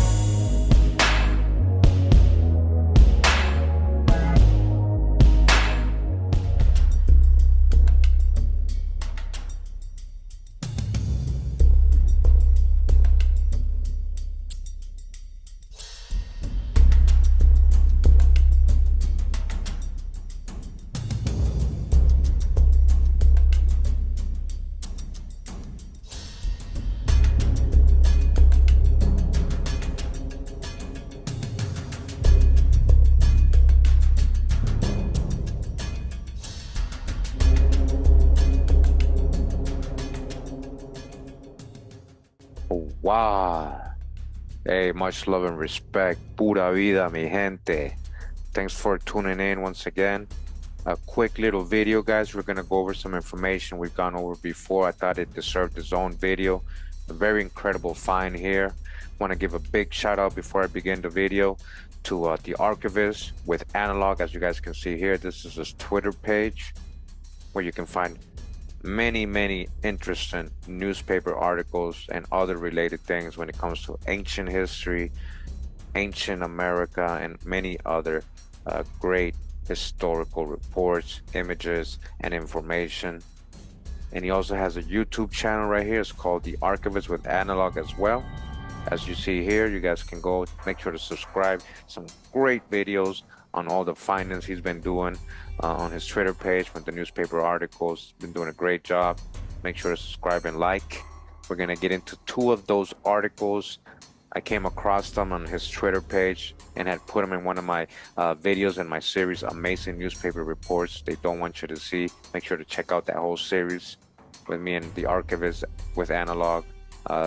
Collaborate together to bring that great information to you guys. So respect to the archivist with Analog. Thanks for your hard work. So let's go ahead and get started with these two incredible newspaper articles telling us what they found in Mississippi. All right, moving on. It says here, the Great Wall of China. I mean, the Great Wall of Tartaria. I mean, the Great Wall of Mississippi. Says here, Mississippi's Great Wall. An interesting prehistoric work, the origin of which is a mystery. One of the scientific puzzles of the state of Mississippi is the Brandywine Stone Wall. It has long been a problem that is yet unsolved. Some time ago, Mr. Thomas Watson of Hasselhurst sent Governor Longino a pencil drawing of an immense pile of stones in the southeastern portion of Claiborne County, suggesting that the stone might be utilized in building the new Capitol. In a letter which accompanied the drawing, Mr. Watson stated that these stones, piled high on each other, cover an area of 4 miles square. Each stone is 6 feet long, 3 feet wide, and 2 feet thick, and they are joined together with an excellent quality of cement. No man knows how they came there. They may have been there for thousands of years. The builders, the Jackson News thinks, were some prehistoric race. It could not be otherwise. This structure is supposed to be a continuation of the Great Chinese Wall. Listen, this is supposed to be a what? Continuation of the Great Wall of China? All the way in Mississippi? Which seems to begin below Raymond in the southern part of Hinds County, and which is traceable through Copaya. All right, this is how long this wall is. Listen up. It is broad enough to accommodate 2 or 3 wagons abreast and is one of the wonders of the world. One of the wonders of the world. Mention of this remarkable exhibit, says the Hasselhurst Courier, has elicited no little comment. In fact, has brought a letter to Mr. Watson from the warden of the United States Penitentiary at Leavenworth, Kansas, and also a letter to Dr. T.B. Birdsong from another distinguished source. It being known that the latter some years ago investigated the matter.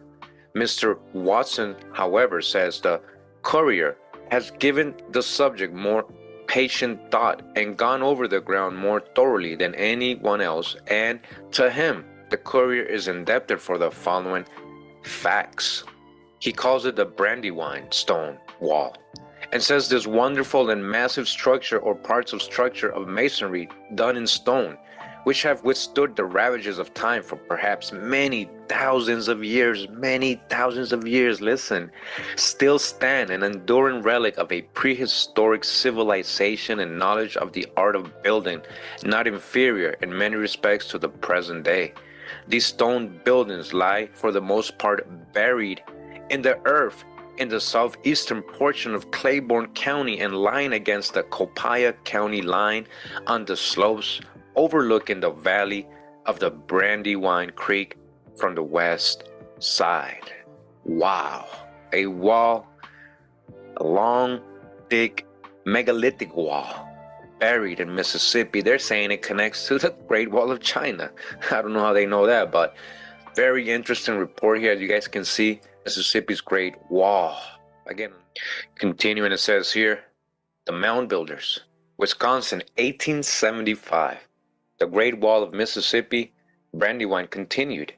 The bottom never found. Large forest trees, several hundred years old, growing on top. 400 square miles. So you understand what he just said? They found an archaeological wall, and they found trees growing on top of that wall. Very large trees, meaning that wall is very ancient. Let's get to the report. It says here, the Mound Builders. Traces of their work in Mississippi. Remarkable prehistoric discovery. Professor James R. Gage of Washington City, an eminent geologist and mineralogist who has recently been engaged in making extensive explorations regarding the works of the ancient mound builders, reports the discovery of a very remarkable wall in Claiborne County, 18 miles east of Port Gibson, Mississippi. The discovery has been incidentally mentioned in several papers within the course of a few days, but they do not appear to have realized a tithe of its antiquarian and archaeological interest and importance. We condemn the particulars of the discovery from the professor's statement in the Washington Republican. It appears that blocks of the stone have been taken by the farmers for building purposes for many years, and it has formed a general quarry for furnishing large blocks of stone. So they were finding this megalithic wall, these stones, and they were using it to build other things. They weren't reporting it. But the farmers have never, it seems, been aware of the antiquarian importance of this wall, which is claimed to be coeval or anterior to that of Hadrian's famous wall in England. Professor Gage employed laborers and uncovered a portion of the wall 20 feet in width and 175 feet in length. But on removing the soil here and there, he traced it 600 feet. The workmen uncovered the wall to a depth of 6 feet, but lower than this, the excavations were not continued. Large forest trees of pine and oak, several hundred years old, are grown on top of the wall. Again, large forest trees of pine and oak, they're very old trees, right? Several hundred years old, are grown on top of the wall. How old is this wall then? The blocks are limestone and belong to the Tertiary Formation. They were hewn out of this formation and are 3 feet in length, 20 inches in width, and 22 inches in thickness. One of these blocks has been shipped to Philadelphia for the centennial. Oh, so they sent one of these stones to their world fairs? The wall from which it was taken forms two sides of a rectangular, one part running east and west, and the other north and south. The excavations were made near their angle. 3 miles due south from this point, another portion of the wall reappears on the banks of Bayou Pierce, owing to the washing out of the creek, making it a large exposure, and it is therefore judged that this is a continuation of the ancient wall. The wall was built on the side of a ridge overlooking a swamp, which in ancient times was evidently the bed of a lake. And the inference is that the wall was erected by the ancient occupants as a barrier against an enemy, or possibly as an ancient levee or dike erected for the protection of the inhabitants against the encroachments of the lake or the waters of the Mississippi. Are you guys listening to this history that we were never taught? From other evidences of the wide extent of this wall, as described by Professor Gage, it appears that it included a large area of land, covering probably 400 square miles. All right, this is big, and extending to the Mississippi River, the locality where the wall exists in the neighborhood of the Natchez Indians. All right, the Natchez, who were found in a state of considerable civilization when they first visited by the French. And these remains, it is conjectured by Professor Gage, had some connection with the occupation by the warlike ancestors of this interesting and famous tribe. All right, you guys hear this? They didn't teach us none of this in school. They don't even bring it up at all. It didn't fit their history. Remember, manifest destiny. If it's considered pre-Columbian, it wasn't considered historic. It was savage. All right.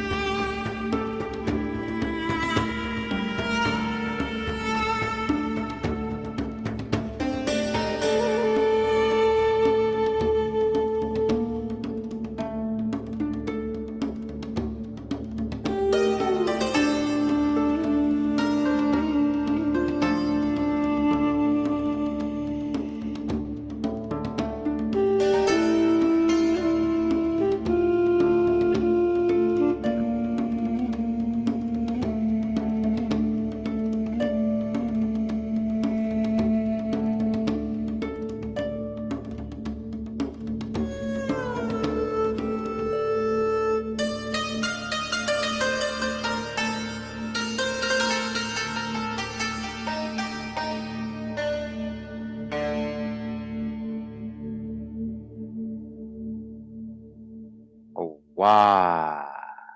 Hey, pura vida. Much love and respect. Thanks for tuning in once again. Appreciate everybody that's here, tuned in. Thanks for taking the time to do that. And today, it's one of those parts, history or myth. You tell me. A lot of people have talked about this topic in the past. It's pretty amazing. A lot of people bring it up to me like, yeah, of course Egypt is in America. Kincaid's, exploration, in the Grand Canyon. And everybody, seems to agree that it has to be true, right? Like, people use it like it's a primary source. Um, you know, honestly, we're gonna show what really is out there, really only.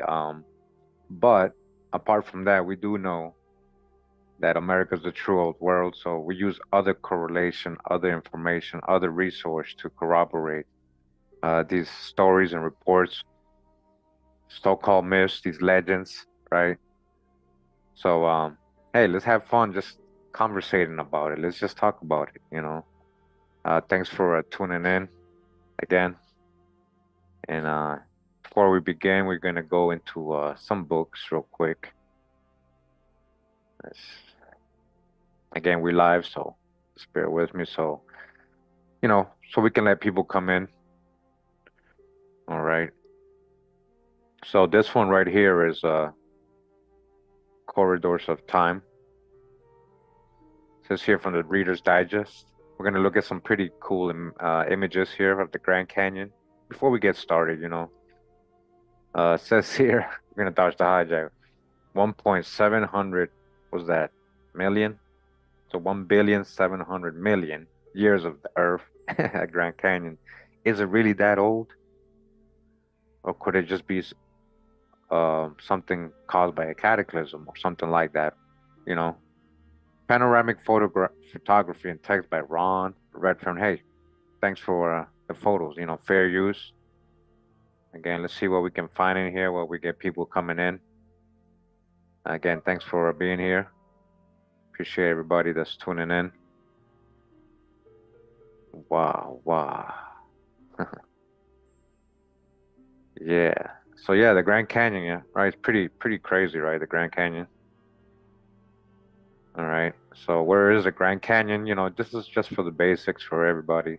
There's a lot of people that don't know, believe it or not, guys. All right. So we're in the United States. All right. So it's like in this region between Arizona, Utah, and Nevada. All right. You got Colorado extending into Colorado, a little bit of California, and you, as you zoom in, let me show you guys. So this will be one of those spots, I guess, where they have tourists go. I mean, it's very limited. You can't just go inside the Grand Canyon. It's blocked off. You guys know it's illegal. You can't just go into the Grand Canyon. So there's like designated areas and trails for the tourists, things like that. But pretty vast, yeah, pretty big, pretty extensive. There's very wild areas and parts that there's no humans, going in there. Many reservations, many indigenous reservations. All right, so all this is the Grand Canyon, as you guys can see. So the Hula Pai Indian Reservation around there. And then we got the Colorado River, of course, or the Red River, colored river, Colorado colored, which empties into the Gulf of California or the ancient Red Sea. Yeah, going through so-called Egypt, huh? All right, so yeah, this is hey, much love and respect, Odd Events. Thank you for the donation. All right, so yeah, in case anybody doesn't know, so look, it keeps going. All this is the Grand Canyon. It's just immense. And the Colorado River, you follow it. All right. Supai, like a little village here. See that? Yeah. Oh yeah, you can do the lighter thing. I haven't really done it or tried it. All right, but I just wanted to show. And then it ends up in this forest. mountain range. Look at the Grand Canyon National Park. So very vast. You guys saw how far I traveled, right? So this whole area. All right. So again, yeah, very extensive. A very amazing place, right? We could only ponder on what happened there, what has gone down there. All right. So they have their theories here on how it was created. Pretty funny. You know, the big blast, the bang bang, and all that. Yeah. But yeah, looking at some images, this great book right here, real quick. We're gonna read something in this book too, as well. All right. Hey, much love, James. Man, I appreciate you always, man. Make sure to check out James Lucifer Wooten channel as well. Elder got a lot to say. Everybody's message, everybody's important. Everybody matters. Gotta make sure to check out what everybody's saying, get different perspective and everything. Because at the end of the day, there's only one truth. So, you know, if we, you know, we're with the Great Spirit, it's gonna be like, you know, all pertinent, all connecting. So yeah, some great pictures here in this book. All right, we're just gonna keep looking at. I'm gonna show you something, and these books that I found. And I ain't gonna lie, shout out to Harry Hubbard. Yeah, shout out to Harry Hubbard. I saw a video he was doing, and he was pointing out these books. He was showing some images, but I saw some other ones he wasn't mentioning. I was like, wow.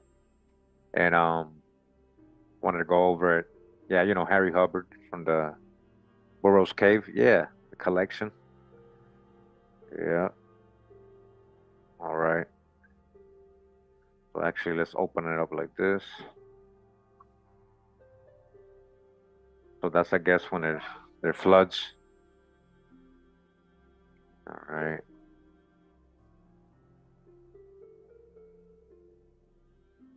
Wow, look at that. With the snow. Look at these monuments. Are they all natural? Yeah. Look at the red stone and these ancient trees. Ancient cedar. Cross-bedded sandstone. Zion. Zion. Yeah, Zion Canyon. Zion. Mount Zion. Zion. Huh?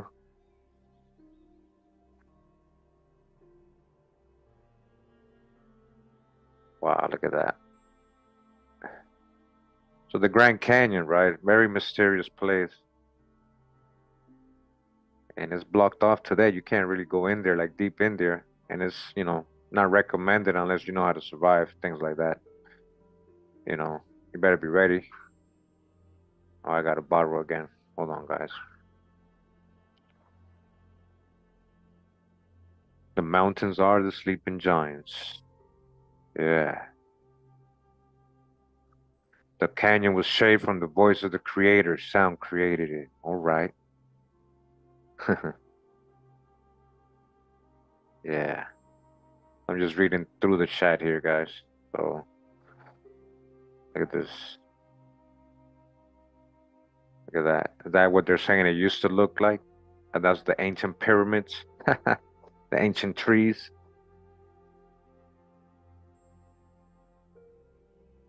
All right. We'll get to the juicy stuff, guys. So don't worry. Just going to go over. Letting some people come through just in case they're late. We're going over these images. Look at this ancient trunk right here.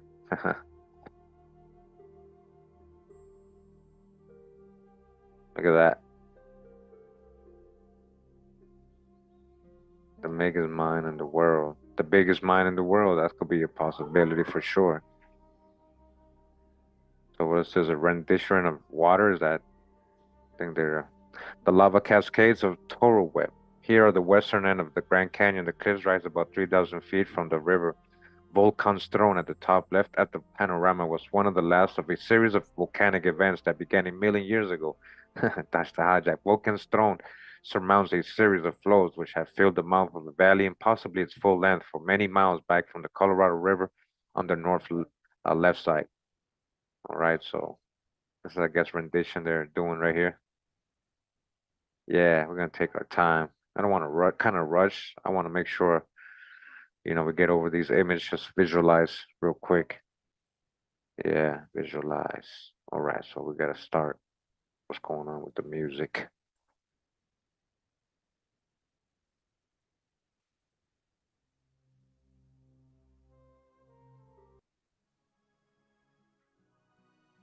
All right, so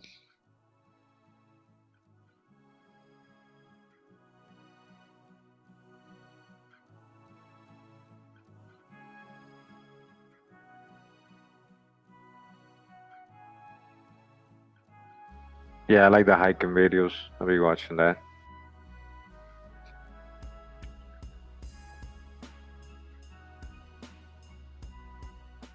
So this is I guess them saying how the lava flow came in the past, shaped some of the place. All right.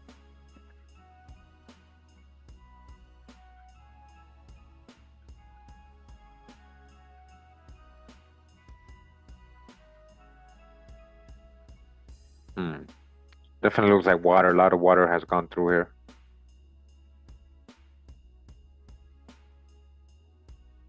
Drop the beat, drop the beat.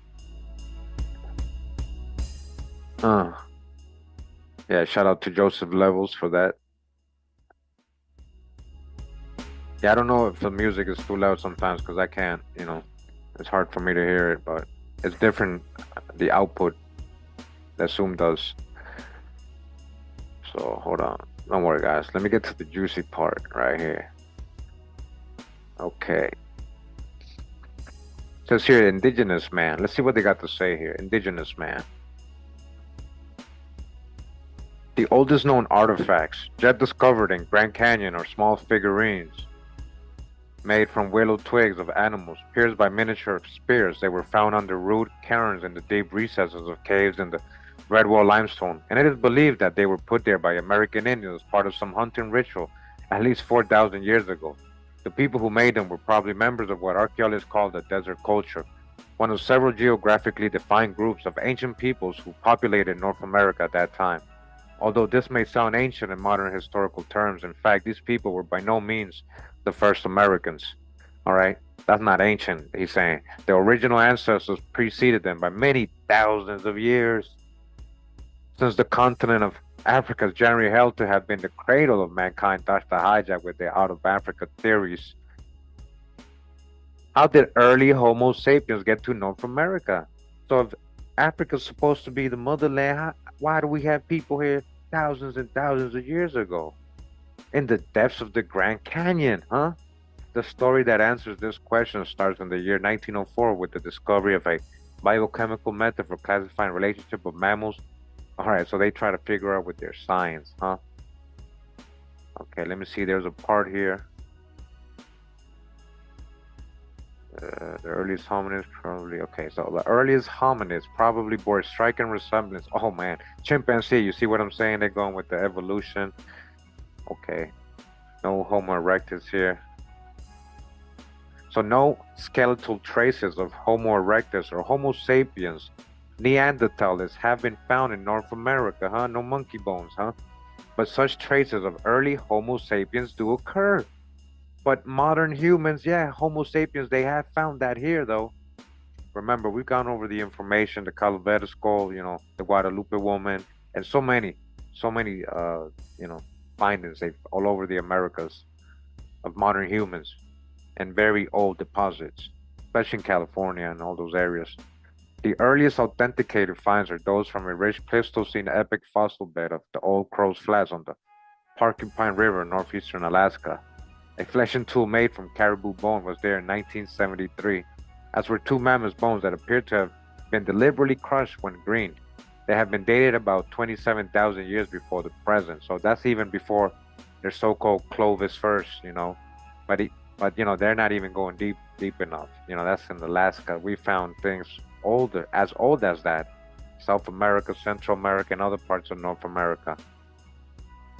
So in 1975, a cave that was occupied by prehistoric man was discovered near Avella in eastern Pennsylvania on the banks of Cross Creek, a tributary of the Ohio River.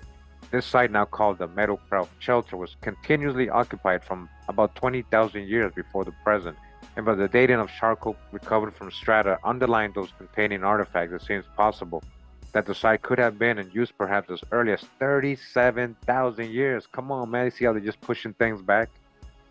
This is way before the Clovis thing and the Bering Strait thing.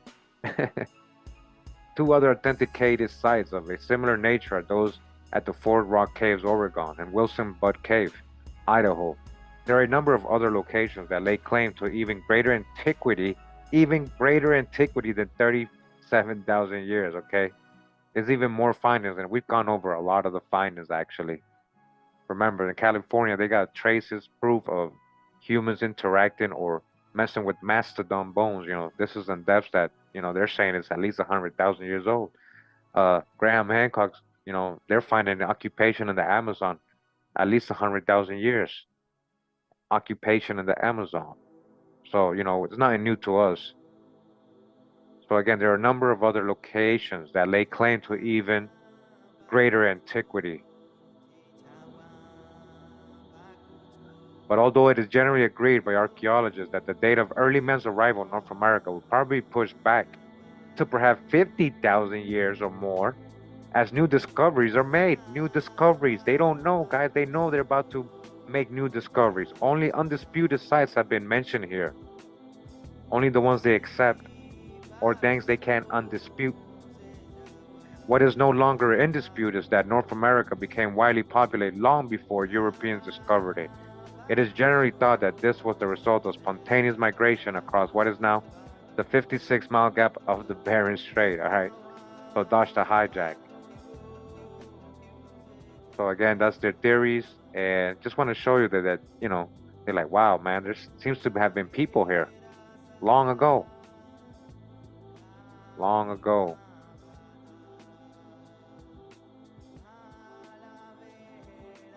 Look at this. And look at these guys. Do you guys see these? You see these entrances right here? All right, let's go back. Hold up.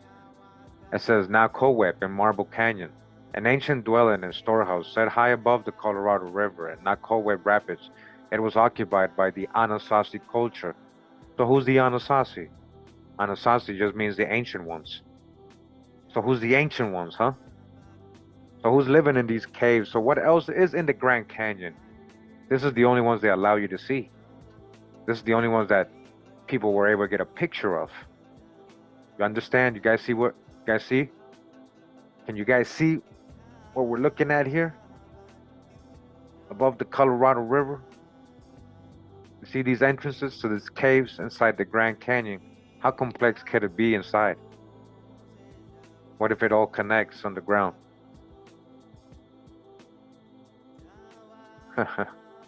Amazing, right?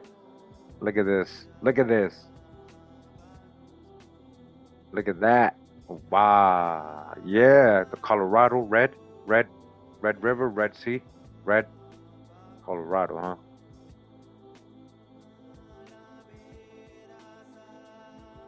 So let's see what it says here.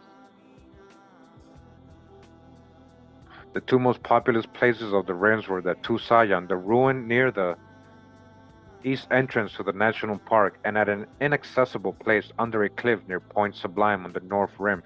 There are many ruins, such as that on Great Thumb Mesa. Many ruins, okay? Characterized by tower-like fortifications. Characterized by tower-like fortifications, but although they look warlike, their true purpose is not known, and probably was not defense. Down in the depths of the canyon, every Colorado River tributary delta was a potential living site. The best known are those of Nankowep Creek and Marble Canyon, about 52 feet, miles, below Lee's Ferry, at the confluence with the Little Colorado River at Anchor Creek, right band foreground. At the Bright Angel Creek near Phantom Ranch, some dwellings were built on or near the farm sites, and their ruins can be plainly seen today. Others were built high above the river. under overhanging cliffs, such as cliff dwellings, were also used as granaries to store surplus food for use in wintertime, huh? Granaries for storing food, just like, remember Joseph and what he did with Pharaoh? They stored food, right? Because they had 7 years of abundance and 7 years of drought. So granaries, a lot of granaries, but that's what they're saying it's for. It could have been used for something else. All right, so access to them is nearly always difficult or hazardous, okay? You can't even access these places, these ruins. Occasionally, a wooden pole bridge, such as that near President Hardin's Rapid in Marble Canyon, can be seen joining two precarious ledges high above the river. They too were built by ancient Indians for reasons that are not always clear to those who have managed to reach them with the aid of ropes. Whatever else, these people were certainly superb rock climbers, okay? The only site that's still occupied in the Grand Canyon is Havasu Canyon, 70 miles river below Angel Creek. All the others, both in Canyon and on the Springs, were abandoned between 1150 and 1200, huh?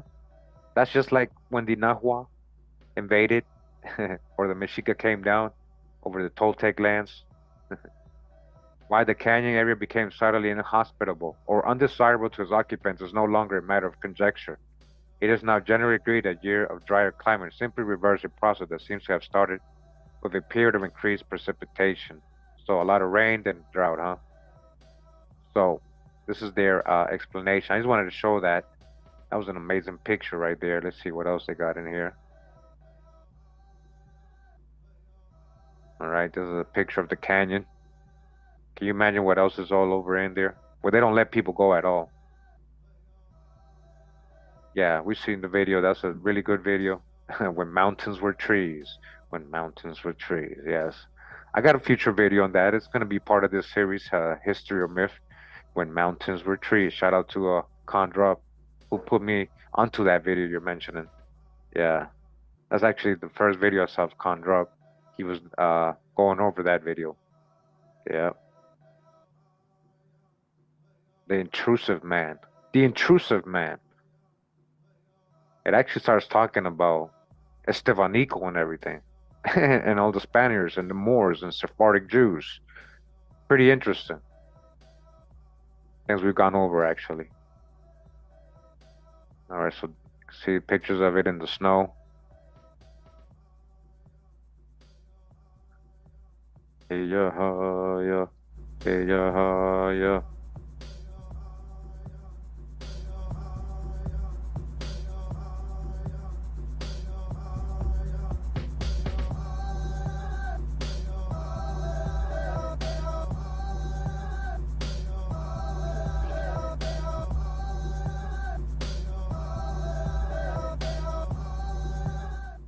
So, you guys can see the people right here on the left. Like, wow. It's pretty crazy to be on the edge like that with no railing. Does that have railing? It must have railing. But then, what is this on top of the, what is it? This looks man-made over here, right in front of the people. I don't know what that is, but that looks almost man-made. Yeah, we can go forever and ever here. But you guys ready for what they're about to show? Check it out. This is a famous picture. All right, so this is the book that comes out of. All right, so what are we gonna go over here? So first of all, it's 2 pages. Let me see. Yeah, so it's the whole 2 pages right here. So first, let me read. It says, the view from Javapai Museum. Javapai Museum is perched on the edge of a precipitous drop on the south rim of Grand Canyon near Grand Canyon Village.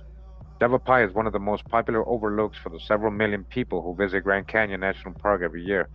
The museum not only houses an interesting exhibit that tells the geological story of Grand Canyon, but also has a multi-paneled pictured window through which visitors can identify the mountainous buttes that rise in the tiers from the canyon's floor directly below. This panorama reconstructs that view. All right, we're gonna zoom into each page and it's gonna show us the name of some of these places, right? So we got Osiris Temple, right? Osiris Temple, Indian Gardens, Scorpion Ridge, the Battleship, Shiva Temple, Isis Temple. You guys see that? Isis Temple, Kaibab. This is all Egyptian names. Cheops Pyramid, the Cheops Pyramid, Phantom Ranch, Kaibab Plateau, Ozabot, Okay, do you guys see that? Cheops Pyramid, Shiva Temple, Isis Temple, Osiris Temple. Okay? This is where they got that image from. Everybody gets that image from. All right, go to the next page. We got Brahma Temple, Zoroaster Temple. All right, temples. What are they telling us, huh? Are these just buttes, as they're calling them? Vishnu Temple? Wotan's throne, man. This is Wotan's throne. Wotan, right? Wotan from the Maya. Wotan. Vishnu. Okay? Yeah. All right, look at all those names. Wotan, you already know.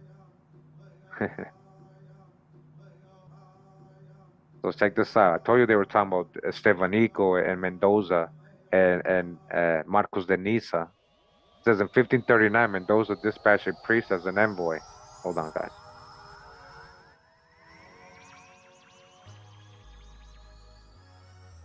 Fray Marcos de Niza, who was preceded by Estebanico, to find the cities and plunder their treasure. We're talking about Estebanico the Moor from Morocco. All right, these are people exploring the Grand Canyon. We're just talking about cities of gold. Shout out to Con Drop, man. I love that cartoon. He made me watch. He made me watch that because I probably would have never watched it. I didn't get a chance to see it in the 80s or whenever it came out.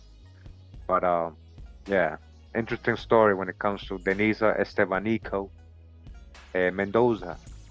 Antonio de Mendoza, right? On his return to New Spain, Deniza reported quite untruthfully that he had seen 7 golden cities in the distance. He was referring to part of the Hawiwa,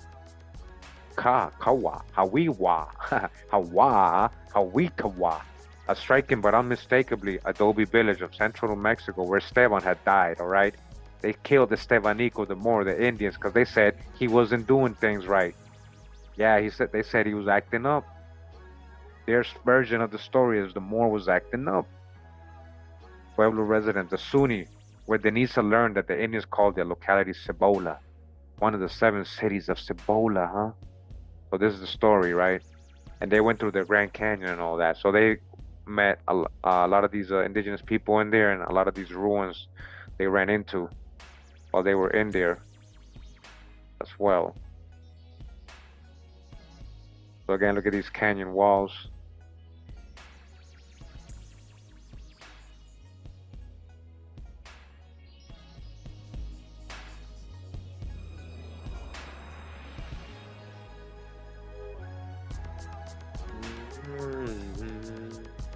All right. All right, we're gonna go to this book now. Pretty cool pictures here too. This is the Time and the River Flowing Grand Canyon by Francois Leidet. Right, Francois Leidet. Let's borrow the book again.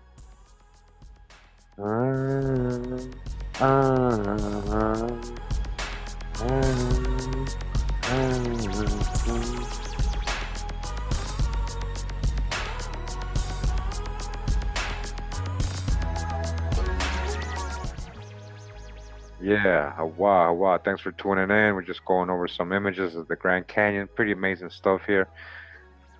You know.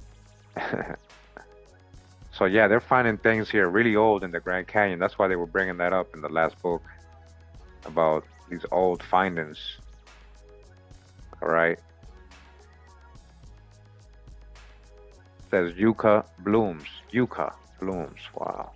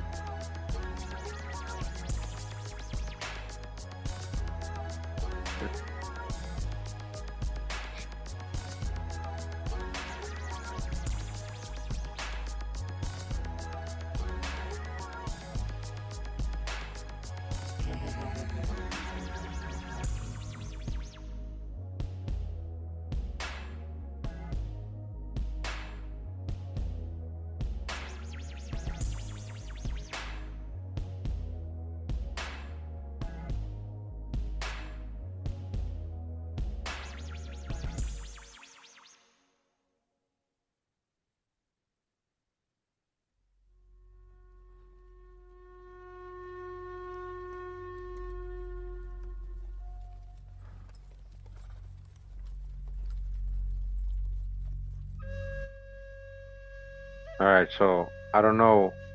I'm looking at this image right here. Do you guys see right here? Looks like a wall almost. You see the squares broken up. I mean, it could be natural, but look at that.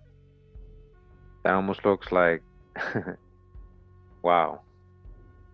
Look at that. These walls right here.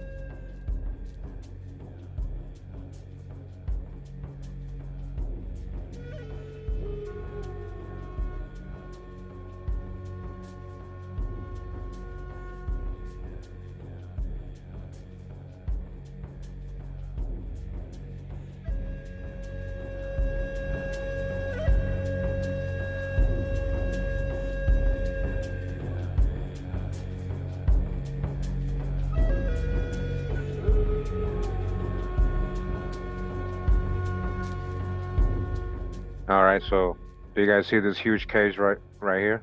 Cave. All right, look at this huge cave. It says that now the scenery is on a grand scale. The walls of the canyon, 2,500 feet high, are a marble of many beautiful colors and often polished below by the waves of far up the sides, where showers have washed the sands over the cliffs. At one place I have walked for a mile and a mile on a marble pavement, and all polished and fretted with strange devices, and embossed in 1,000 fantastic patterns. All right, that's how you're describing it. So you see that picture right here, right? There's a cave in there. That's an entrance right there, man. I'm telling you, there's so many things in there. All right. So let's see what he's saying. Look at this.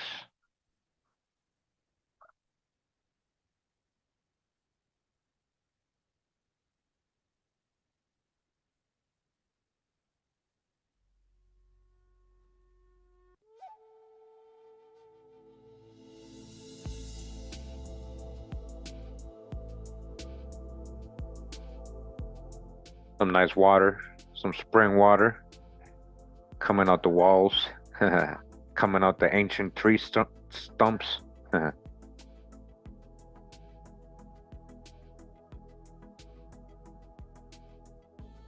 Grand Canyon.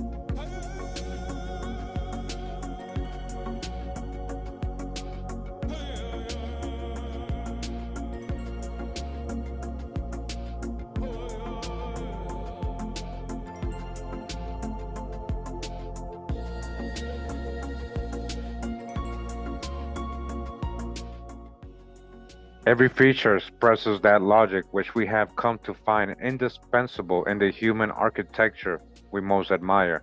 For every feature there is a why and a wherefore.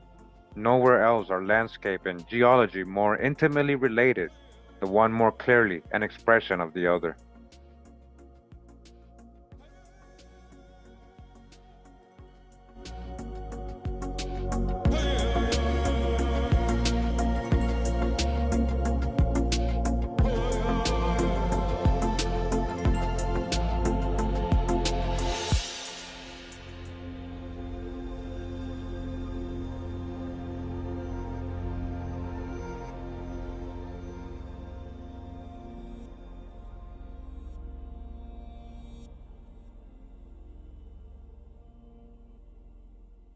So a lot of wildlife they're showing now. I just saw a bobcat. They probably got a lot of jaguars there now. You know, we've been spotting the jaguars. A lot of people's been telling me, you know, they're spotting a lot of jaguars now in the south. So maybe a lot of jaguars are hiding out in the Grand Canyon. That's a lot of places to hide for them and recover and populate. Sure, they got plenty of food there.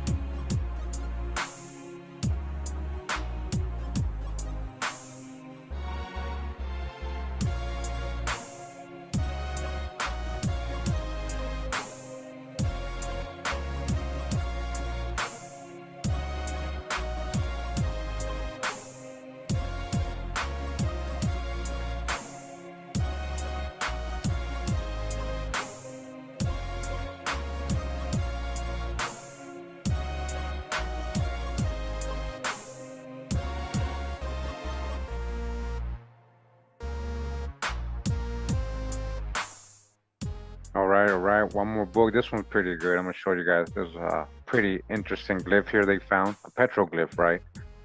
Proving something we've already demonstrated, but people still think something else about it. You'll see what I'm talking about. This book is, let's see, Ghost of Glen Canyon, History Beneath Lake Powell by G. Gregory Crampton, okay? So it's in black and white. Let me actually borrow it.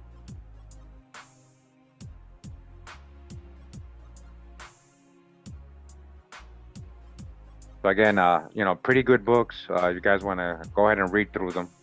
That's why I'm showing them to you guys. You can find them on archive.org. All right. So this is them talking about their experience in the Grand Canyon. All right. Getting ready to take the pictures. Look at that. Wow, look at those. Almost looks like buildings, right? Wow. What is that?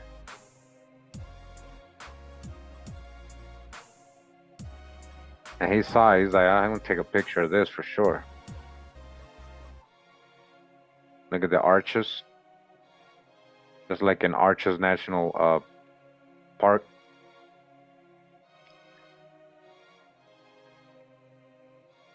And some ruins right here.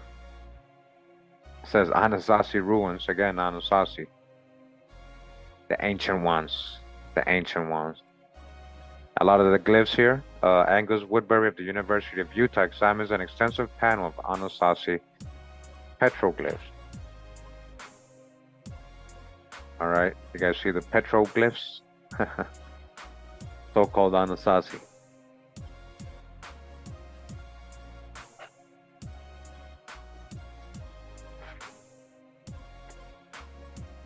This is just the one they allow us to see, right? There's a lot more.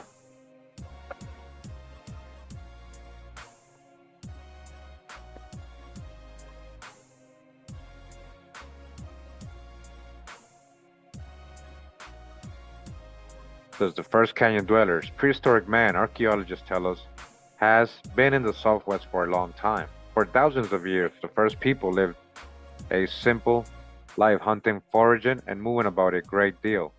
Gradually, these early inhabitants developed more sophisticated ways of life, and several interrelated cultures emerged, each showing a remarkable adaptation to arid, resource-poor, rocky environment. One of these, the Anasazi culture, by the beginning of the Christian era, occupied the scenic Four Corners, a region extended outward from the common point where the boundaries of Utah, Colorado, New Mexico, and Arizona converge. The Anasazi from the Navajo word meaning ancient ones. All right, I told you that's not their name. That just means ancient ones. Claim much of the Glen Canyon area. Another people, the Fremont, with close ties to the Anasazi and Glen Canyon, generally live west and north of the Colorado River. All right, so let me take a look at these glyphs right here. It says prehistoric petroglyphs located near Hyde and Upper Glen Canyon. Look at that.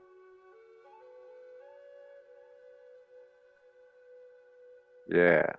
Welcome, welcome. Pura vida, mi gente. Hope you guys enjoying and enjoying the chat as well. You know.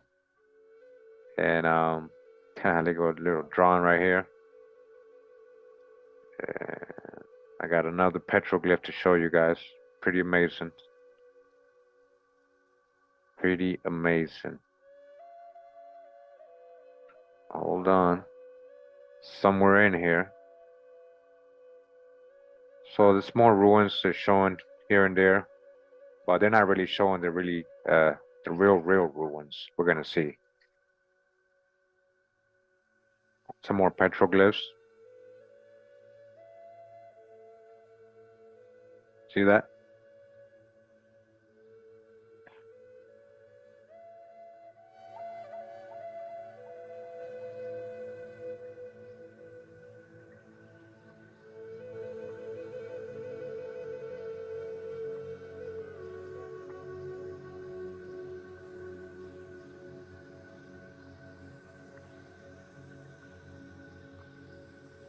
What's that they're taking down over here? Looks like they're destroying something here, like a mound or something.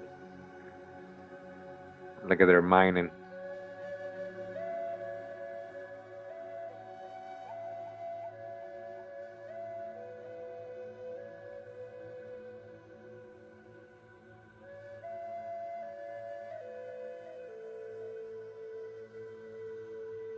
The spring water flows from the base of 75-foot high walls in the narrow canyon of the Waweep, right out of the ancient trunks.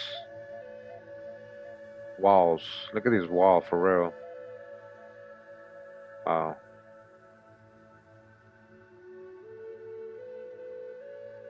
All right, this is pretty cool. Check this out, guys. So, all right, that's what it looks like today, I guess, but it's broken, right? It's broken. Look at it. It's broken. And this is what supposedly it looked like in the past over here on the right. Let me just zoom in. All right. You guys see that? And it says Thomas Moran's Island Monument, as it appeared in Powell's report of his second expedition in 1875. You see that? It looks like a statue. It looks like a statue of some sort, right? Now let me back up again. Whoops. Whoops. Sorry about that. So, all right. Looks like they broke it or something. What happened, huh? Pretty cool, right? Now check this out, guys. Look at this cave. Look at this two cave entrances. One up here, down here. And he's looking right at it. They're taking pictures of it and everything. You see? Yeah, like, look at that cave. They even left their initials there. Guys, see that?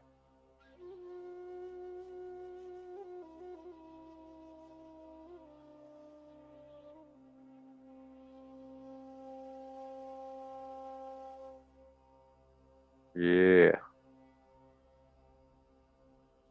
All right. Some more. Prehistoric inhabitants created this elaborate panel of petroglyphs located at right bar using stone to peg stone. All right.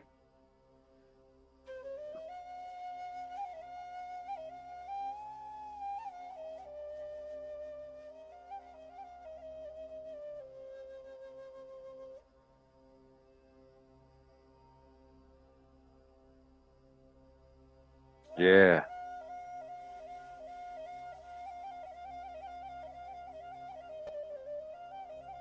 Some more ruins. all the exploration they've done. But they ain't gonna let nobody go in there. If you're not down with the team, you're not down with the team.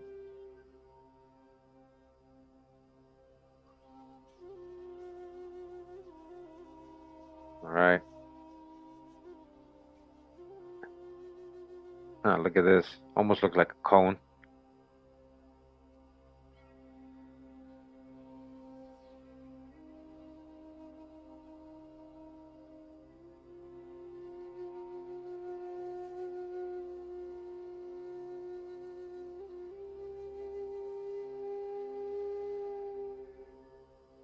All right, a so-called butte. Is that a building? So-called butte.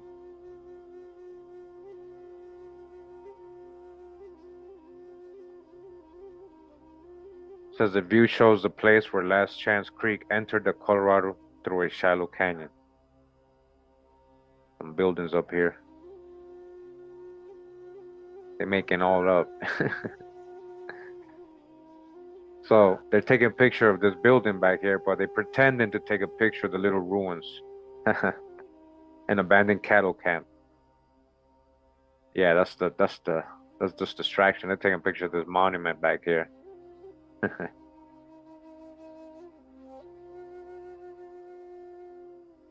It says a view of Wild Horse Bar photograph from point near the foot of the bar on September 7, 1959.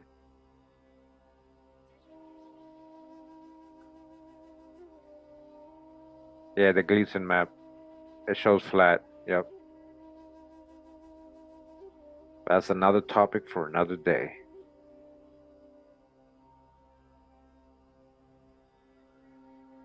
All right, look at them just exploring, huh? Exploring. Look at this. That looks like something right here. It says Lake Powell Waters Lab at the base of the same trail with Klondike Point visible in the background. All right, Klondike Point. That's what they call it. Klondike Point. Beyond the ice walls. Worlds beyond the poles, huh? Look at these little bridges or arches. Pretty cool.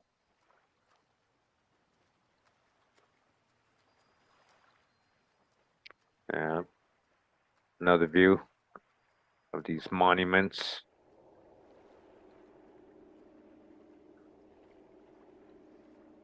All right, so where is the petroglyph? Wanted to show you guys. All right, just look at this picture.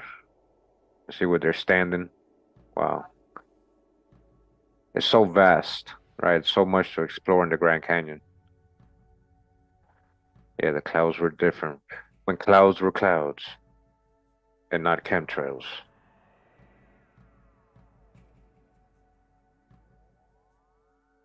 If you're watching this late and not live, you're probably wondering who I'm talking to. There's a live chat I'm interacting with, just in case. All right. Yeah.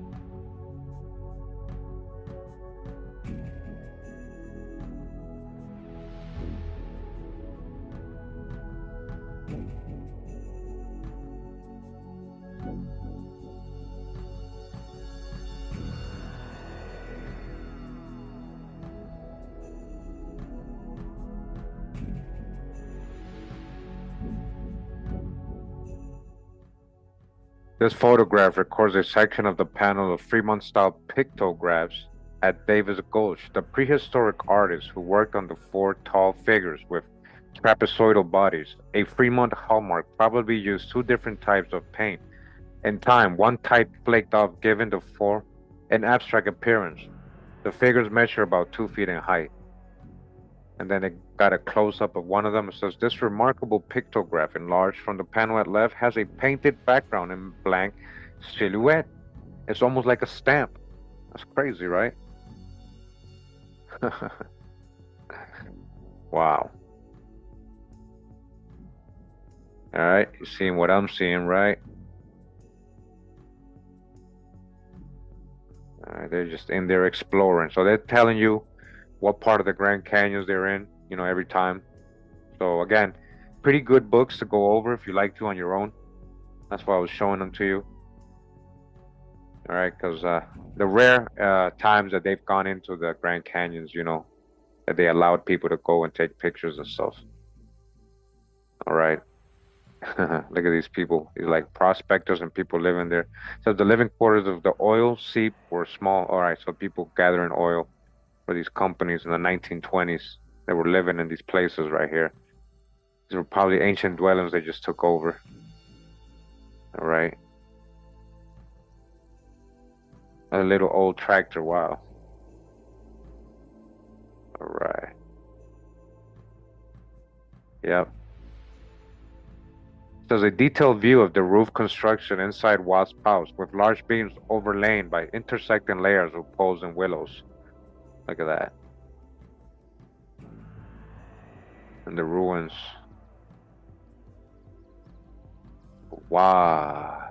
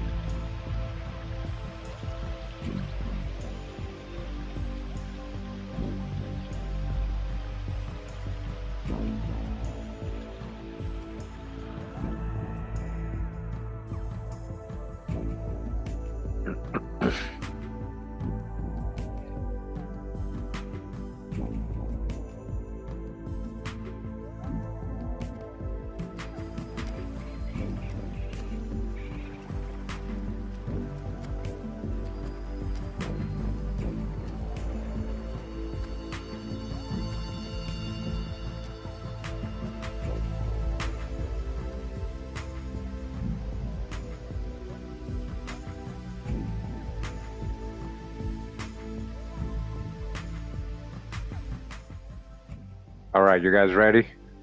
Take a look at this. What do you see here? MC was the first one to notice what they're doing. What do you guys see here? It says this photograph captures the Defiance House. Pictograph panel. The figure on the right measures some 4 feet high. All right, what are they doing? Come on now. They got swords and shields. And they're like got this warlike stance. They're about to go at it, battling. They got swords and shields. Come on now. Either combat or training. Yeah, you already know. You already know. It almost looks like the samurais too. Not just like any kind of sword and shield people. See how they got their legs bent. Martial art pose and stuff. Warriors, squatting man battles. Yeah.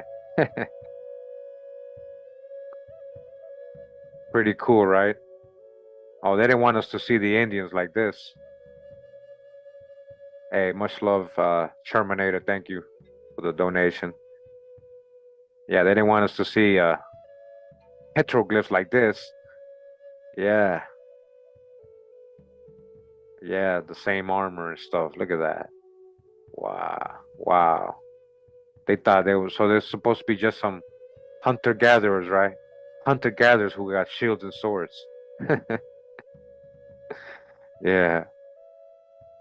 Pretty cool. Pretty cool. Hold up. Then we got some more petroglyphs I want to show you guys.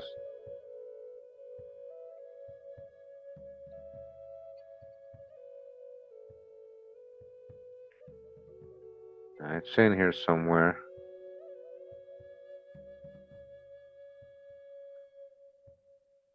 Some more ruins. It's a lot of ruins everywhere. Prehistoric ruins, all right? Located 300 feet downstream from Fort Moki. Moki or Mochi. Mochi or Moki. Moki, Mochi. Moche, Moki.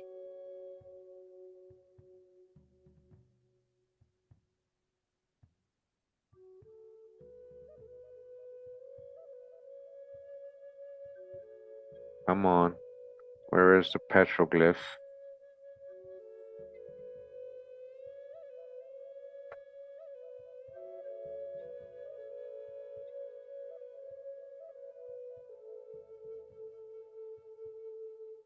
It's not it. Where'd it go? Hold on.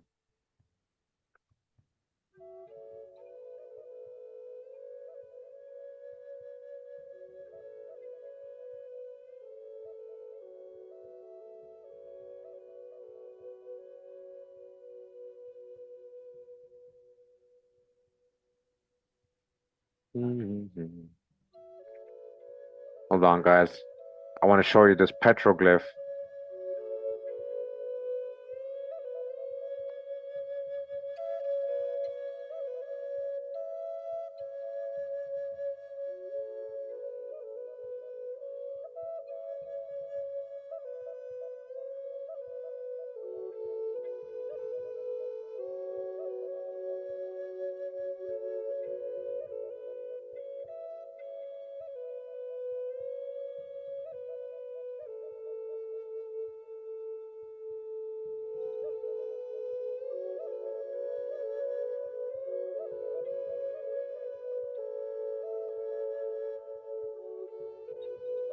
Okay, I found it. Not sure how I skipped this, but we found it.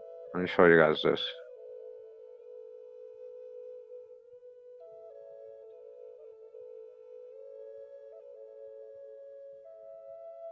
All right, here we go.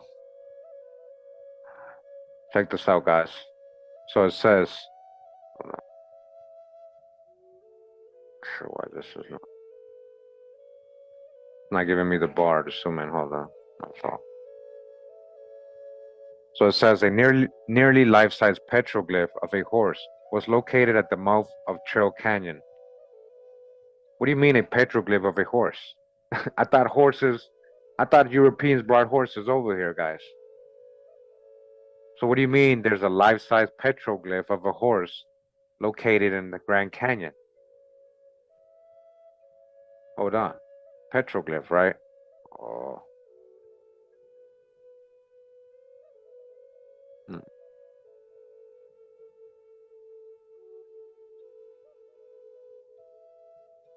Oops. There we go. So a petroglyph is an image created by removing part of a rock surface by incising, picking, carving, or air braiding as form of rock art. Outside North America, scholars often use terms as carving, engraving, or other descriptions. So petroglyphs estimated to be 20,000 years old are classified as protected monuments and have added to UNESCO's World Heritage. The word comes from Greek petro, from petra meaning stone, carve, and originally coined French petroglyph. All right. So petroglyphs have been found in all parts of the globe except Antarctica, with highest concentrations in parts of Africa, Scandinavia, and Siberia. Many examples of petroglyphs found globally are dated to approximately the Neolithic and late Upper Paleolithic boundary, roughly 10,000 and 12,000 years ago. Okay? Around 7,000 and 9,000 years ago, the following introduction of a number of precursors of writing system, the existence and creation of petroglyphs began to suffer and tail off, all right? So you guys understand, you're calling it a petroglyph. That's big right here. This is old. We had horses here. We had horses. This is proof. We had horses here. There's a petroglyph of a horse. Look at the detail. They even got a seat on it and everything. Petroglyph. Petroglyphs are old. It's not in modern. It's not from the Spanish times. It's not from colonial times. Petroglyphs are old. All right, so that's kind of what I want to show you there. All right. Now, real quick. Okay, so you guys have all probably heard about the explorations in the Grand Canyon, a report done by the Arizona Gazette in 1909. Right, so these are some examples right here. I just want to show you. This is kind of what you find on the internet. All right. As you guys can see, explorations in Grand Canyon, mysteries of immense rich cavern being brought to light. Jordan is enthused. All right, so what I want to show here is that the Arizona Gazette was real. It was a real publication. All right. So this is an example of the Arizona Gazette. This is not the same volume, but it's really actually hard to get a hold of the Arizona Gazette. Supposedly, when you go to the Library of Congress, let me just show you guys. It exists. So some people try to say it never existed. It's not even a real newspaper, but it was.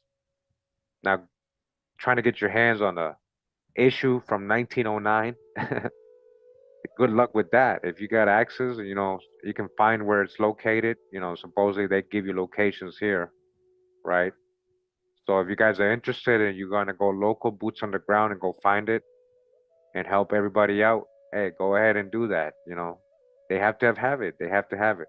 For libraries that have it, it says here. It's like I'm showing you, right? Original, 1909. Look at that, original. Arizona Historical Society, and so on and so on. It goes in alphabetical order. Well, actually, there's not a lot.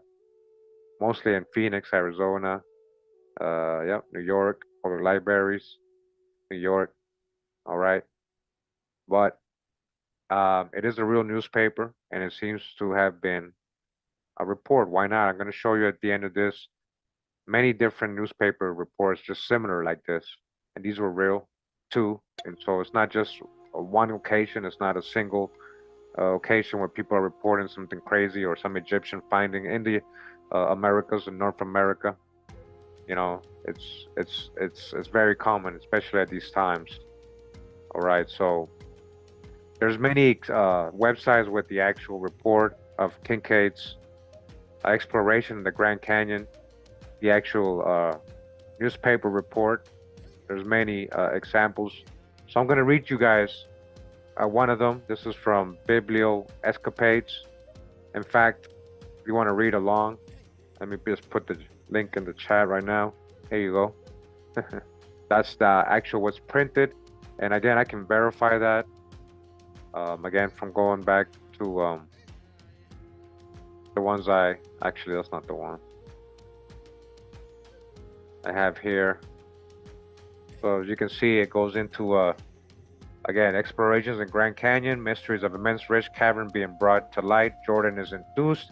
Remarkable finds indicate ancient people migrated from the Orient. All right, so it goes over certain topics, associate thorough investigation, Mr. Kincaid's report, the passages, the shrine, and so on and so on. The Indian legend, the hieroglyphics, the crypt, there's a lot. So we're going to read all that in this website. I already verified that it was in there. So this is what it says. Remarkable finds indicate ancient people migrated from the Orient. Remember, this is supposed to be from the Arizona Gazette, Monday evening, April 5, 1909. Explorations in Grand Canyon. The latest news of the progress of the explorations of what is now regarded by scientists as not only the oldest archaeological discovery in the United States, but one of the most valuable in the world, which was mentioned some time ago in the Gazette. So it's not the first time, he just said it, all right? And I actually had a copy of that other report and I couldn't find it. It was on my old computer.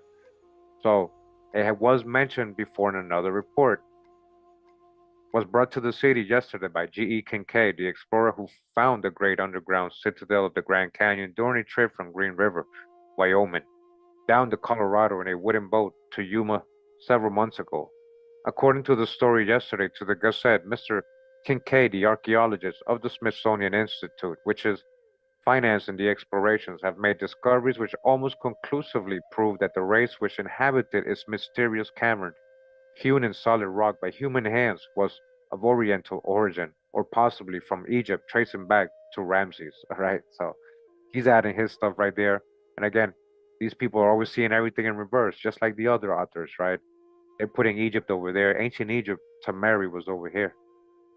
Tamari was over here, and so yeah, we've found A lot of corroboration. We know corn was over here. Egyptians had corn. Yeah, all that. If their theories are born out of the translation of the tablets engraved with hieroglyphics, the mystery of the prehistoric peoples of North America, their ancient arts, who they were and whence they came, will be solved. Egypt and the Nile, and Arizona and the Colorado will be linked by a historical chain running back to ages which staggers the wildest fancy of the fictionist. All right, all right. A thorough investigation. Under the direction of Professor S.A. Jordan, the Smithsonian Institute is now prosecuting the most thorough explorations, which be continued until the last link in the chain has been forged. All right, so remember what the Smithsonian stands for and what they did a lot of the times is hide all these artifacts, hide the giant bones, hide, just switch the narratives. So their stand on this is that it never happened. They didn't approve no excavation, and Kincaid is not real. That's their whole stand on it. That's it. They don't really say much else. So nearly a mile underground, about 1,480 feet below the surface, the long main passage has been delved into to find another mammoth chamber from which radiate scores of passageways like the spokes of a wheel. Several hundred rooms have been discovered, reached by passageways running from the main passage, one of them having been explored for 854 feet and another 634 feet. The recent finds include articles which have never been known as native to this country, and doubtless they had their origin in the Orient. War weapons, copper instruments. All right, copper is from here, the most purest copper. So what do you mean? They found all that in the mounds. All right, so as edged as hard as steel indicate the high state of civilization reached by these strange people. So interested have the scientists become that preparations are being made to equip the camp for extensive studies, and the force will be increased to 30 or 40 persons. So Kincaid is saying they're even interested and they're going to make another expedition and they're going to help me. So again, once the Smithsonian is involved, we're going to see everything disappears and stories get swept under the rug. Before going further into the cavern, better facilities for lighting have to be installed, for the darkness is dense and impenetrable for the average flashlight. In order to avoid being lost, wires are being strung from the entrance to all passageways leading directly to large chambers. How far this cavern extends, no one can guess, but it is now the belief of many that what has already been explored is merely the barracks, to use an American term for the soldiers, and that far into the underworld will be found the main communal dwellings of the families and possibly other shrines. So he's saying it's more probably inside, deeper. The perfect ventilation of the cavern, the steady draught that blows through, indicates that it has another outlet to the surface. And it says here, Mr. Kincaid's report. So again, all of this is on the newspaper article, everything we're reading. Mr. Kincaid was the first white child born in Idaho and has been an explorer and hunter all his life, 30 years having been in the service of the Smithsonian Institute. Even briefly recounted his story sounds fabulous, almost grotesque. First, I would impress that the cavern is almost inaccessible. The entrance is almost 1,486 feet down a near canyon wall. Now, we just saw pictures of a similar place, right? An entrance in a very inaccessible place down a canyon wall. So there's many of these in the Grand Canyon. We already saw a picture of it in that, Reader's Digest book we just came from. We could believe that for sure. It is located on government land. It's located on government land, and no visitor will be allowed there under penalty of trespass. You can't go there. It's owned by the FBI today. The scientists wish to work unmolested, without fear of the archaeological discoveries being disturbed by curio or relic hunters. A trip there would be fruitless, and the visitor would be sent on his way. The story of how I found the cavern has already been recounted, but in paragraph I was journeying down the Colorado River in a boat alone, looking for mineral. Some 42 miles up the river from El Tovar Crystal Canyon, I saw on the east wall stains in the sedimentary formation about 2,000 feet above the riverbed. All right, we're going to actually read about Crystal Canyon, I think, today in a newspaper article, and a different one.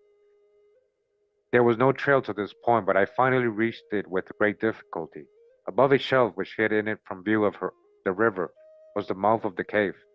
There are steps leading from this entrance some 30 yards from what was at the time the cavern was inhabited, the level of the river. When I saw the chisel marks on the wall inside the entrance, I became interested, secured my gun, and went in. During that trip, I went back several hundred feet along the main passage, till I came to the main crypt in which I discovered the mummies. One of these I stood up and photographed by flashlight. I gathered a number of relics which I carried down the Colorado to Yuma, from whence I shipped them to Washington, with details of the discovery. Following this, the exploration were undertaken. The passages. The main passageway is about 12 feet wide, narrowing to 9 feet toward the farther end. About 57 feet from the entrance, the first passages branch off to the right and left, along which on both sides are a number of rooms about the size of ordinary living rooms of today, though some are 30 to 40 feet square. These are entered by oval-shaped doors and are ventilated by round air spaces through the walls into the passages. The walls are about 3 to 6 inches in thickness. The passages are chiseled or hewn as straight as could be laid out by any engineer. The ceilings of many of the rooms converge to a center. The side passages near the entrance run at a sharp angle from the main hall, but toward the rear they gradually reach a right angle in direction. Says here the shrine. Over 100 feet from the entrance is a cross hall, several hundred feet long, in which was found the idol or image of the people's god, sitting cross-legged, with a lotus flower or lily in each hand. The cast of the face is oriental, and the carving shows a skillful hand, and the entire is remarkably well preserved, as is everything in this cavern. The idol most resembles Buddha, though the scientists are not certain as to what religious worship it represents. Taking into consideration everything found thus far, it is possible that the worship most resembles the ancient people of Tibet. Surrounding this idol are smaller images, some beautiful in form, other crook-necked and distorted shape, symbolical, probably of good and evil. There are 2 large cacti with protruding arms, one on each side of the dais on which the god squats. All this is carved out of hard rock resembling marble. In the opposite corner of this cross hall were found tools of all descriptions, made of copper. This people undoubtedly knew the lost art of hardening this metal, right? Copper, come on. Just like the mound builders, which has been sought by chemists for centuries without result. On a bench running around the workroom was some charcoal and other material probably used in the process. There is also slag and stuff similar to mat, showing that these ancient people smelted ores, but so far no trace of how this was done has been discovered, nor the origin of the ore. Among other finds are vases or urns and cups of copper and gold made very artistic in design. The pottery work includes enameled ware and glazed vessels. Another passageway leads to granaries, such as are found in the Oriental temples. All right, granaries, just like we just read in the book, right? We just came from. They were finding granaries. Supposedly, these caves, these entrances are granaries, just like Kincaid is describing.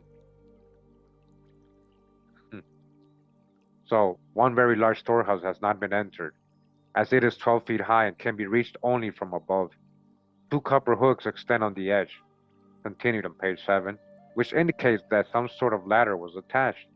These granaries are rounded, and the materials of which they are constructed, I think, is very hard cement.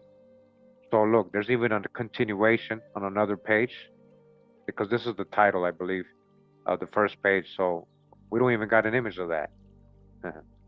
A gray material is also found in this cavern, which puzzles the scientists, for its identity has not been established. It resembles platinum. Thrown promiscuously over the floor everywhere are what people call cat's eyes, or tiger eyes, or what they talk about, jaguar. A yellow stone or no great value, each one engraved with the head of a Malay type. The hieroglyphics. On all urns on the walls over the doorways, the tablets of stone which were found by the image are mysterious hieroglyphics, the key to which the Smithsonian Institution hopes yet to discover. These writings resemble those found on the rocks about this valley. The engraving on the tablets probably has something to do with the religion of the people.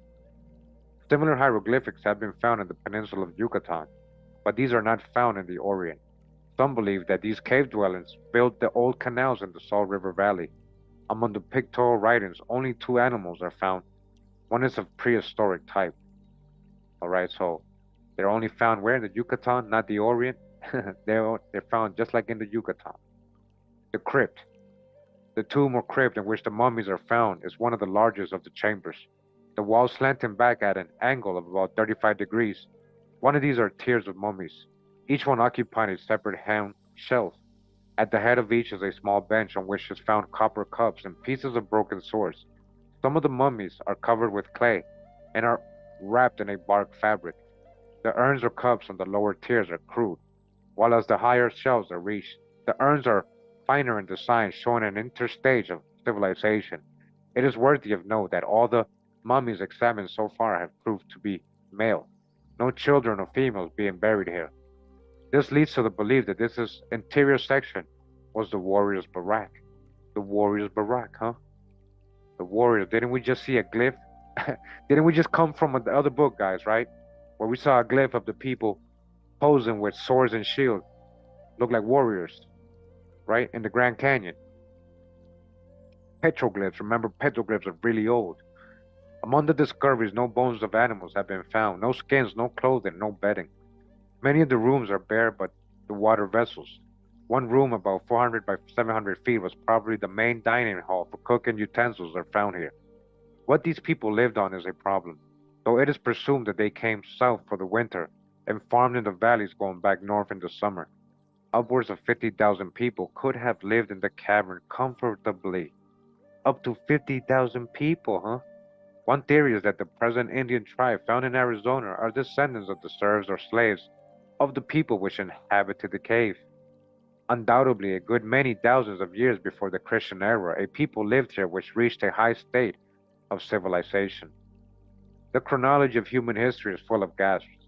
Professor Jordan is much enthused over the discoveries and believes that the find will prove of incalculable value, archaeological work.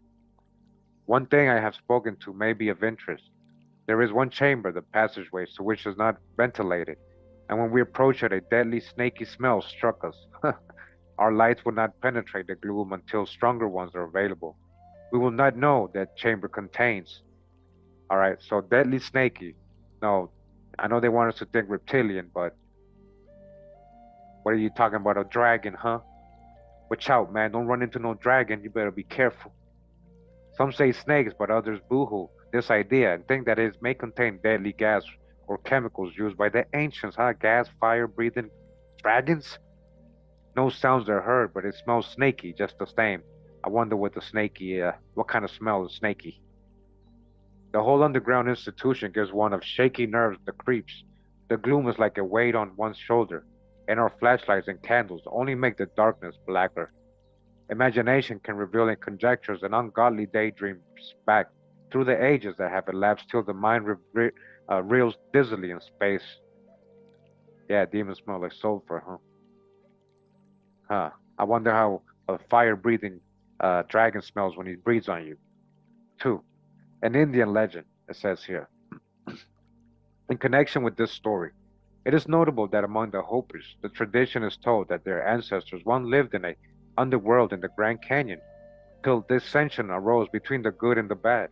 The people of one heart, the people of two hearts. Manchoto, who was their chief, counseled them to leave the underworld, but there was no way out. The chief then caused a tree to grow up and pierce the roof of the underworld, and then the people of one heart climbed out, right? A large tree. They tarried by Palciabo, Red River, all right? Red River, which is the Colorado, like I was saying earlier, right, guys? Red River, Colorado colored, Red River, and grew grain and corn that empties into the Red Sea or Gulf of California, right? And the grain, the corn grew there, huh? They sent out a message to the Temple of the Sun, asking the blessing of peace, goodwill, and rain for the people of one heart. That messenger never returned, but today at the Hopi village, at sundown, can be seen the old man of the tribe out of the housetops gazing toward the sun, looking for the messenger. When he returns, their land and ancient dwelling place will be restored to them. That is the tradition. Among the engravings of animals, in the cave is seen an image of a heart over the spot where it is located. The legend was learned by W. E. Rollins, the artist, during a year spent with the Hopi Indians. There are two theories of the origin of the Egyptians. One is that they came from Asia. Another is that their racial cradle was in the Upper Nile region. Perrine, an Egyptologist, believed in the Indian origin of the Egyptians. The discoveries in the Grand Canyon may throw further light on human evolution and prehistoric ages. End quote. And that's the actual article that came out in the front page of the Arizona Gazette in 1909. And again, they're always seen in reverse. What if ancient Egypt was here? And it was here. Tamari. Yeah, that was here, guys. Tamari. Yeah, let's get into a little bit of that, if you guys don't mind. Actually, what we're going to do now is, well, first of all, I just want to show you that. Hold on. Okay, we got that. So the map of the Grand Canyon. All right, some images of the Grand Canyon here. All right, look at that. The Vishnu Temple, Shiva Temple. All right, so they know Shiva Temple. Look at that. I know it's a little. Okay.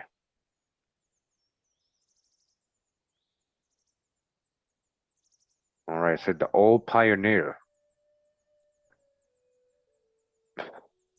The triennial magazine of the Grand Canyon Historical Society. So we have this issue here. I'm gonna get it PDF form. So Atlantis Rising, Ancient Egyptians in the Grand Canyon. All right, the famous image everybody has. I just want to read this a little bit, okay? It's a long article. Won't probably read everything, but yeah, I'm gonna try to read a little bit for you guys.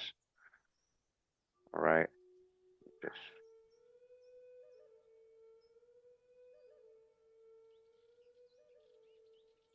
So it's in the years since 1992.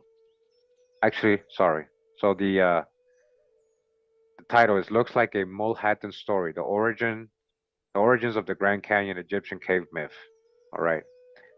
In the since 1992, some dramatic new Grand Canyon lore has emerged, mutated rapidly, taken on elaborate forms, and won a large loyal following. This story appears on thousands of websites.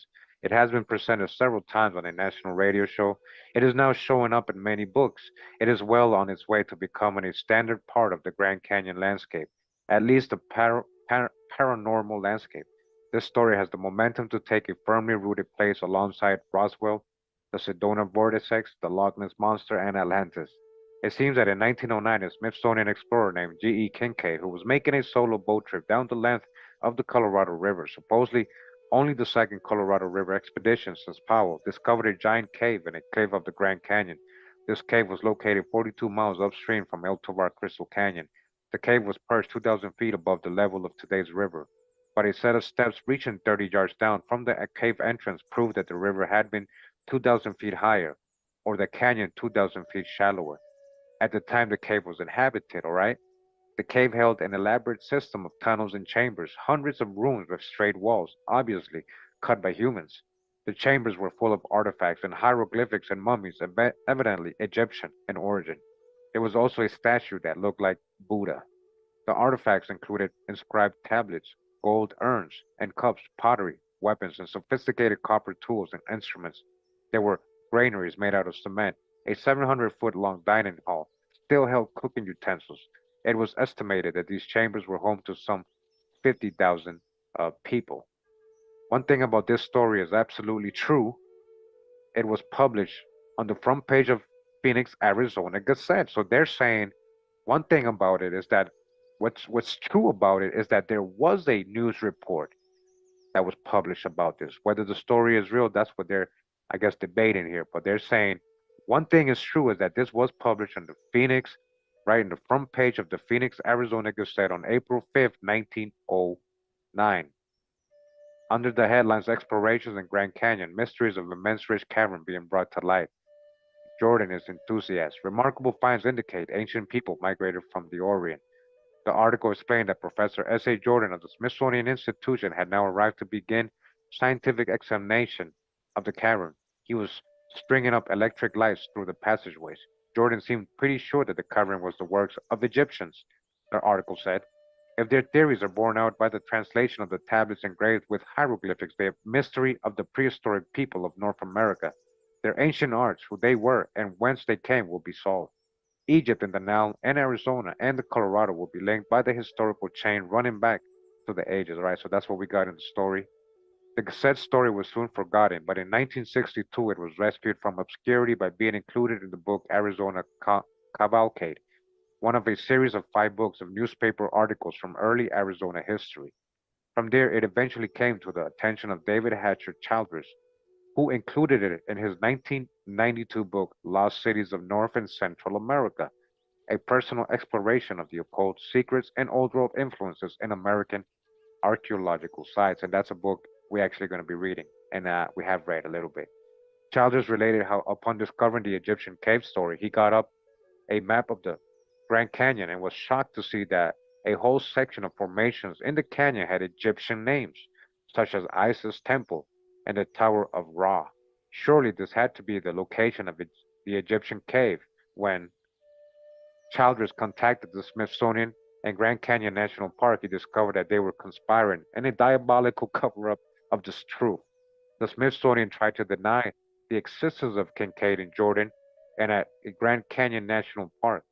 This entire area with the Egyptian and Hindu place names is a forbidden zone. All right, no one is allowed into this large area. No one can go in here. Childress' presentation of the Egyptian cave story struck a chord, a mystic chord, with seekers into the esoteric. The ancient Egyptians were the masters of spiritual knowledge, their pyramids loaded with cosmic secrets. The Grand Canyon was nature's deepest revelation of primordial power and time.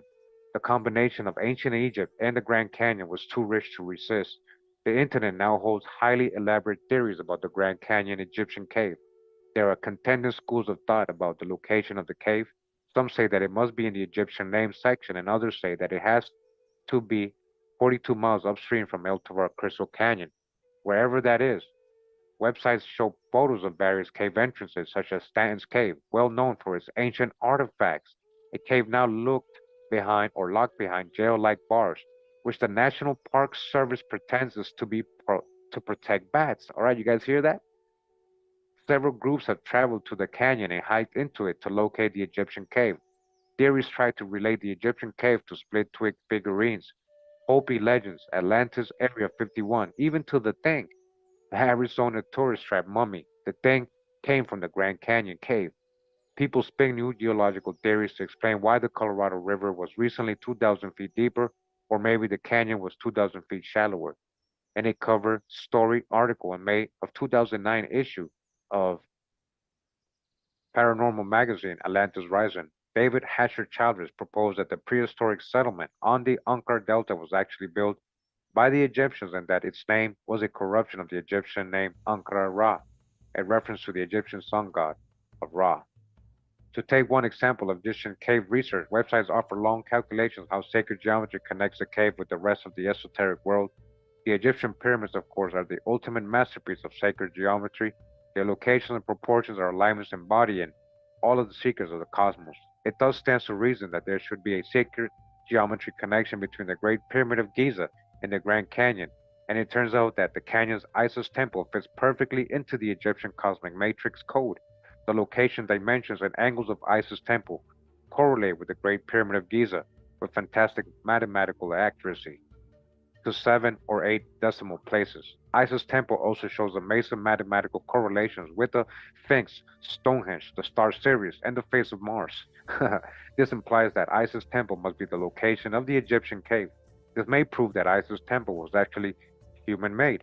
But when one expedition to Isis temple climbed 800 feet up to the most promising cave entrance, they discovered that the entrance, which clearly was human-made, had been dynamited shut. You guys hear that? They actually went and climbed that, and they said there was an entrance, but it's been, dynamited. They closed it down. As theories have become more elaborate, so have claims of a cover-up by the Smithsonian and the National Park Service. David Hatcher Childress now claims that the Smithsonian has been destroying evidence of the Egyptians in America. Oh, really? That ain't nothing new to us. Come on. Even towing a barge full of artifacts into the Atlantic and dumping them overboard.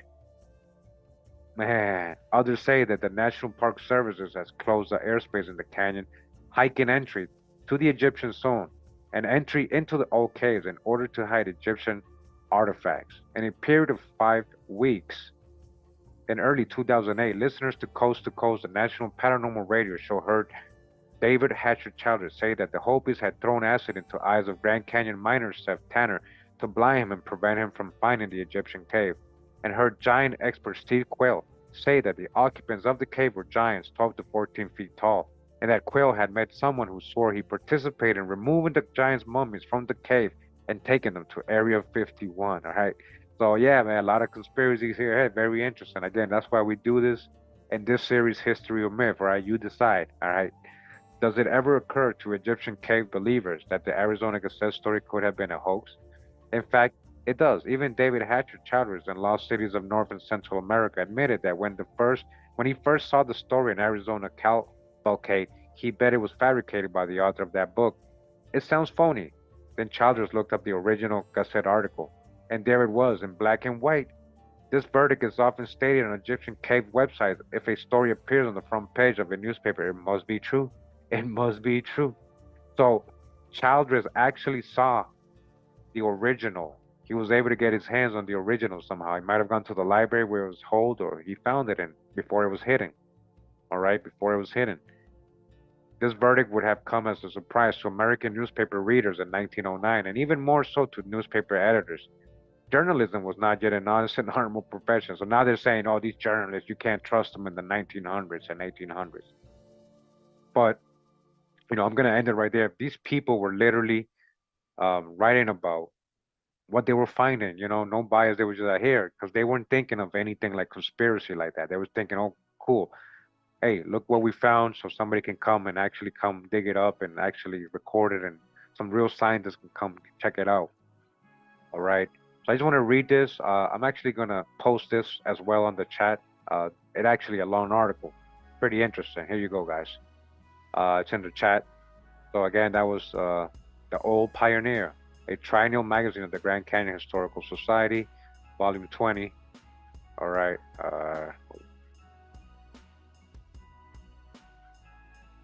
All right, let me get a video ready here. 1 second. All right, it says here. Okay.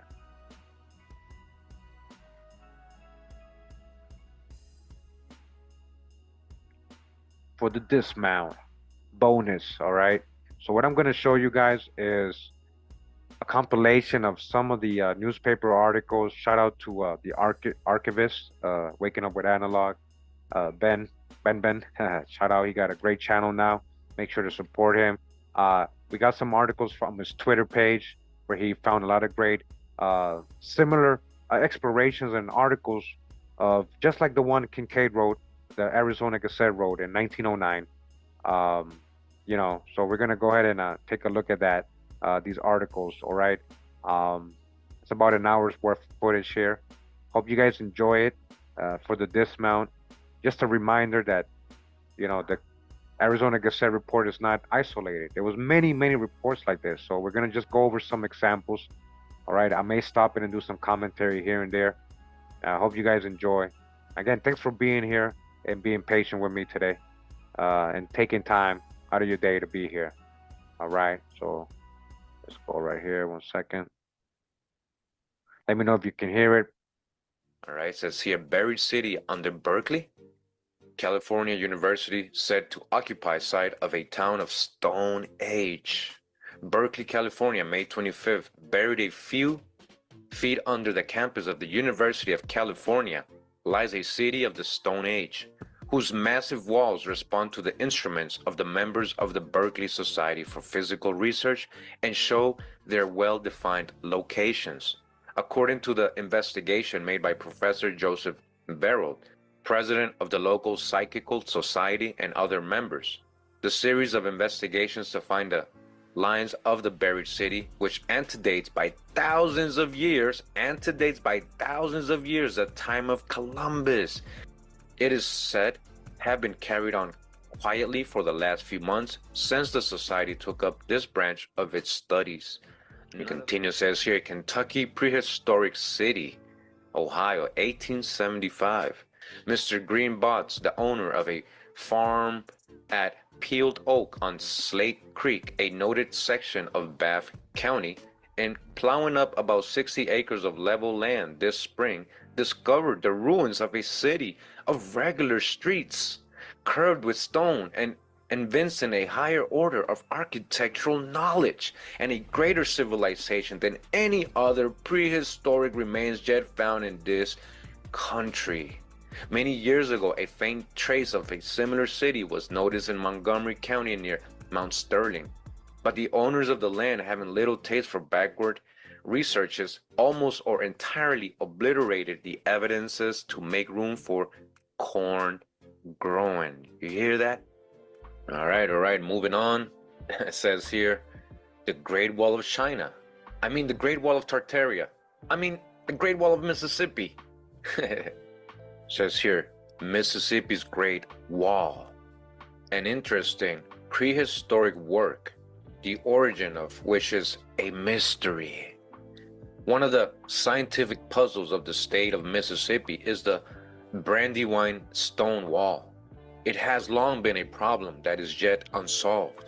Some time ago, Mr. Thomas Watson of Hasselhurst sent Governor Longino a pencil drawing of an immense pile of stones in the southeastern portion of Claiborne County, suggesting that the stone might be utilized in building the new Capitol.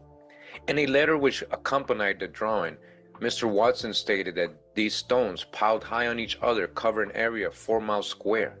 Each stone is 6 feet long, 3 feet wide, and 2 feet thick, and they are joined together with an excellent quality of cement.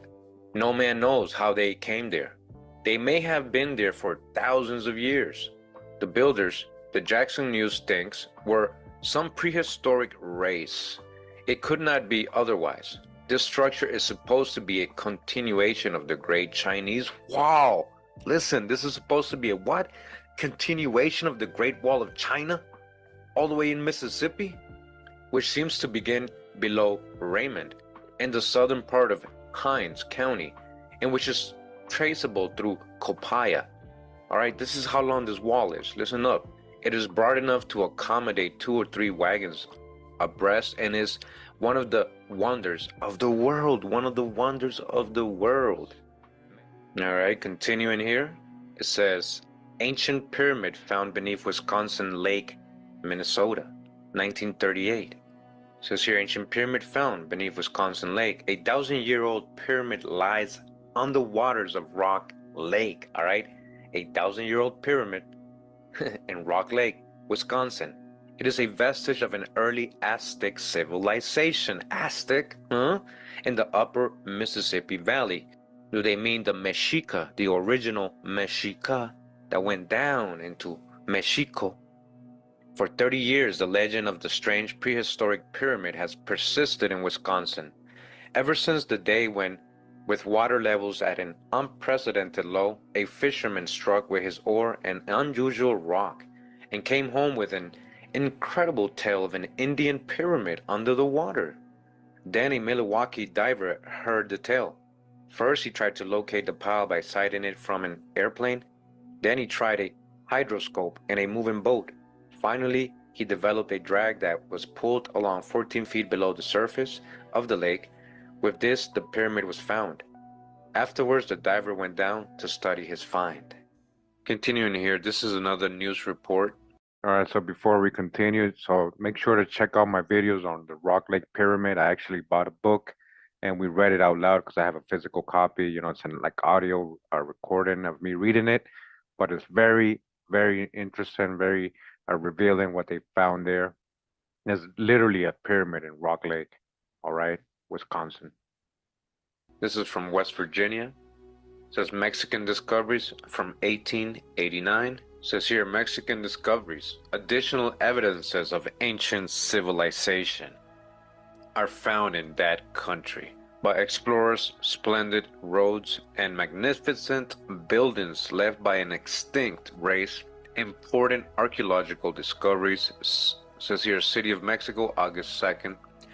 Recently returned explorers from the state of Chiapas confirm and add to the remarkable reports concerning important archaeological discoveries.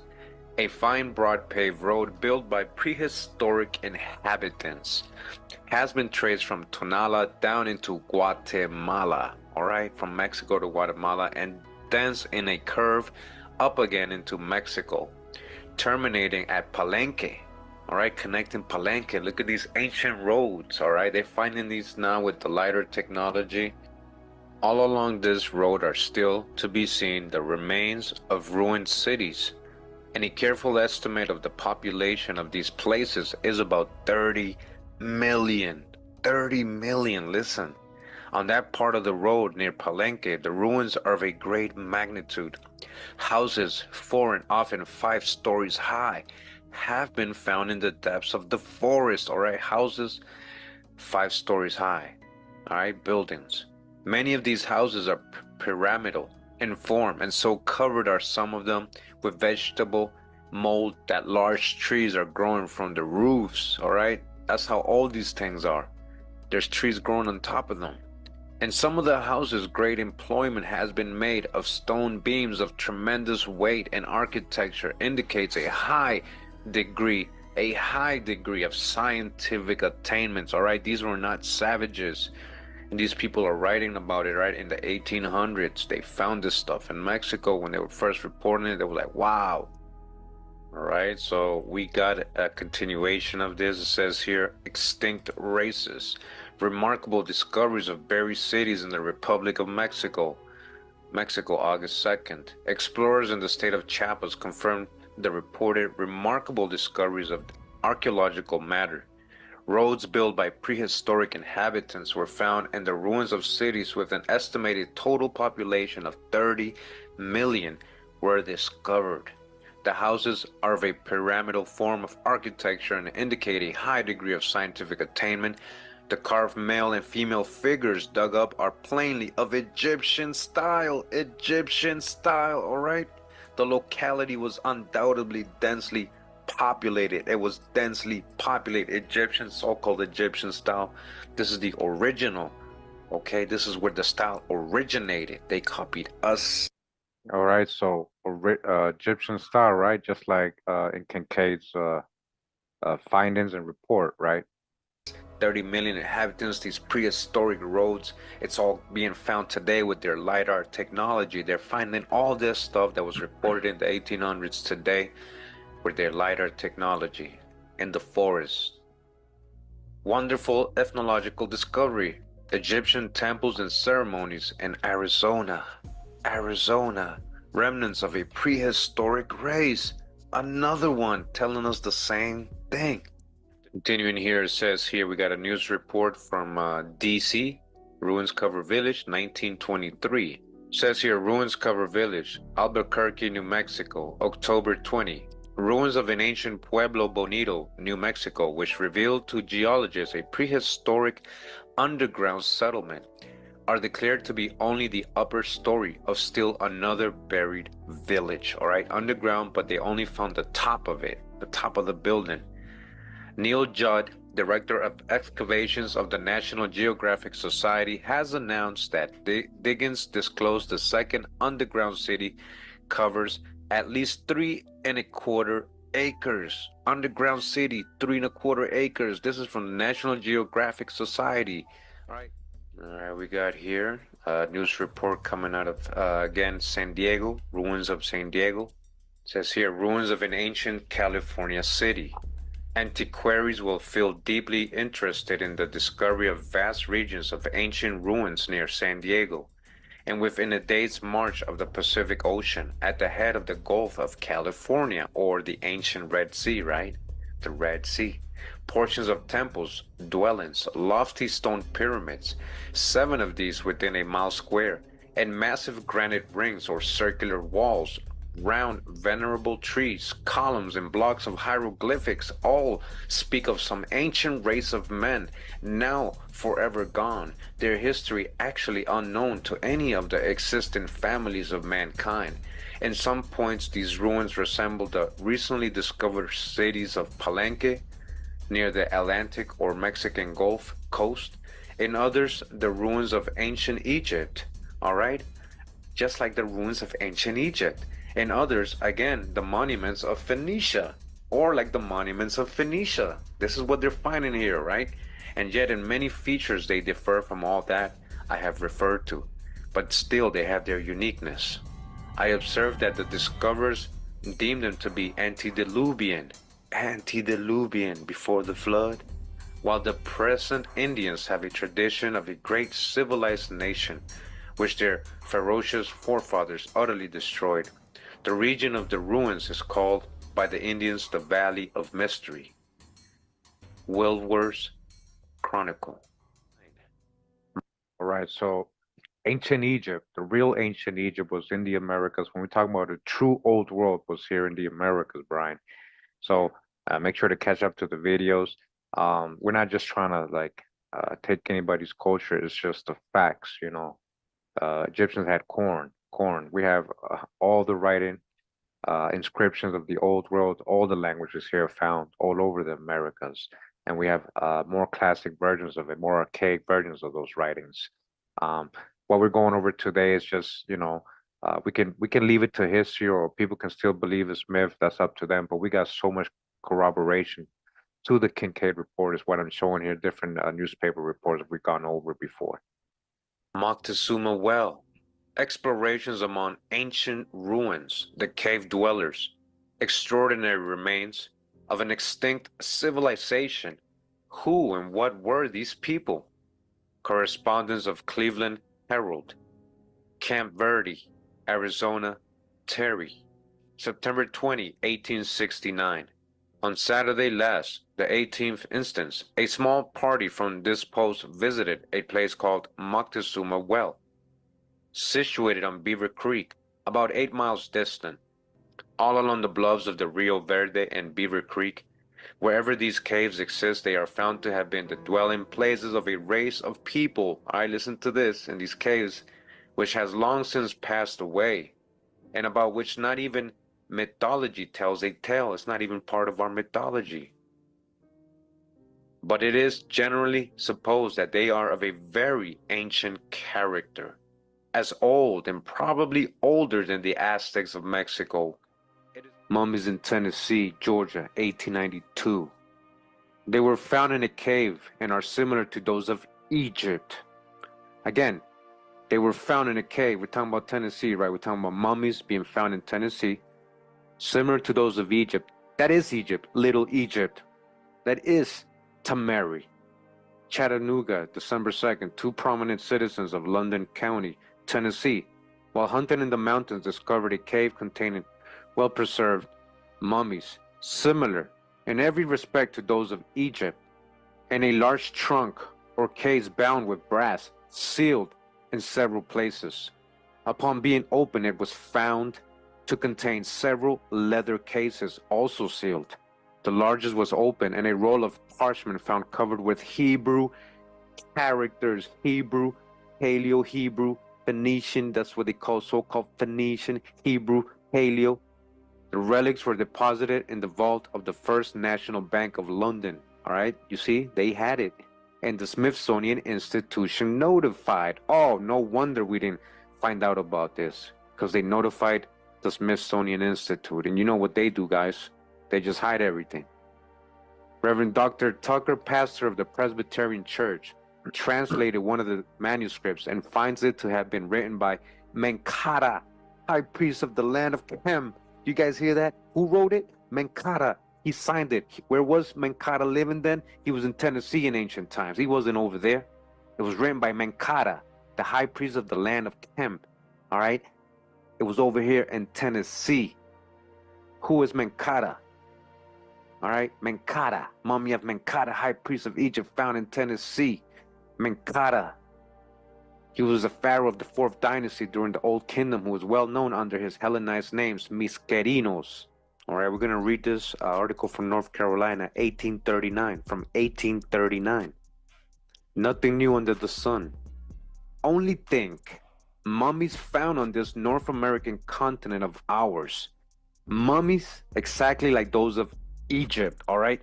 Again, are the Masons making it up when they're writing in their sacred books and teaching their initiates and all that, that this is the true the original Egypt? This is where you find the promised land, Atlantis? Are they lying? And then they're finding mummies and all this stuff around here that they never told you about.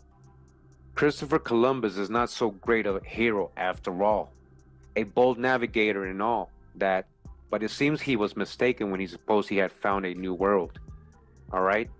Yeah, he was very mistaken. He knew where he was coming. He didn't never said that. He knew where he was going. He was sent over here. He met Indians in Ireland in the 1470s. We're just talking about Salvador Fernandez Sarco, okay? That's his real name.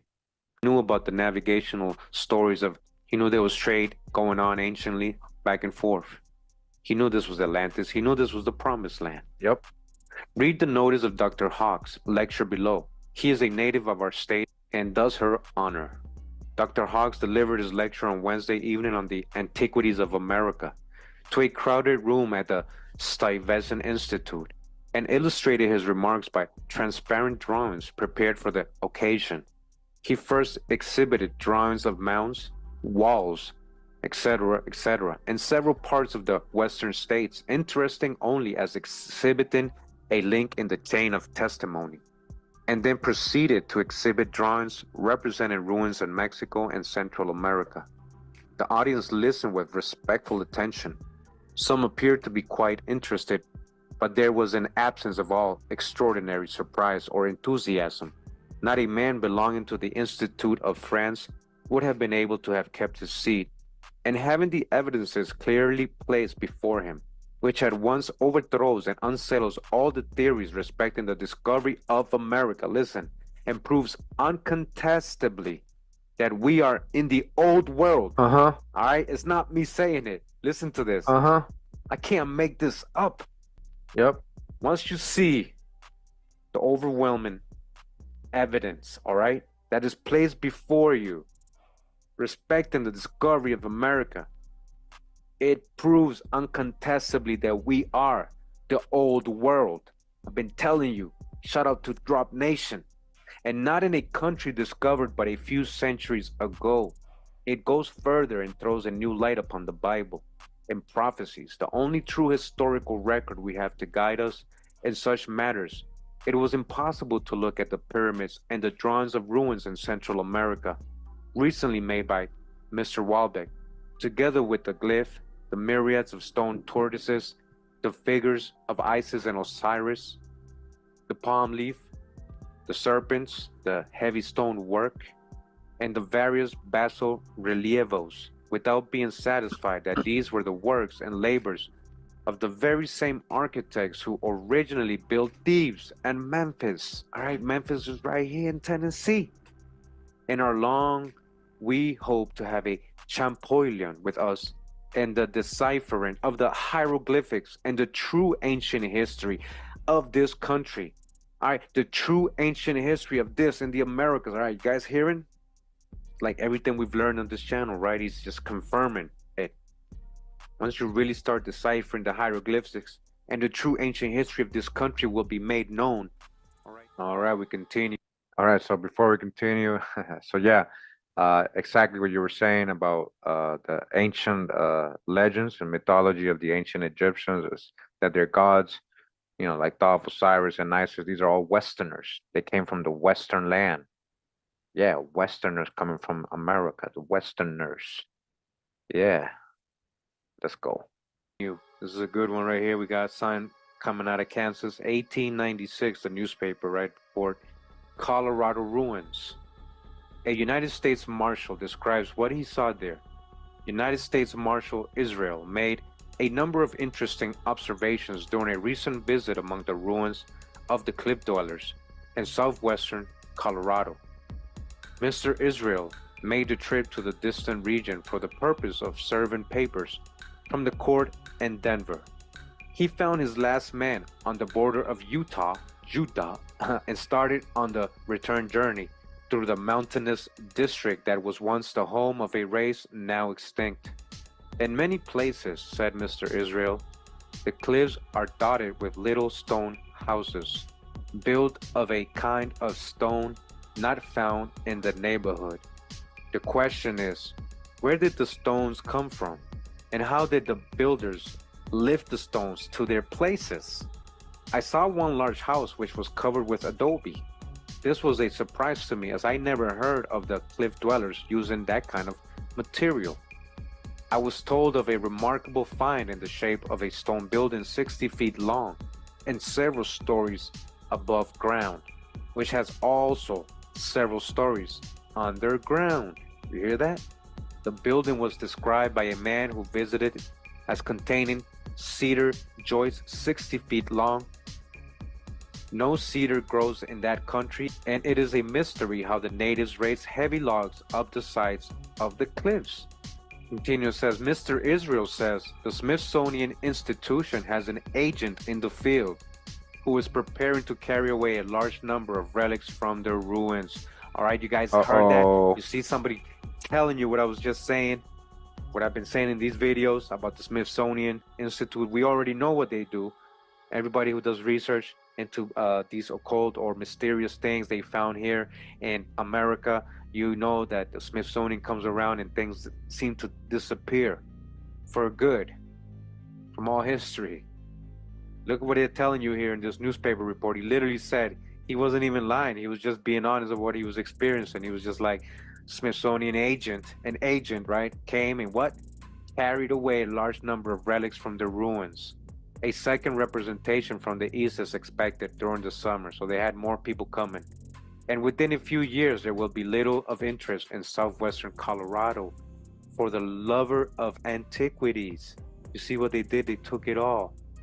The despoilers are at work, and the buildings are being torn down, and the skeletons and mummies of the original inhabitants are shipped to the museums of the Atlantic states and Europe. All right, body bag, major drop. Hold up, that's a body bag right there. For the illusion, drop nation. Yo, con drop. Man, I wasn't expecting this, guys. All right, shout out to Waking Up with Analog for sharing this with us, finding these great newspaper reports. They're clearly telling you the agenda. Listen to what they were doing.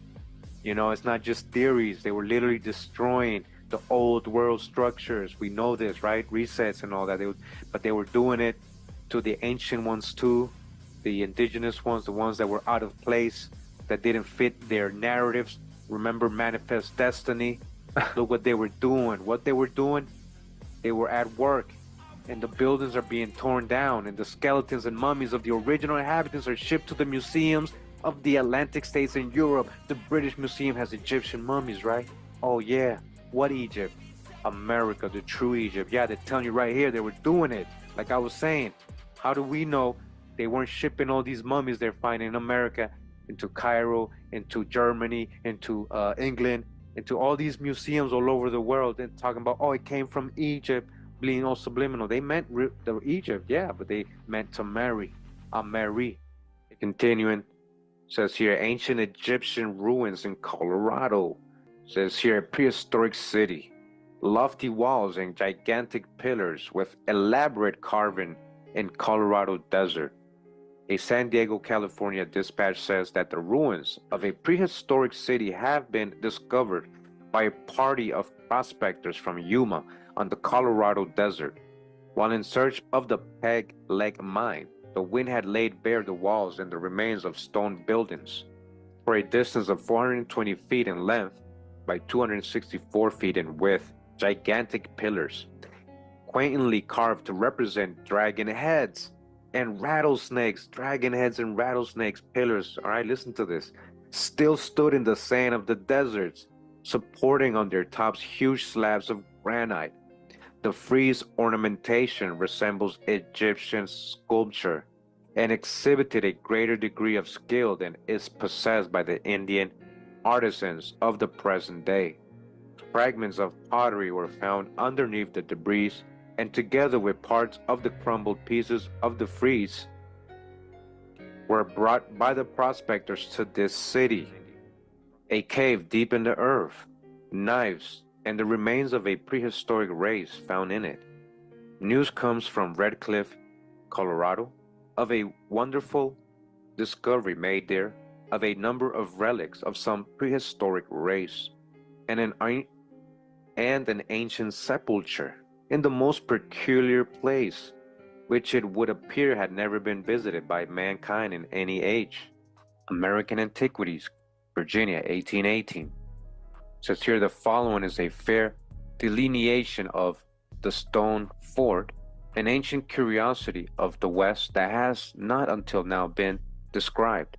About 40 miles from this extraordinary work, and about 2 and 3 miles from the town of Columbia, Maury County, Tennessee, a cave has been discovered containing a variety of earthenware, bricks of a form different from those of modern manufacture, and an iron sword resembling the saber of the old Persians or Scythians or Scythians, all right? See what they found here in Tennessee? Its description: the stone fort is situated at the confluence of two of the most southern of the three forks of Duck River on the northwestern corner of Franklin County, Tennessee. The walls of this fort were originally composed entirely of stone. If ever the rock was cemented, time has destroyed it. At this time, the walls are covered with a coat of earth or turf, which during the process of time and the constantly recurrent decay of vegetable matter for so many, perhaps centuries, has increased to the depth of 1 or 2 feet. On pulling down from its sides the turf, the stone fort stands completely veiled. At its northern extremity and in front of the walls are 2 conical pillars of stone about 6 feet high. All right, you see, they're removing the dirt from the walls. See what they're saying? And they're finding pure stone. It's a temple, it's a building. And it even has 2 conical pillars in front of the wall, about 6 feet high, and at the base about 10 or 12 feet in diameter. In the rear of those pillars stands the northern wall, extending from one branch of the river to the other. This wall meets each branch of the river at the foot of a fall of about 15 feet, the falls on either side being about the same descent. In the northern curtain of the wall is a gateway, which on this section of the fort is the only outlet. This wall on its inner face is about 10 feet perpendicular. In the rear of the gateway is a stone building of 16 feet square, on the right of which is one of a similar description of about 10 feet square. Running south, the stone wall still maintains the same height until you arrive at the foot of the new falls, which are about 20 feet high. The falls on each branch of the river are nearly at the same distance from the upper falls and nearly of the same height on each branch at each fall. At these falls, the stone wall terminates in consequence of a bold rising bluff of limestone, through the center of which has been excavated a narrow pathway with steps to the river. All right, do you hear what they're finding in Tennessee? This sounds beautiful. Probably at the time it was, built and people were living in it in ancient times. Temples with waterfalls all over it. You hear that? The prehistoric city unearthed in Tennessee is coming out of Idaho, 1890. Says here an interesting bit of news comes from Mineral Bluffs in the Copper region of Polk County, Tennessee, announcing that laborers have unearthed a prehistoric city in that vicinity. The first discovery was that of an ancient stone wall, which the workmen traced for 1 mile. Remnants of dwelling and pottery were also found. An extensive mining operator from the scene of the discovery, and who has visited the buried cities of Arizona, recognizes parallel characteristics revealed in Tennessee. The work of excavation will be continued. The improvements and industries of the age are uncover many hidden secrets of the ancients. All right, many secrets of the ancients here in America. Even in Chicago last week, numerous relics of Indian manners and customs were unearthed. Scientific Press, all right. All right, we got this article coming out of Virginia, 1880. It says here, the Christian at work has made the marvelous discovery. After reading the inscriptions on the obelisk designed for Central Park, that the original home of the Egyptians was in Yucatan or Mexico. All right, after reading the inscriptions on the obelisk, he concluded, right, the one they put in Central Park. This is a newspaper from 1880 Virginia. They're telling you that the original home of the Egyptians, so-called Egyptians, was in Yucatan or Mexico. This is the true old world. They reached the Nile by traveling up the Pacific coast of North America, crossing the Bering Strait, traversing Asia, and landed in Egypt. All right, that's exactly what we read about the Maya going over to Asia first and then over to so-called Egypt, that colony they built over there. We presume there is some mistake about this. We suspect what the Christian at work meant to say was that the Egyptians got here from the moon on an aerolite thrown up during a volcanic eruption. We hope to hear that this is the fact. All right, so they're kind of making fun of it because it's hard to believe, but did you guys know that the obelisk said that?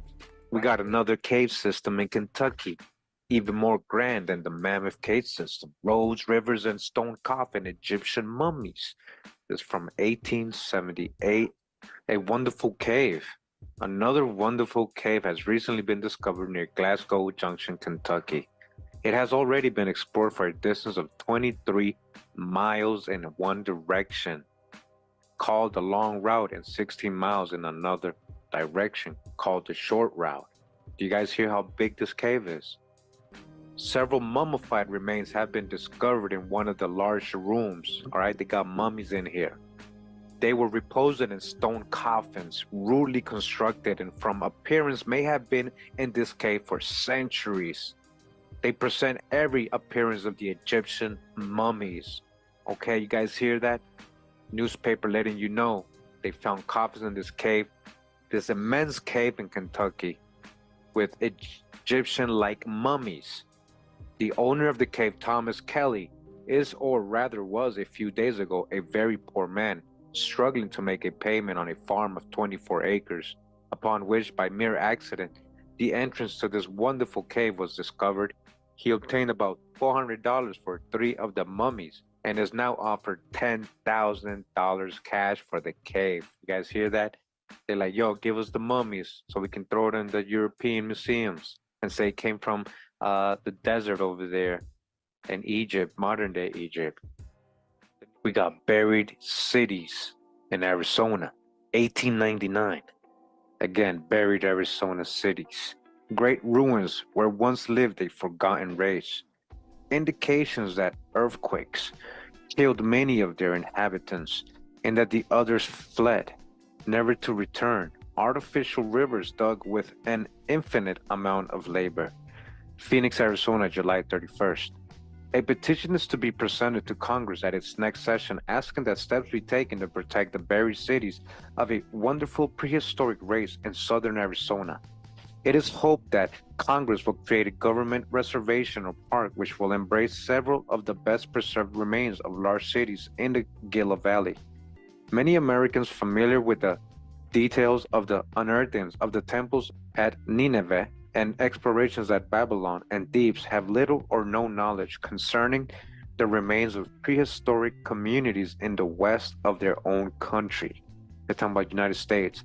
In the Gila and Salt River valleys of southern Arizona are relics of mysterious interest which baffle investigation, and they are being hacked to pieces and carried away piecemeal because Americans know little about them and the government does not care. You see, they're taking all these relics. A lot of the time it's their own government and they're bringing it over there to their museums, right? And talking about they found it in Egypt. In the neighborhood of Tempe, an overflow from the Gila at some distant period washed against the ruins until they crumbled and were spread out level with the country. All right, something happened. You see that washed away.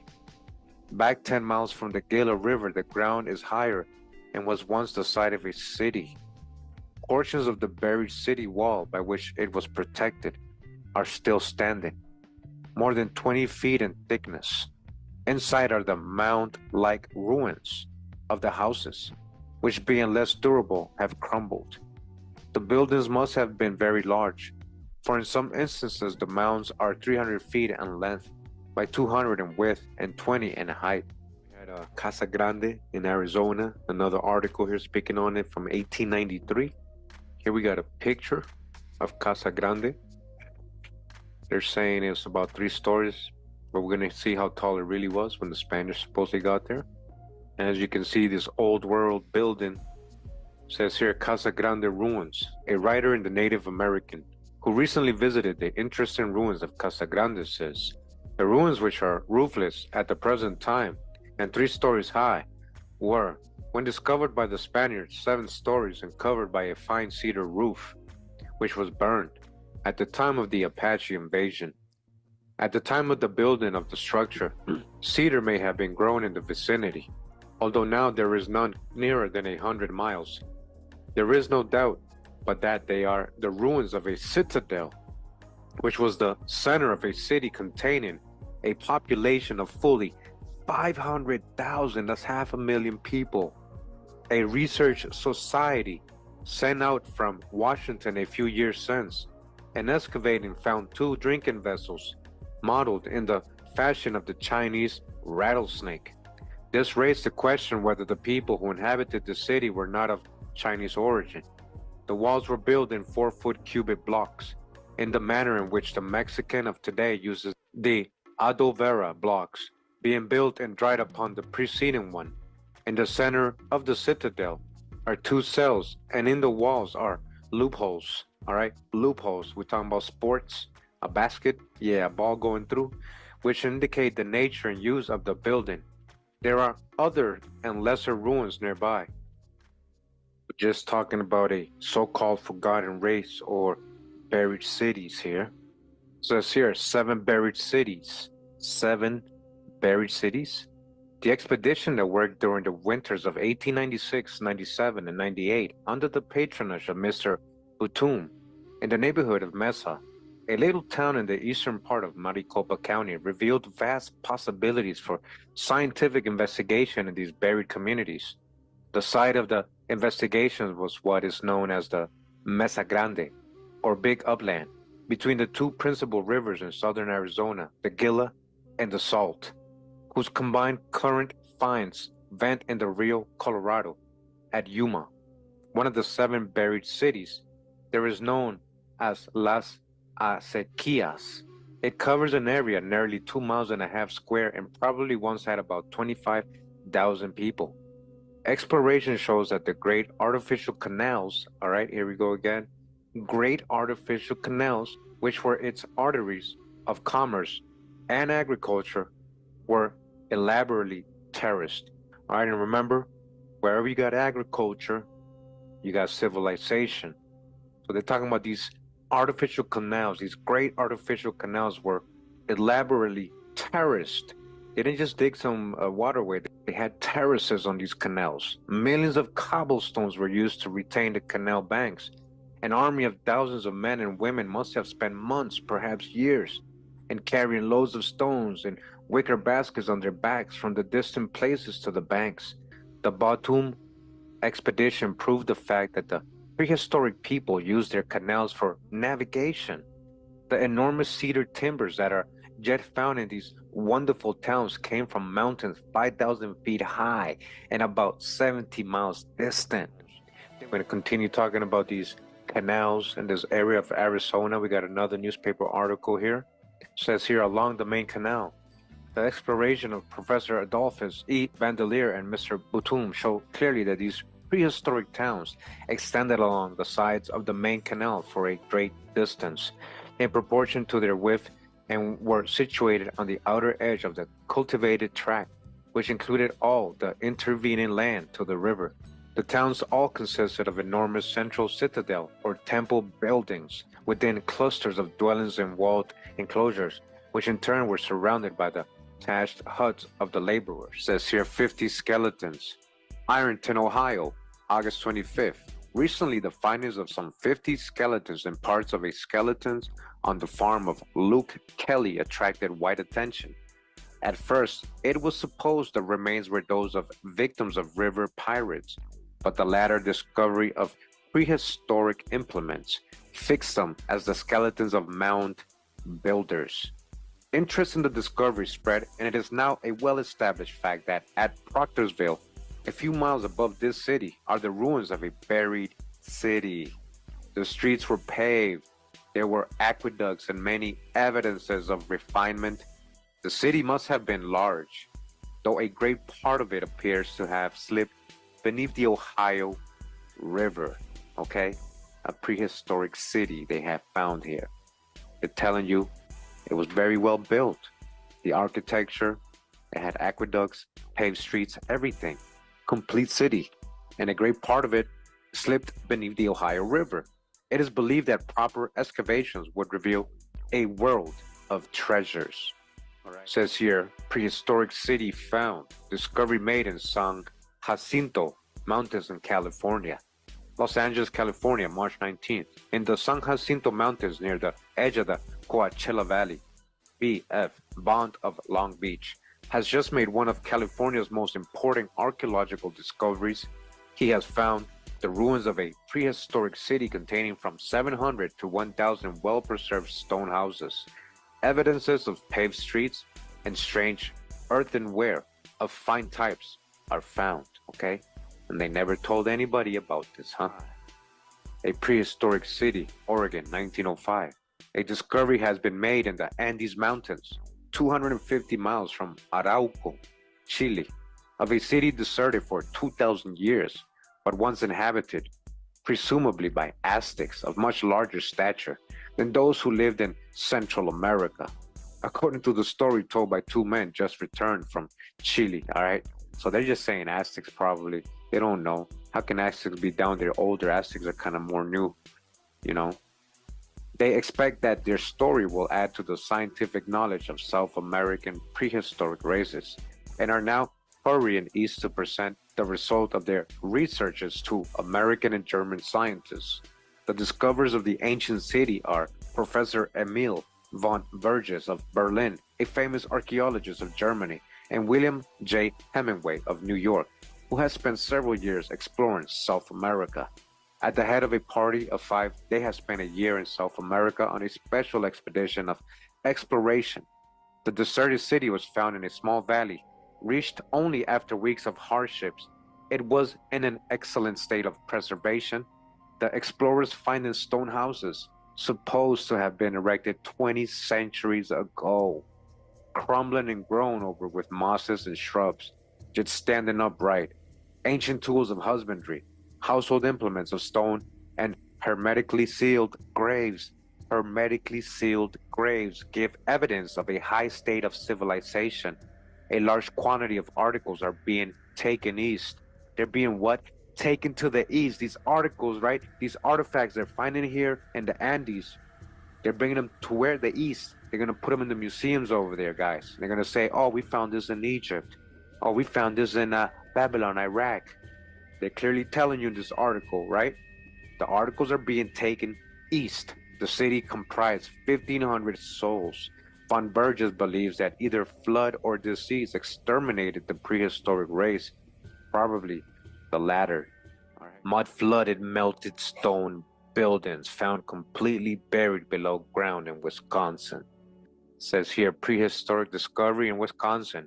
Kaukauna, Wisconsin, September 26. Workmen engaged in excavating a sewer came upon the ruins of a stone building at the depth of 8 feet. The stone first found bore traces of fine workmanship and polish. Further diggings developed a quantity of ashes, about 25 bushels of which were removed. When another wall was struck, the stones were finally placed, some being blackened as if by fire and smoke. Others must have been subjected to great artificial heat. Listen to what's they're finding here. As they had crumbled into lime, the work was found but a foot or two above bedrock, and shows evidences of workmanship that could have been performed only by a highly civilized race. It must have been done centuries ago, as a large elm tree had grown over the ruins, all right? This is old, guys. This is what they're telling you, what they're finding here. The discovery has led to the advancement of many theories, all right? It says here, tablets, carvings, and mummy in Ohio cave. High civilization, huh? Adams County, Ohio is rich in remains of prehistoric mounds and fortifications and is the mecca of enthusiastic archaeologists. Most of the mounds are on alluvial bottomlands in the Ohio River. 17 miles northeast of Manchester is a prehistoric cavern in which wonderful discoveries have lately been made of great interest to the scientific world. I have been unable to learn when this cave was first discovered. It was known to the earliest settlers, and they no doubt learned of its existence from the Indians. It contains 9 chambers, or rooms. These apartments are connected by narrow galleries. All but the third one from the entrance are mathematically regular in shape, being each about 30 feet in length, 20 feet in width, and 15 in height. These galleries are of the same height as the main rooms, but are only 6 feet wide. The excavation passes through a solid ledge of freestone, which is bisected about 100 feet from the mouth of a vein of limestone. You got a quick one right here. It says, a prehistoric race. Some interesting discoveries made at Nashville.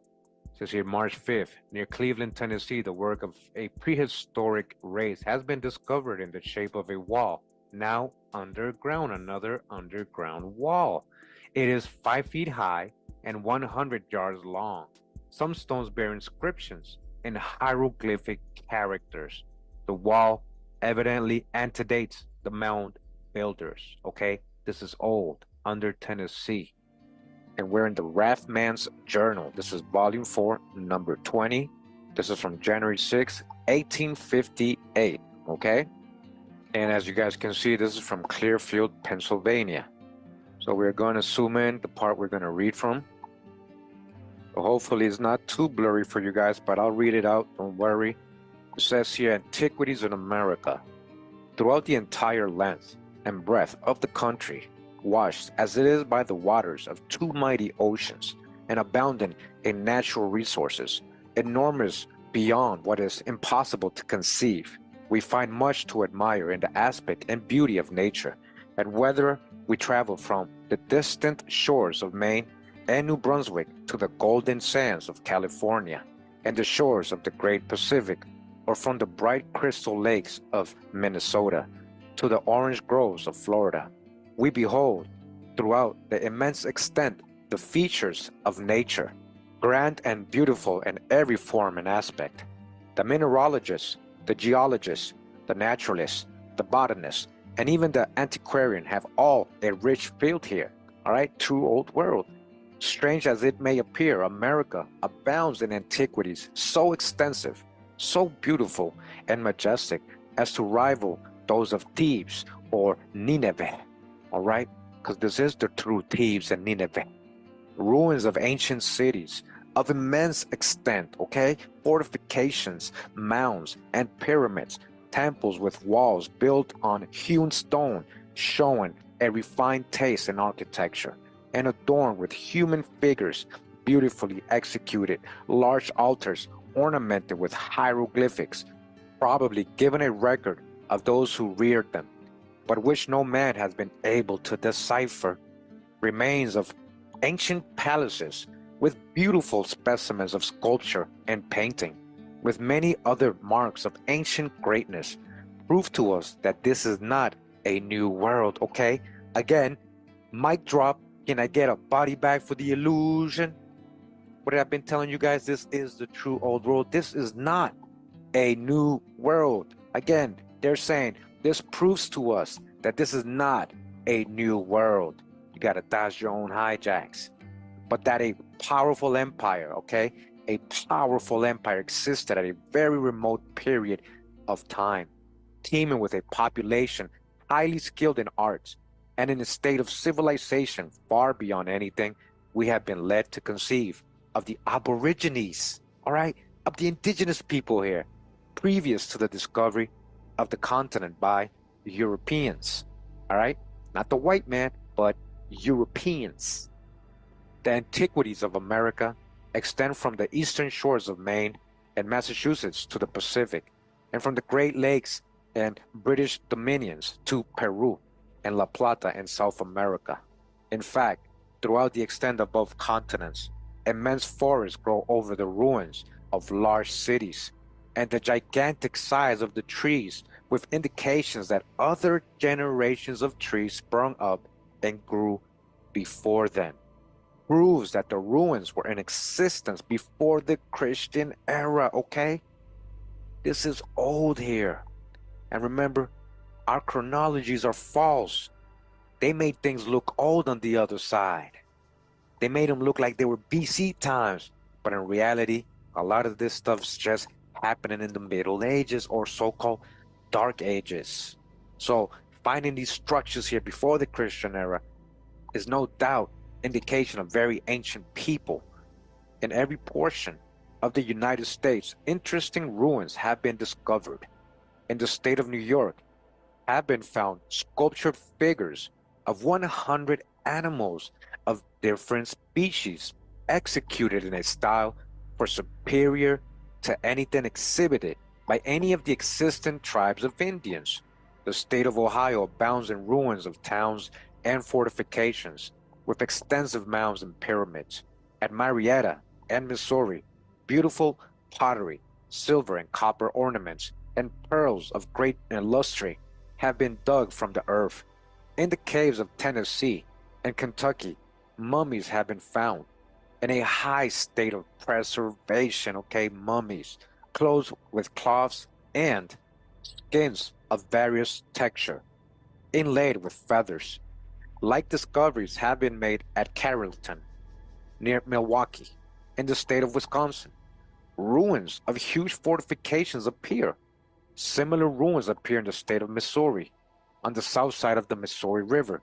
In the western portion of the state is an enclosure of some 500 acres, which includes the ruins of a building, no doubt ancient tower, okay? An ancient tower here in Missouri, with walls over 100 feet high and 80 feet wide at the base, attached to which are a roundabout and a citadel, with work much resembling the structure of a tower in Europe. But it is in the south of Mexico that magnificent and beautiful ruins present themselves in abundance. Ruins of majestic cities and magnificent temples and altars, with beautiful works of sculpture, tastefully wrought, palaces adorned with paintings, colors chiefly sky blue and light green, which show by their richness and elegance to be the work of a highly cultivated people. All right, you see all this on the wall? Highly cultivated people. Do you remember your ancestors? These ruins, majestic and beautiful in appearance, but overgrown with thick forests of mahogany and cedar of immense dimensions and great age, prove to the world that a great empire existed here at a very remote period of time, okay? True old world. And that this empire teemed with an immense population, a people skilled in the mechanical arts and in advanced state of cultivation, okay? Agriculture started here. The most extensive ruins are to be found at Uxmal and Palenque in the southeast of Mexico.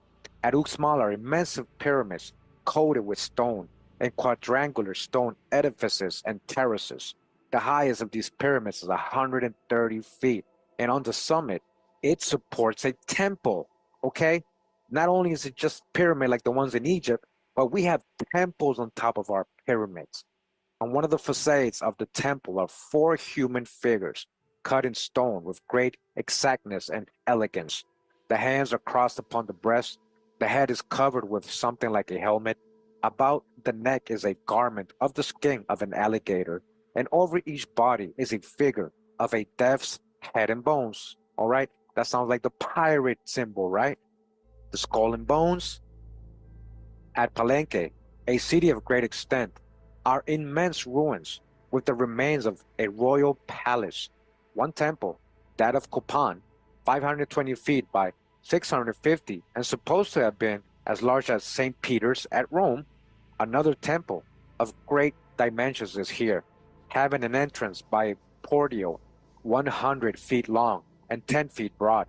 It stands on an elevation of 60 feet.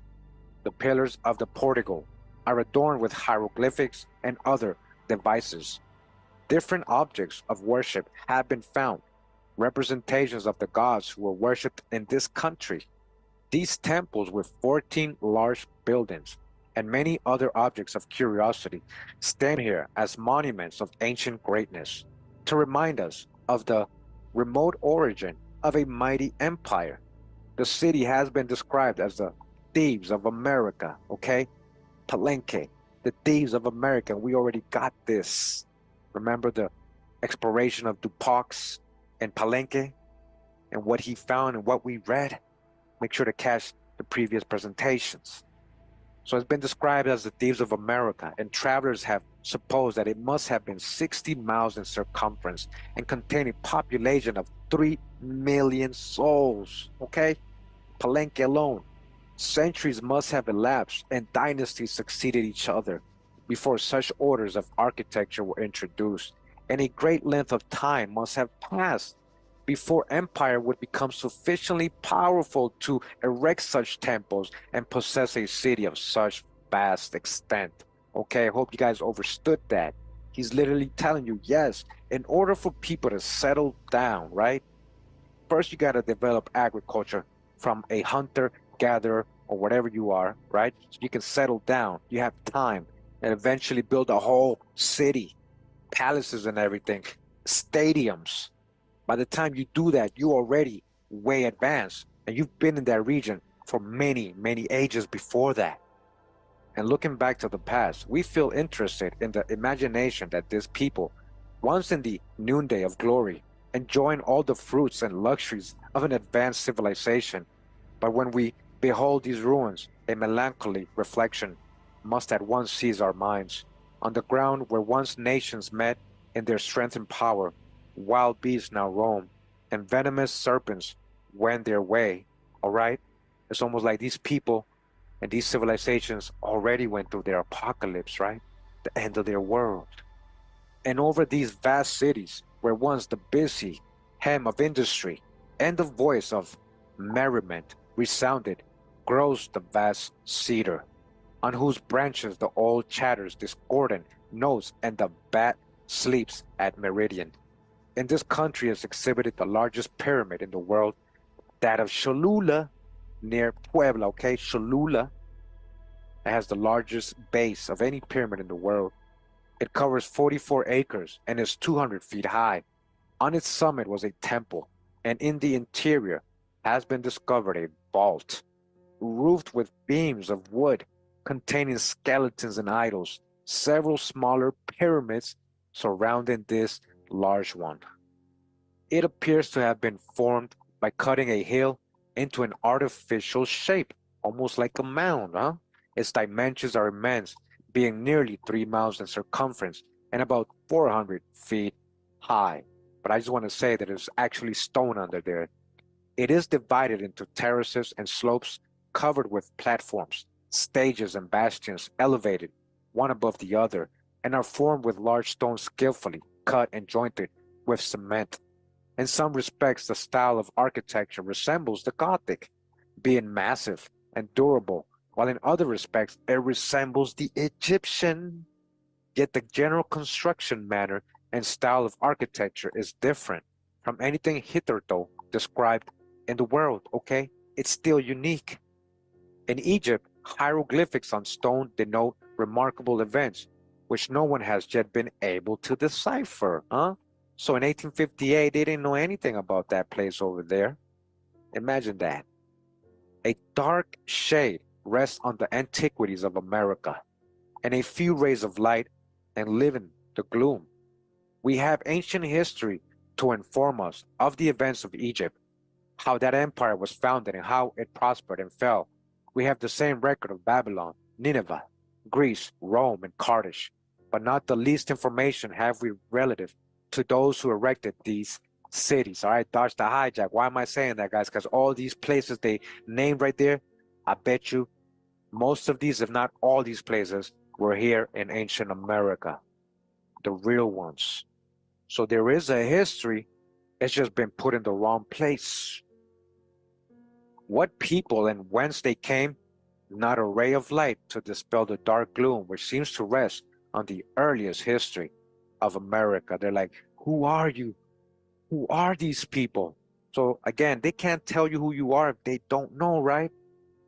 So what they talking about Bering Strait and all these out of Africa theories, architecture, sculpture, painting, and all the arts that adorn civilized life have flourished in this country at a period far remote. There is evidence sufficient to prove that these cities were in ruins at least 16 or 1800 years ago. They were already in ruins back then. In Palenque are the remains of an altar over which grows an immense cedar.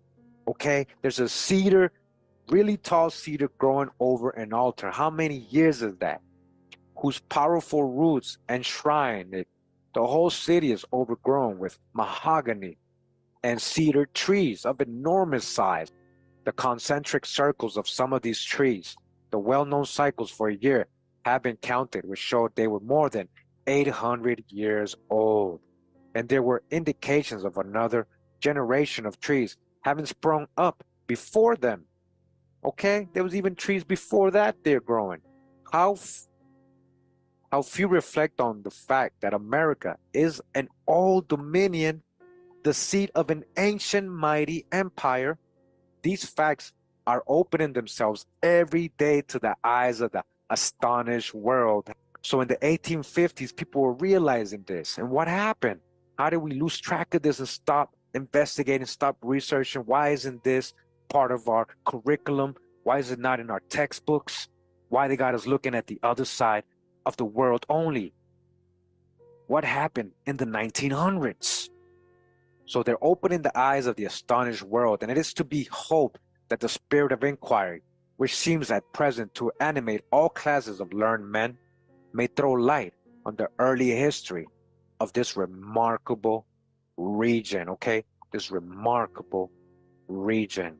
And I will add to that, I hope that the spirit of inquiry today is still alive to animate all truth seekers and learned men so that we together can bring this truth out.